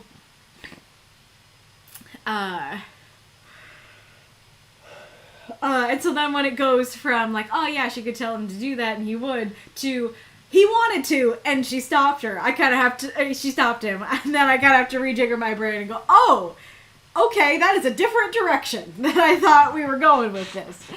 And so I wonder if there would be a way to kind of, like, put some nuggets earlier on, or if that really just wouldn't have worked. I guess you could have him at the beginning, like, you know, yeah, maybe you could start with something like, Jur, the old dragon who outlived everyone he loved, wasn't sure he wanted to live anymore. You know, he looked at the crystal bond of stars. Granted, that might mean you need to make the last line a little more obvious that he's gonna keep on living, you know. But that would be a good way to introduce that he is suicidal, and that would create a very strong stakes and conflict in the story straight up. And then to not break his every single bone there, that felt oddly specific to me, because, you know, to care about himself, his body, to not tear himself apart, that works for me, that sounds fine. But something about, you know, to not break his every single bone is kind of like, okay, that where we at, homie? And I think part of the reason why it sounds so specific, because, like, even if you just use, like, a specific suicide attempt, like something like to care about himself, his body, to not hang himself, to not tear himself apart, it would be like, okay, that was very different from the rest of the list. Like, the rest of the list was general, and that one wasn't. You know, it still would sound weird. But I think in this particular case, I feel like in a lot of suicide attempts, and in, like, a lot, if not all, like, self-harm, well, maybe not all, but, I feel like this is a strange thing to do in self-harm or suicide. That the one thing I can think of where you would break your every single bone is if you're, like, jumping off a building or something like that. So that is something that you could do in a suicide attempt. But, like, hanging just breaks one bone, like, slitting your wrist doesn't break any. And, like, granted, he's a dragon, so maybe, like, he would use different suicide methods. Maybe jumping off something high is one of the only ones he could use. But yeah, like, it seems unlikely that he would take a hammer and start breaking his own bones, you know, kind of thing. Even if he's like, I'm in a self-harm spiral, let me break my bones. Like, not really what I see people do in self-harm spirals. So yeah, so that seemed a little oddly specific. I think that would work better as just going to straight to tear himself apart sort of thing. Though I do like what you're going for there. I do like that she is like, she's the one who wants him to live and is encouraging him to live. I think that's beautiful. And the fact that, like, her influence on him was so powerful that even 200, 300 years later, that influence survives. I think that's so beautiful and really shows just how strong their love and connection really was. I really like the, was she waiting for him? Was she watching him? With great questions I very much believe someone in grief would be asking. I think that works well. And then I do really love that you go... I think this transition really works, going from like, oh yeah, was she watching him? And that might be something people think in a positive way, like, oh yeah, are you watching me, loved one? But then I understand why he's gonna go in a negative place and go, are you watching me? Are you watching all the horrible things I've done? You know, I think that works very well. I'm curious if those who don't know the universe, if you needed to know what the awful actions were. I know him well enough to know that he has done, can do, will do awful actions, so I didn't need anything specific there. But I also could understand people who don't know him might be like, what awful actions are we talking? Are we talking just like putting in the milk before the cereal, or are we talking about skinning people alive? So curious if that was needed for others, but it worked for me. I vibe with that. Like, that's something I relate to too, because like I totally relate to that idea of people being like, oh yeah, our loved ones watching us from heaven. I'm like, I don't know if I want that. You know, do they watch all the time? Like, can you only turn on the TV at selected programs? So yeah, I vibe with that for sure.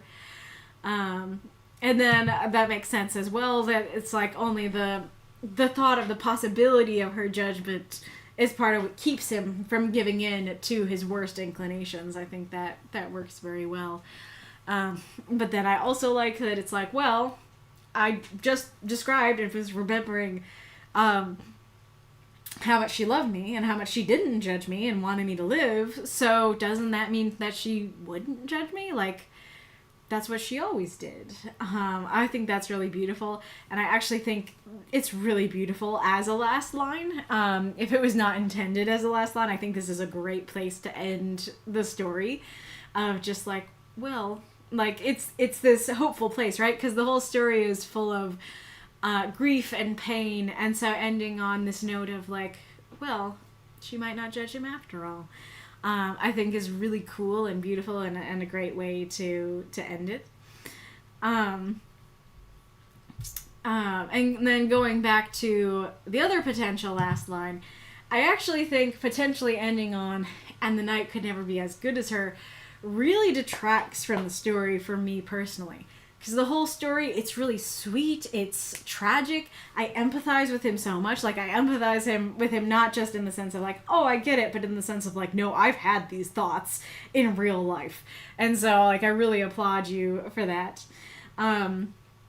But using the last line to then throw shade on a character that I, as a follower of this universe, know and love, and I know and love more than this character, than his draconic love, because I don't know his draconic love. I've never met her in any other stories I've read, so by default, I like the knight more. And so, you know, using that last line to throw shade on a character who I know better and like better, simply because I know her better, then ends up putting a sour taste in my mouth, or it's like, well, why can't we stay in... I just saw what said. Why can't we just stay in this, you know, beautiful, tragic, loving place? Like, why do we have to go to this hateful place of, you know, like, she's not as good, you know, kind of thing? And like I get that this is meant to be a tragic story and stuff like that, and this is part of the tragedy of like, yeah, he doesn't really love her the way that he loved his draconic love. But still, it's just kind of like, if the knight could never be as good as her, like, what are you doing with her? Like, why are you with her if she's kind of like, if she's not good enough for you, kind of thing. But yeah, so I really like the ideas and stuff going on in here. I think you did a great job with this story. I like, you know, the question on if there really is necromancy, if she's brought back, or if he's really speaking with the dead kind of thing. I think that's cool. Aerith just says, are you watching me, Bit? Just reminds me of a child comedian who joked about how Santa watching him all the time is actually kind of creepy in a stalker kind of way. Absolutely. I mean, I think a lot of people think that. A lot of people are like, what do you mean he sees me when I'm sleeping? That's not okay. And then Wolf over here says, are my loved ones watching me poop? Yes, exactly. Okay. Drago says context.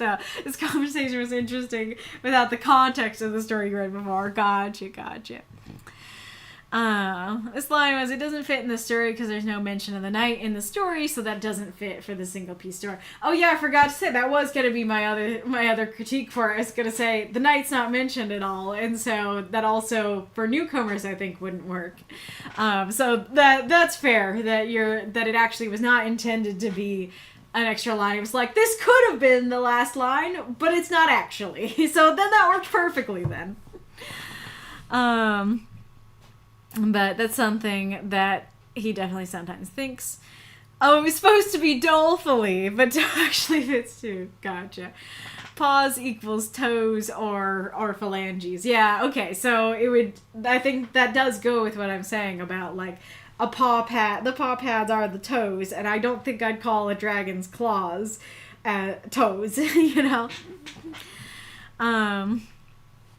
In Polish, paw is yapa, and is the word for legs of all animals, all vertebrae. Gotcha. I know knees were too human, but I didn't know how to describe it with word limit, so I was just like, whatever, but I was also, no, knees. Fair. Like I said, I don't know if I would have critiqued it without the paws and the fingers.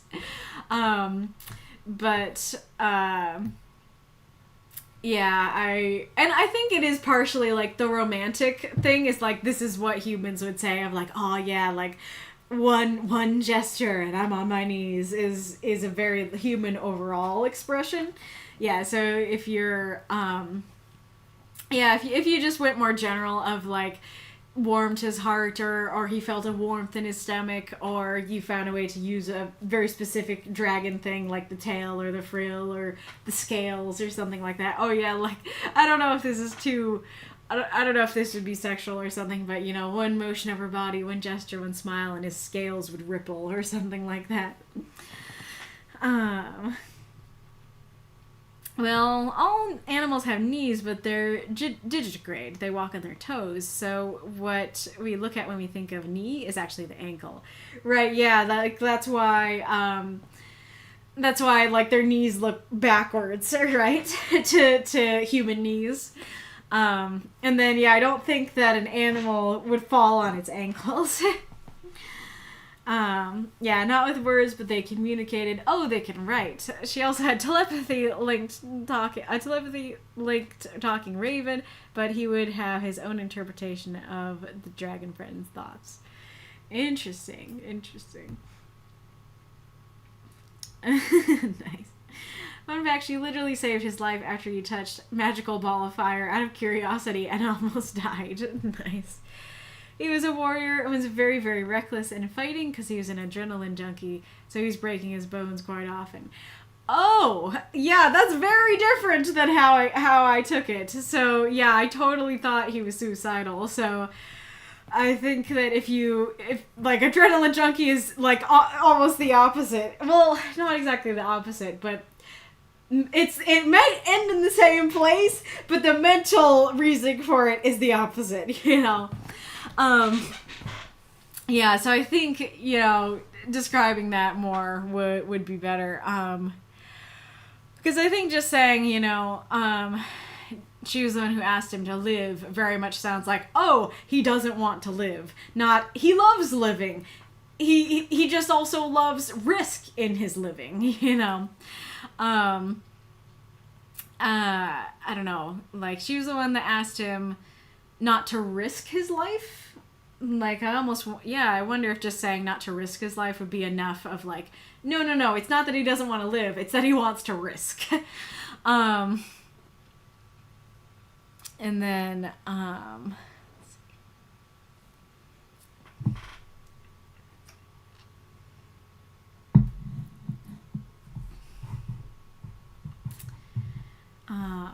yeah, it is hard to do.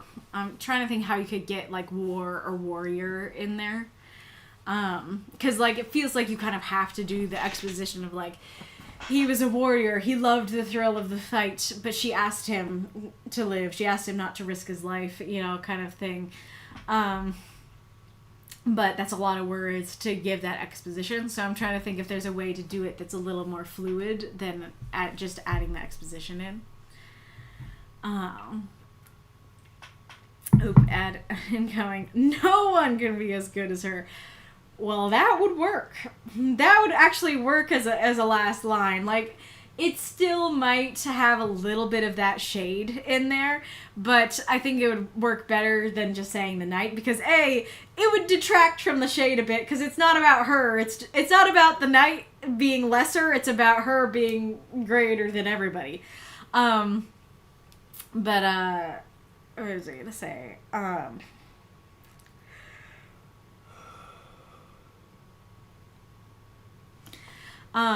And then then newcomers wouldn't be confused, because they wouldn't be like, who's the knight? They'd be like, oh yeah, that makes sense. I still like it better without, but I think that could have worked as your last line. Him idealizing his past love is something that actually sabotaged a lot of his later relationships. Gotcha. Oh, he was suicidal too, but later. He sometimes still is. Gotcha. Okay, I can see what we can do with this. I don't know if there's a... Is there? There is. Oh, perfect. I need to switch it around, but we can do that.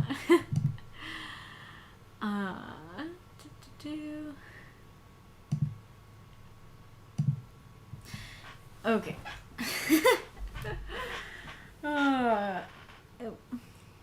Is this better?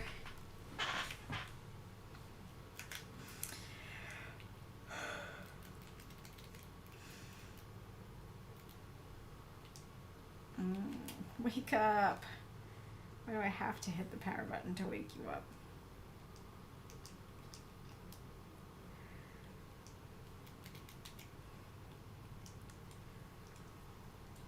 Alright. Hopefully it's well enough. We'll see how long it takes.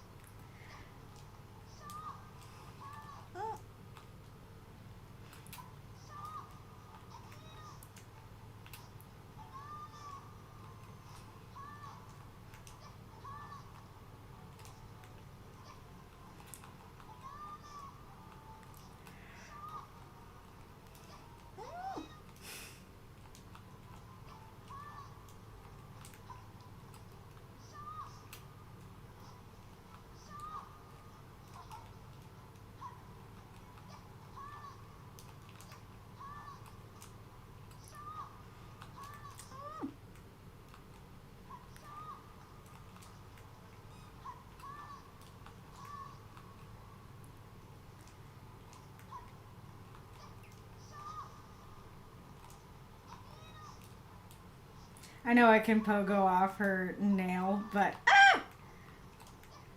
I don't trust myself to do it properly.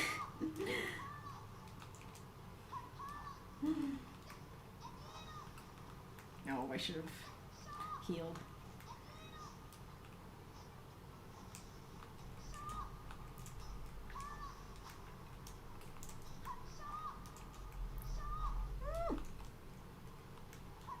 Please no.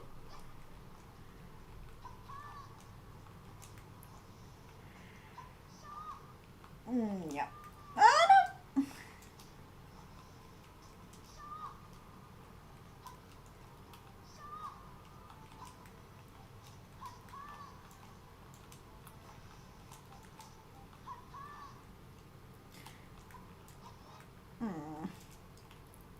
Can I do it? I can do it.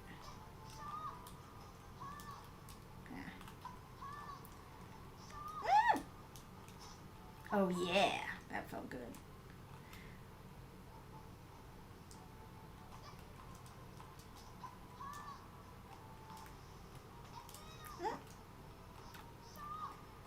I cannot look up at the chat, so I have no idea if the ad is over. I'm just gonna finish this run. This attempt.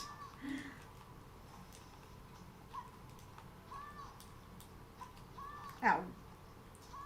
No. Oh. No.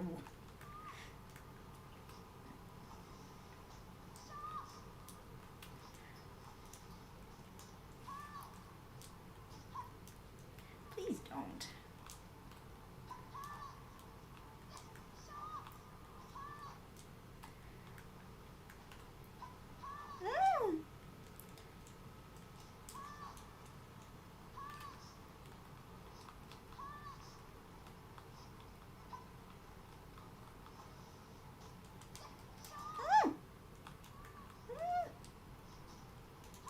Please no. Please no.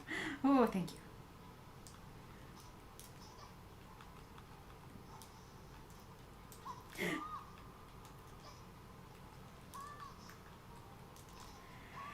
I don't know if I'm supposed to completely ignore these thingies, but I absolutely do run into them if I don't.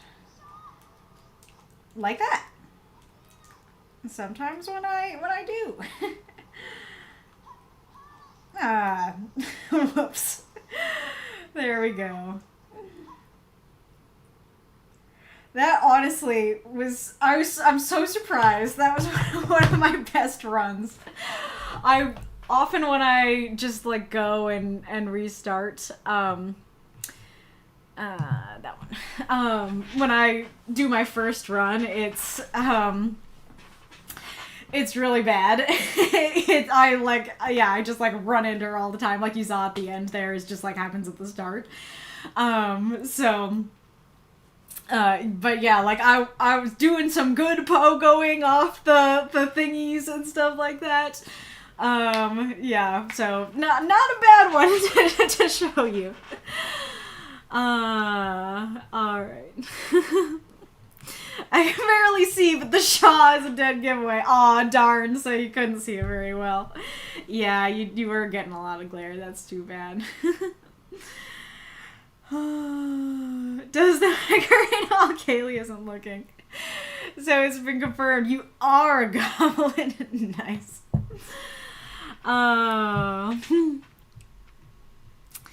Alright. Yeah, it was during the ad. I said earlier that I was like, oh, I said that I might play a little Hollow Knight streams. And then I was like, oh, I can just play some during the ads. Like that'll probably take like 3 minutes to like do an attempt on her, you know. I wanted to actually show it on the screen, but my Switch was like, no, you need to use the cord that came with the Switch. I don't know why it's saying that, because I think I've used cords that don't come with the Switch before, but okay. All right. I also think I first written this story after the Knight and Dragon breakup story. It was 4 months ago and I didn't write it down. So he went to brood about his first wife as a way to cope. That's very fair. Dragons don't have marriage, but shh. I'm saying first because he later had a second dragon wife, not legally married, but that was very important and a long relationship. I mean, if dragons don't have, like, marriages like we do, they could still be legally married in the dragon way, whatever the dragon way is, you know? Sometimes just reconnecting the switch fixes whatever causes that. I could try it. I could try it for the next ad. Alrighty, Rue. I think I pretty much finished up what I was saying because I was looking at what Drago was saying. But yes, great tale of grief. Glad we got to read your beloved necromancy story. Oh no, sorry. Yeah, I was like, I don't think we unlocked Rudrose. I don't believe we have. It's EnTangled. That's the next one. It was the first one, but became the third and potentially last one. Unless we get some more cheers, which you are still free to do during the reading and the praise and critique of this story. Alright. What must not be done in necromancy rituals by EnTangled. 348 words. Rule number 1. Never let your first ritual... Let's restart. I don't want to mess up on the first line. What must not be done in necromancy rituals by EnTangled. 348 words. Rule number 1. Never let your first ritual last more than 10 minutes. The boy lit the candle. Then he heard a silvery voice, waiting for his demand. He told the ghost to teach him a difficult math question, and it took over an hour for him to finally understand it. I can't believe I get to sleep tonight, he yawned. Rule number 2.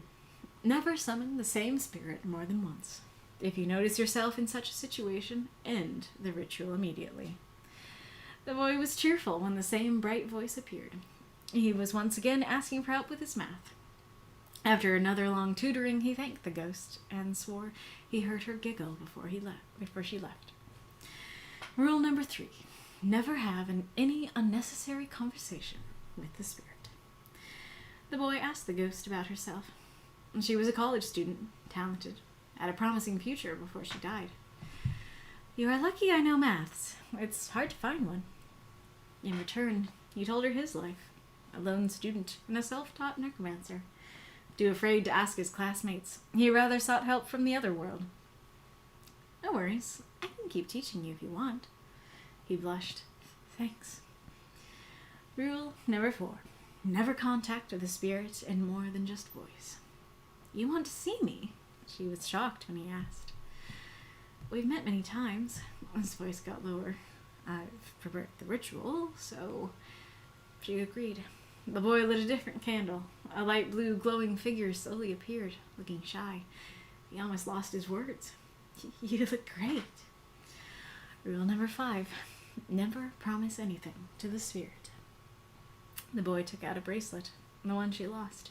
You found it! She was surprised, holding it with tears. You were being too nice to me. He was tickled pink, seeing her reaction. I'll always be nice to you. Feeling like it wasn't enough, he added, I promise. She smiled, landed a kiss on his lips, and quickly hid her face, embarrassed.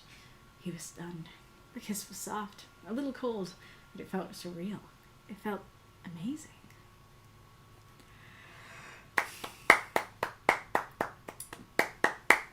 Throughout those moths and monsters, cheer for the story if you loved it.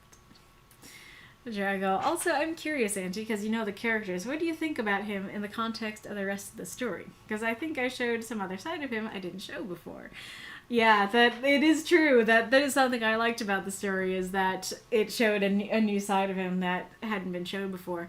You did say that he had, like, dragon kids and grandkids in the story about him hanging out with human kids, and so I wasn't a total surprise. But it was, you know, a lot of new information and stuff like that. I'm not sure. Like, I guess it showed a more tender side to him than I generally see, and I guess like it adds context as to why like the main story about him and the knight isn't going to end well, at least in your current plans, because unfortunately none of his relationships have ended well, or at least like all of his relationships have ended, and like the other relationships he had were with dragons, and so it does make sense as to why like his relationship with a human would also end, and maybe not so well, you know. Okay, so they have a chance to have a nice ending. And Drago says about this story, damn, they seem cute. I hope it won't end horribly bad. Alrighty, Rue. I greatly enjoyed this story. The note is just, the more I write, the more it feels like they've met online. So, let's see. I guess I'll talk about the overall thing. First. So I think you do a great job with this framing device that, like, it's a really cool through line, because the story would work just fine without the rules intermixed throughout it, but the rules being intermixed, and with the title and stuff like that, as this cool framing of like rule breaking the rule, and it adds a lot of intrigue and stuff like that. And so I think this is a great way to structure your stories. This could be another challenge to use something like this as a framing. This is also what that story that everybody loved about the hitchhiker by Volpez Rose, how it was structured too, wasn't it? So yeah, it's a very good structure. But the issue with it is that it very much builds, that the structure of the rules builds to something's gonna go wrong. And we want to see whatever's gonna go wrong happen in the story. And it doesn't. And so then it kind of makes it feel like those rules went nowhere. And so they add this intrigue and this, you know, oh no, like, I'm afraid what's going to happen. This, like, intrigue and despair and stuff to the story. But neither come to anything. And ultimately, the rules actually end up seeming unnecessary to the story because they don't factor. Because it's just like, it goes well. And so it could go either way. It could go, oh, there's a reason the rules are in place, this is going to go horribly. Or it could go, the rules are arbitrary and don't mean anything. That all these rules were made up, but they actually are fine to break. Either way, I think that needs to be clear. Like, if you meant it as the second one, I think you could have the last line be, you know, maybe the rules didn't mean anything after all, you know, or like, what were all those rules for again? Or something like that. I think that, yeah, that saying, maybe the rules didn't mean anything after all, could just be like, oh yeah, I guess they were just arbitrary kind of thing. I'm glad that no horror happened, because the story's super cute and the relationship seems super cute. And so it's kind of this double-edged sword of like, I want the build-up to go somewhere, but I also want them to end up happily together, you know.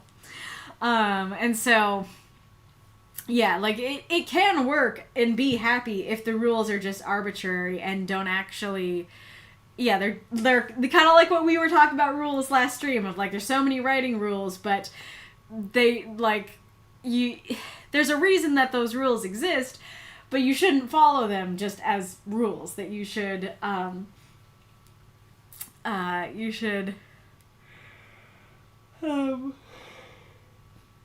think about the meaning of the rules and only follow them in that sense, kind of thing.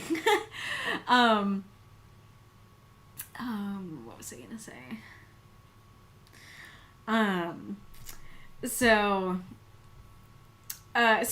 like, I really like your framing, but I also feel like it should go somewhere. One of my other biggest critiques is also at the beginning, which is that kind of was introduced with Reinkarnitor's story. The boy definitely reads as like younger than high school. Now, granted, you might call a high schooler like, all right, boy, you could, and you could even insultingly call an adult boy, but it's unlikely, especially in a story where it's just like a descriptive term. It seems like it's saying, this is an elementary school, middle school at best boy. And considering that this is a romance, and it's a romance with a college-age girl, I hope that when he says that he is a student, he means college student. Yeah, right here. So I hope that he's not an elementary boy. And difficult math question also reads as elementary school boy. Now, of course, you can have difficult math in college too, but putting boy and difficult math question together definitely reads like this is a little boy, which I don't think is the intention. And so I think saying young man, the young man lit the candle, and saying like calculus or statistics or something like that, The young man lit the candle, and then he heard a silvery voice waiting for his demand. He told the ghost to teach him a difficult calculus question, and it took him over an hour to finally understand it. I think that would work pretty well. Though I do like I can't believe I get to sleep tonight. That does sound like a college student. I like silvery voice. I think that's a great description. And I do like the transition on this one, particularly of, never summon the same spirit more than once. The boy was cheerful when the same bright voice appeared, that. Not only is he doing it, he's happy about it, he's happy when it happens, kind of thing.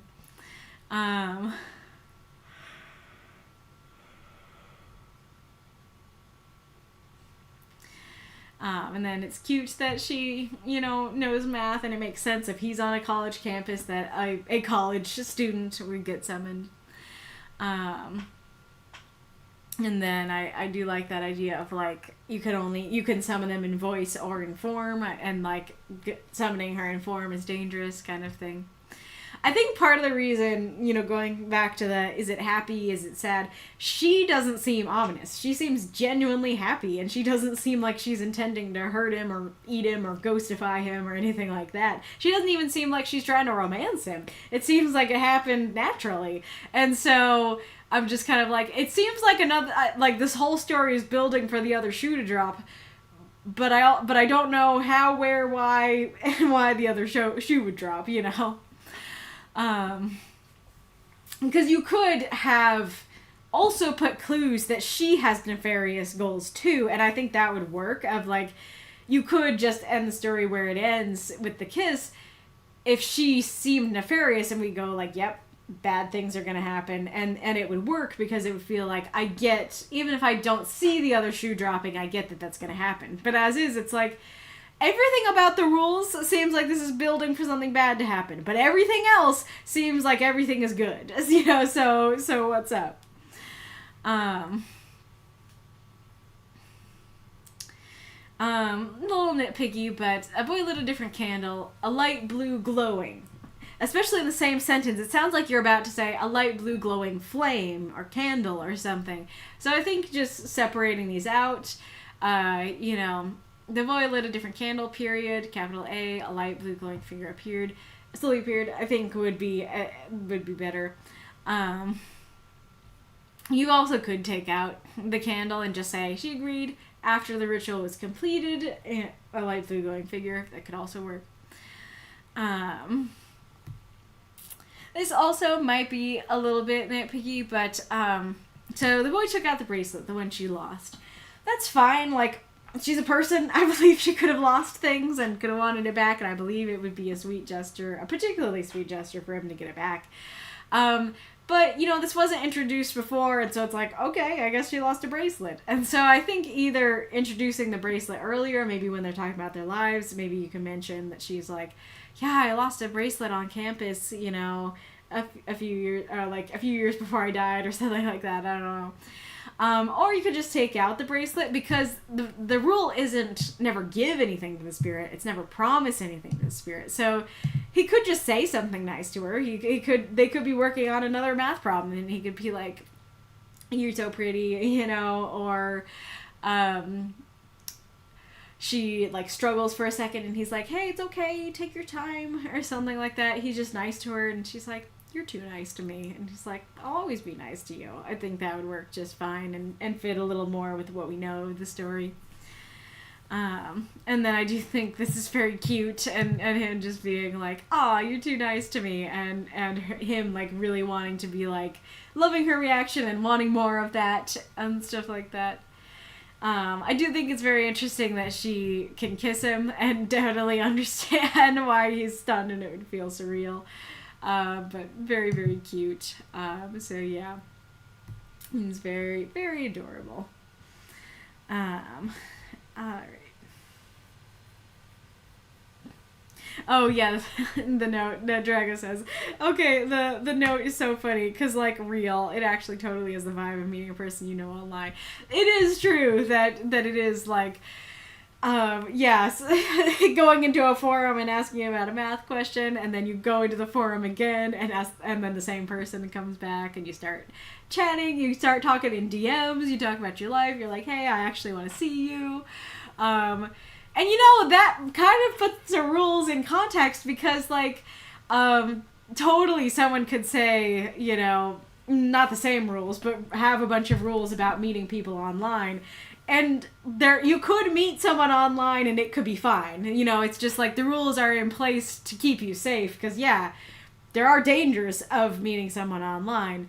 But also, there are nice people out there. So, that actually could put the rules in context of like, yeah, there's a reason those rules exist, but there's also a reason that this seems fine, you know, kind of thing. Guys, the necromancy rules are stranger danger. Exactly. It's nothing magical, nothing death-like, no horrors will occur to you. It's just stranger danger.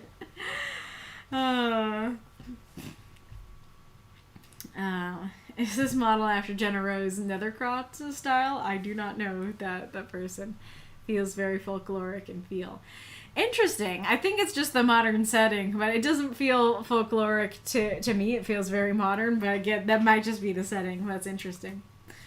Redraft rules are made to be understood and then followed, if applicable. Absolutely.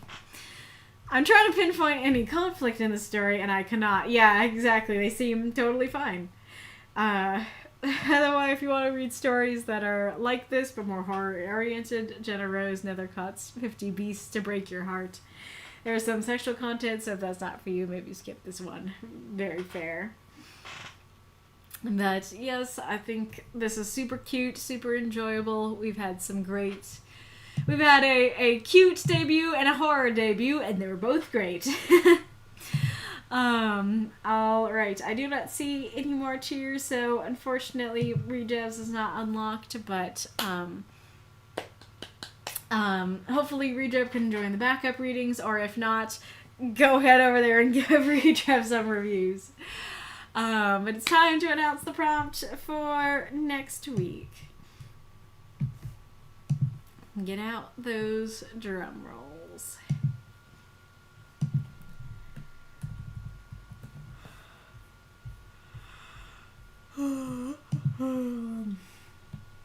Okay. Do you like that better than my usual table drum roll? In third place, with 15 votes, we have What's Haunting You? Very perfect after that story. I really like that prompt for sure, but not our prompt for next week. In second place with 16 votes, we have Why'd You Open That Door? That was our losing prompt in the tiebreaker last week that automatically got through. People still love it, so Marx, if you're here, keep submitting that one. People enjoy it. And I definitely enjoy it too. But our prompt, our winner with 21 votes is Addicted to a Dream. I'm very happy to see this prompt win. It has been submitted and got to the poll many a time. I quite like it. And so it's nice to finally see it get its day in the sun. I need to figure out a more versatile way to say that. That's the only way I can think to say that. Right, kitty? Cute kitty. Yes, I think this is very cool. So I like it because, like, Addicted has this kind of sinister vibe to it. Yeah, I guess I can show, because it was the winner on. Well, actually, no, it was a tie on this one. I thought it was the winner on both. But there you go. Lots of reds and yellows in this emoji pool.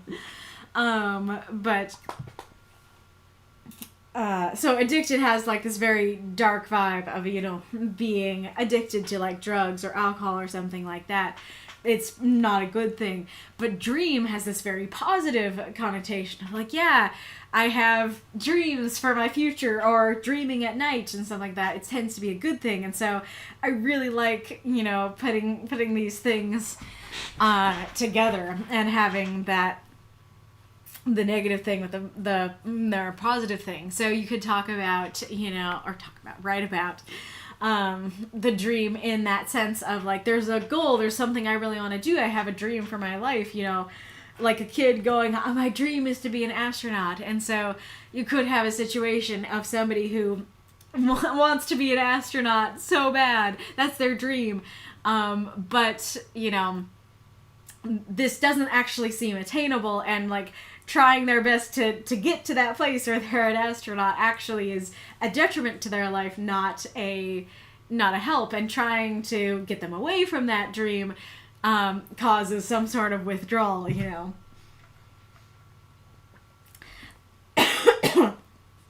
And I think that absolutely in real life can be the case, that you can have a dream of any sort, be it a dream for your job or like a dream person, you know, like that could be a very interesting take of you can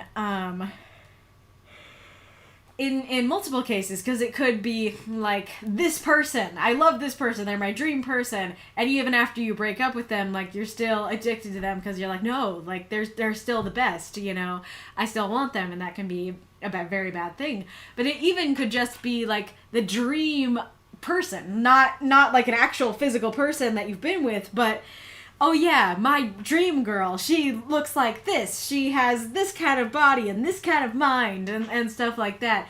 And you're so addicted to this dream girl that all the real girls that you go out with are lackluster, you know, sort of thing.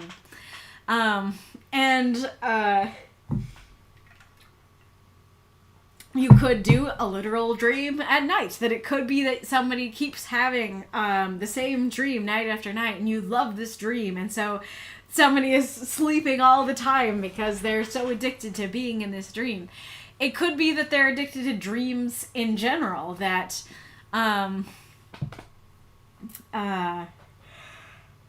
that they just like are like, I don't want to be awake, I want to be in dreamland. And so they're addicted to a dream, but dream in a more general sense, you know.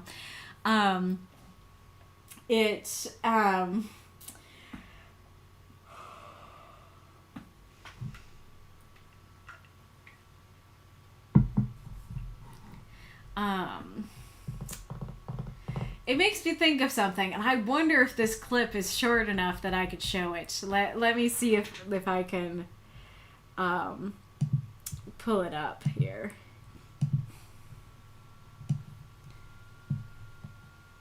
Why are you going behind Discord?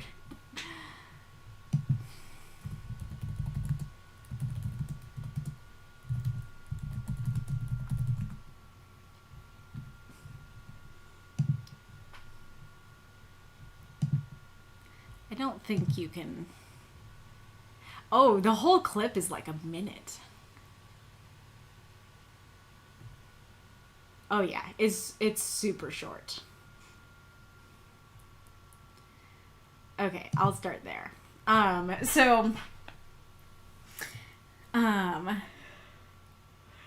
see if I can make Can I make this the movie theater thing? Yeah. So this is a deleted scene from Thor: The Dark World that I love.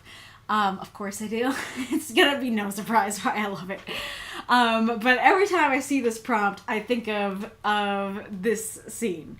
So I'm just gonna play for you the very end. I might be able to play the whole thing because it's a minute 40, but I don't want to risk it, so I'm just gonna do the last couple seconds. So basically what happens at the start is that I think it says, I don't know if you can read it, but it says Loki's coronation scene, that it has the dramatic, like, sweep into Asgard, and it seems normal, and then Loki is being crowned king. And it's like, something's wrong with this picture, you know? And then, Frigga is not going to actually... I don't know what just fell. Frigga is not actually going to talk, because it's a deleted scene, but... here you go. Loki. Oh, she talks for that one. I'm giving the people what they want. It certainly doesn't make me feel worse. Precisely.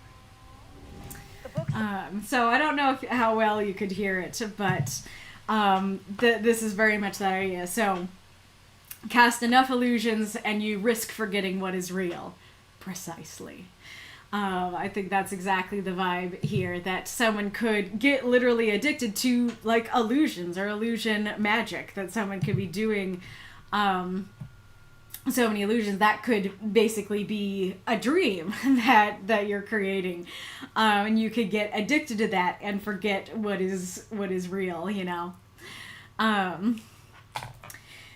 There's this idea that people get addicted to lucid dreaming. Yeah, that could work too. I was just talking about, like, just go to sleep. But yeah, you in real life, I could see you getting addicted to being able to control your dreams and lucid dream and stuff like that. Jeff, that's where my head is at for now. Elia missing Morgan so much after he gets captured that she begins to hallucinate. Not exactly hallucinate, but when you're so empty of yourself that something else fills you.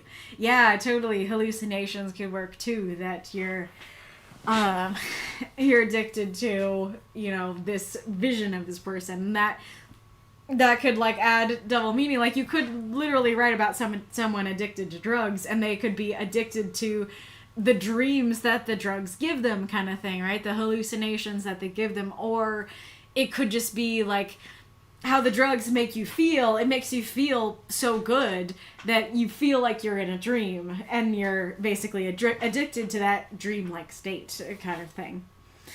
I can also go with some secondary characters for once, but they never get to the point of addiction, so fair.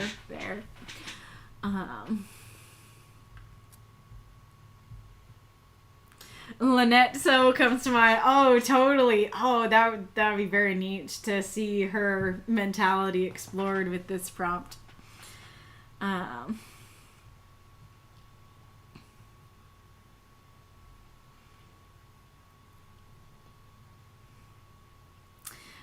Killer. Ooh, that sounds fun. Any genre specifications or anything allowed? I think somebody answered. Let's see. No fan fiction, keep it mostly PG, some swearing and dark topics allowed, but no porn or other vile stuff, and I do believe it is. Yellow perfect. I'm normally a fantasy writer, but immediately got a horror idea. Nice. Yeah, so if you haven't joined the Discord yet, make sure you do that, and then make sure you read through the submission rules before you submit. That will tell you all the rules, both in terms of, like, technical stuff and in terms of, like, what content is allowed. Alright, Jeff, I do like this prompt. So many opportunities. Don't want to be too angsty, though, because it's hard. But it's hard. Totally fair. I'm sorry to hear that, Killer. Well, that is what content warnings are for. I'm not going to bar people from doing drugs, especially with a prompt like this, but if this is a topic that bothers you, then everybody who does that, please put a content warning on your story, and then what we usually have is we have a tag that it just says content warning C notes, or CW C notes, and then before you read the story, zoom into the notes, look at what it is, and if it says drug use or abuse or whatever, then don't read that one. Yeah, exactly. Ghoulish, don't worry, we'll have content warnings, for sure. Let's see what the stream chat has been saying.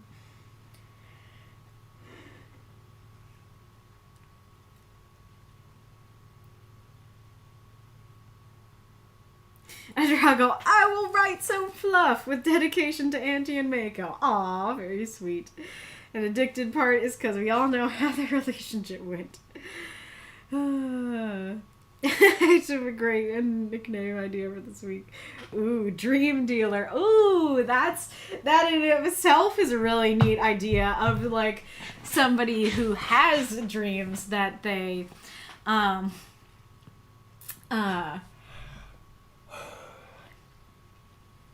who like, you know, there's some magic that allows them to like have dreams in a bottle or whatever, and they can give you dreams and make you addicted to it. That could be very cool. Oh, that's cool. Yes, it says, I'm thinking Califrac and Dorgu could both be addicted to the dream of knighthood / going to college.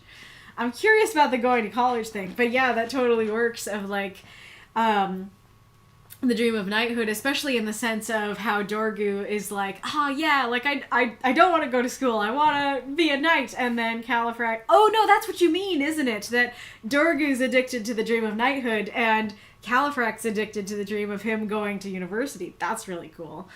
That Dorgu isn't seeing the cons to knighthood, and Califrac isn't seeing like the beauty in knighthood and stuff like that. So that's very interesting.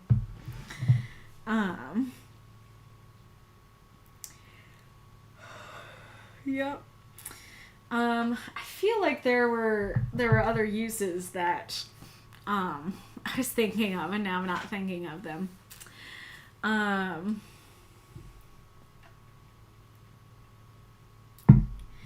Oh yeah, so like dream could mean, you know, kind of going back to like the romantic thing, that it could be like, I wasn't in love with you, I was in love with the idea of you, kind of thing. That I wasn't in love with you, I was in love with the dream of you, right? That somebody could be so addicted to their view of a person that they don't actually see who that person really is. And another thing that I remembered I wanted to talk about is that just because it's a dream doesn't necessarily mean it's unattainable. That the addicted part does bring this negative connotation of like, oh yeah,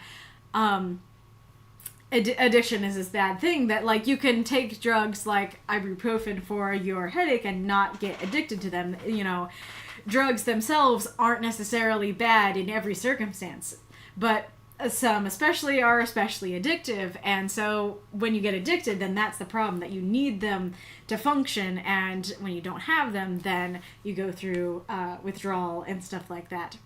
What was I gonna say?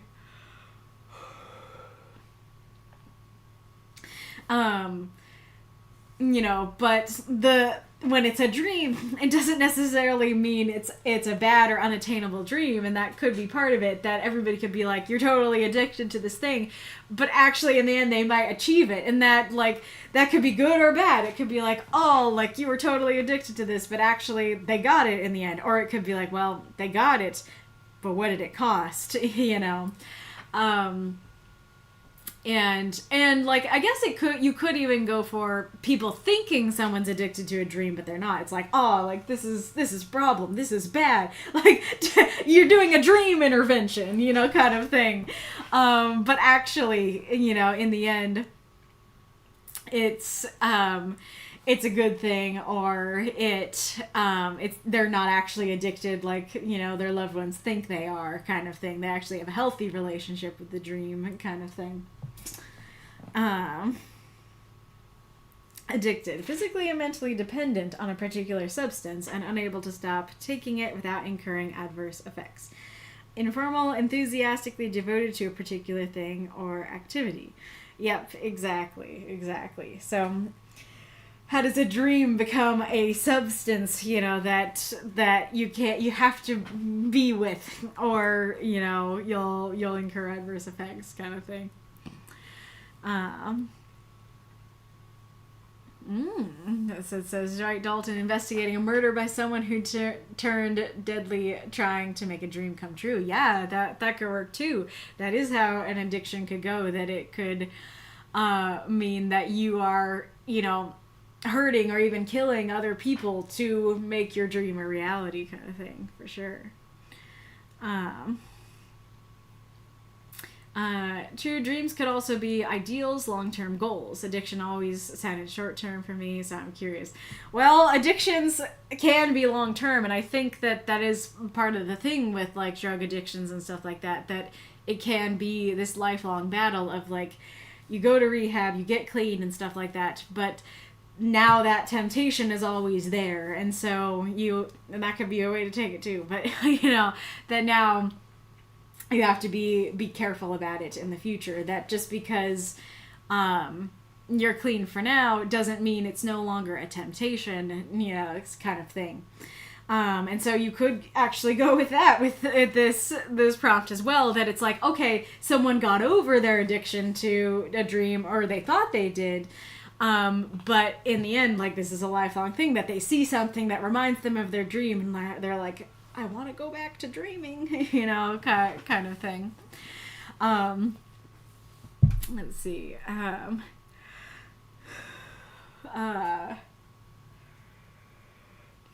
Yes, it says Servos and Acte coming upon someone in the fairy woods who keeps sleeping in the magical wilderness for some reason. Oh yeah, you could do like a narcoleptic that it's like you're addicted to dreaming kind of thing. You could also do like Ephron's mom, or Ephron's dad, or Solatia's mom being like, you're addicted to that dream of becoming human, or well, maybe she doesn't want to become, no, I don't know. Well, I don't know. You're addicted to human stuff, at least. And, like, Ephron, like, you're addicted to the sea, sort of thing.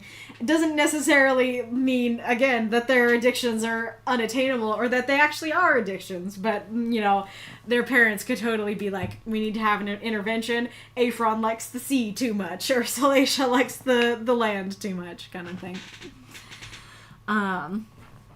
Addiction can be a habit. Yeah, exactly. Yeah, that's interesting. So you could go for the idea of, like, this dream is something I turn to numb the pain. Yeah, so you could totally use it like that. Instead of it being about the dream being the goal that you're addicted to, instead it could be like, my life sucks, but thinking about this dream, that makes me get through it. And, like, that becomes an addiction sort of thing.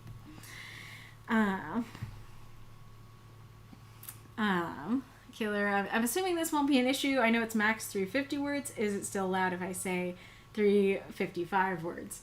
Unfortunately, that is a problem. It really does need to be just 350. You can use word counter to calculate it. Word counter is the most lenient word counter I've seen. Google Docs, Microsoft Word, all those things, they're less lenient than word counter is, and word counter is what we use, you know, to, like, check the stories and stuff. There's also the extremely sad, extremely beautiful song, I Dreamed a Dance, from Next to Normal. It's about a mother who lost her son and only sees him in her dreams, so now she lives to dream. Interesting. Yeah, you totally could take it in that way of, in your dreams you see someone, like, it's kind of the necromancy thing, that there's some way that you can see this lost loved one, and it's only in your dreams kind of way. So you get addicted to that dream kind of thing. Also, I know Nightwolf loves Bloodborne, and so I don't know if this prompt was inspired by Bloodborne like the Hunter one was, but I feel like it could be, that it's like the Hunter's dream kind of thing, that you're addicted to, like, it could be that someone literally lives inside of a dream and they're addicted to living in this dream, or they're, in Bloodborne's case, like, maybe you're addicted to the hunt inside this dream, and so you don't want to leave or something like that.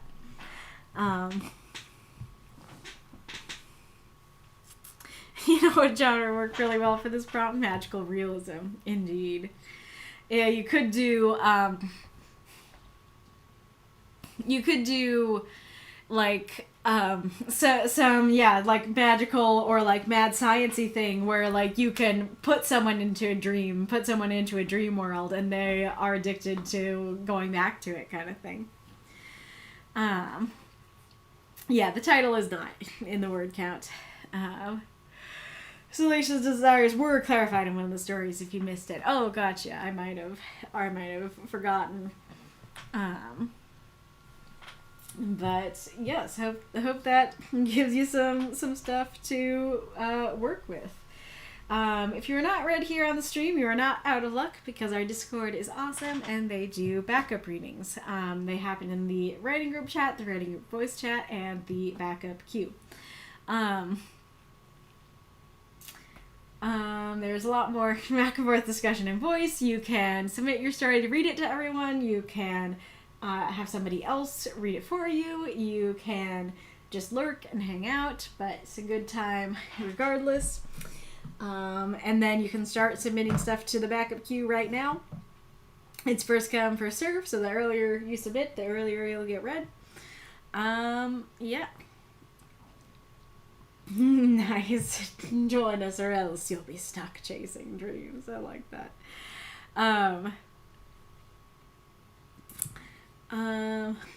And then, oh yeah, so who do you want me to raid? Is the thing left.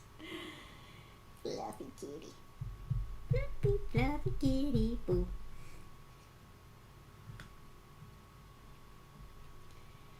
Oh, the kitty. Oh yeah, I can look and see if there's any more chat in the stream chat.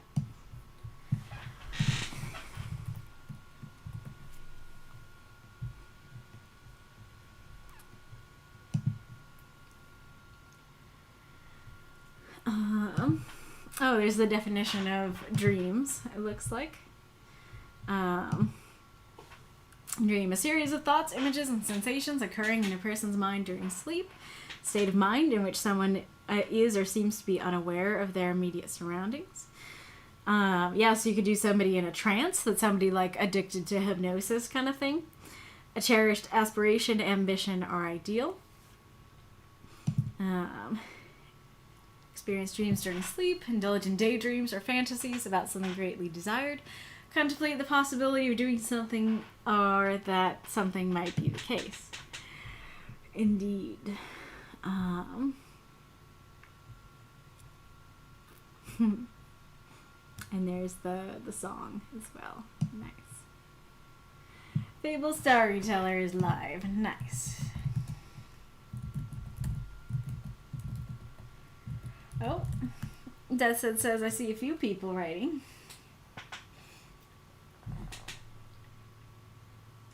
That's a kitty.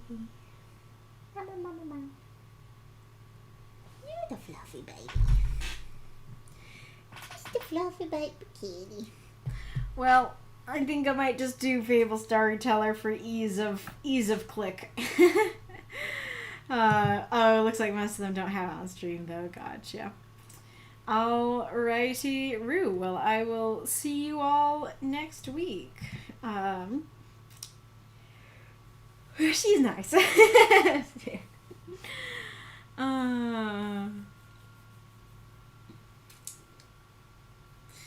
I will see you all next week, where I hope your dreams don't become addictions. Goodbye.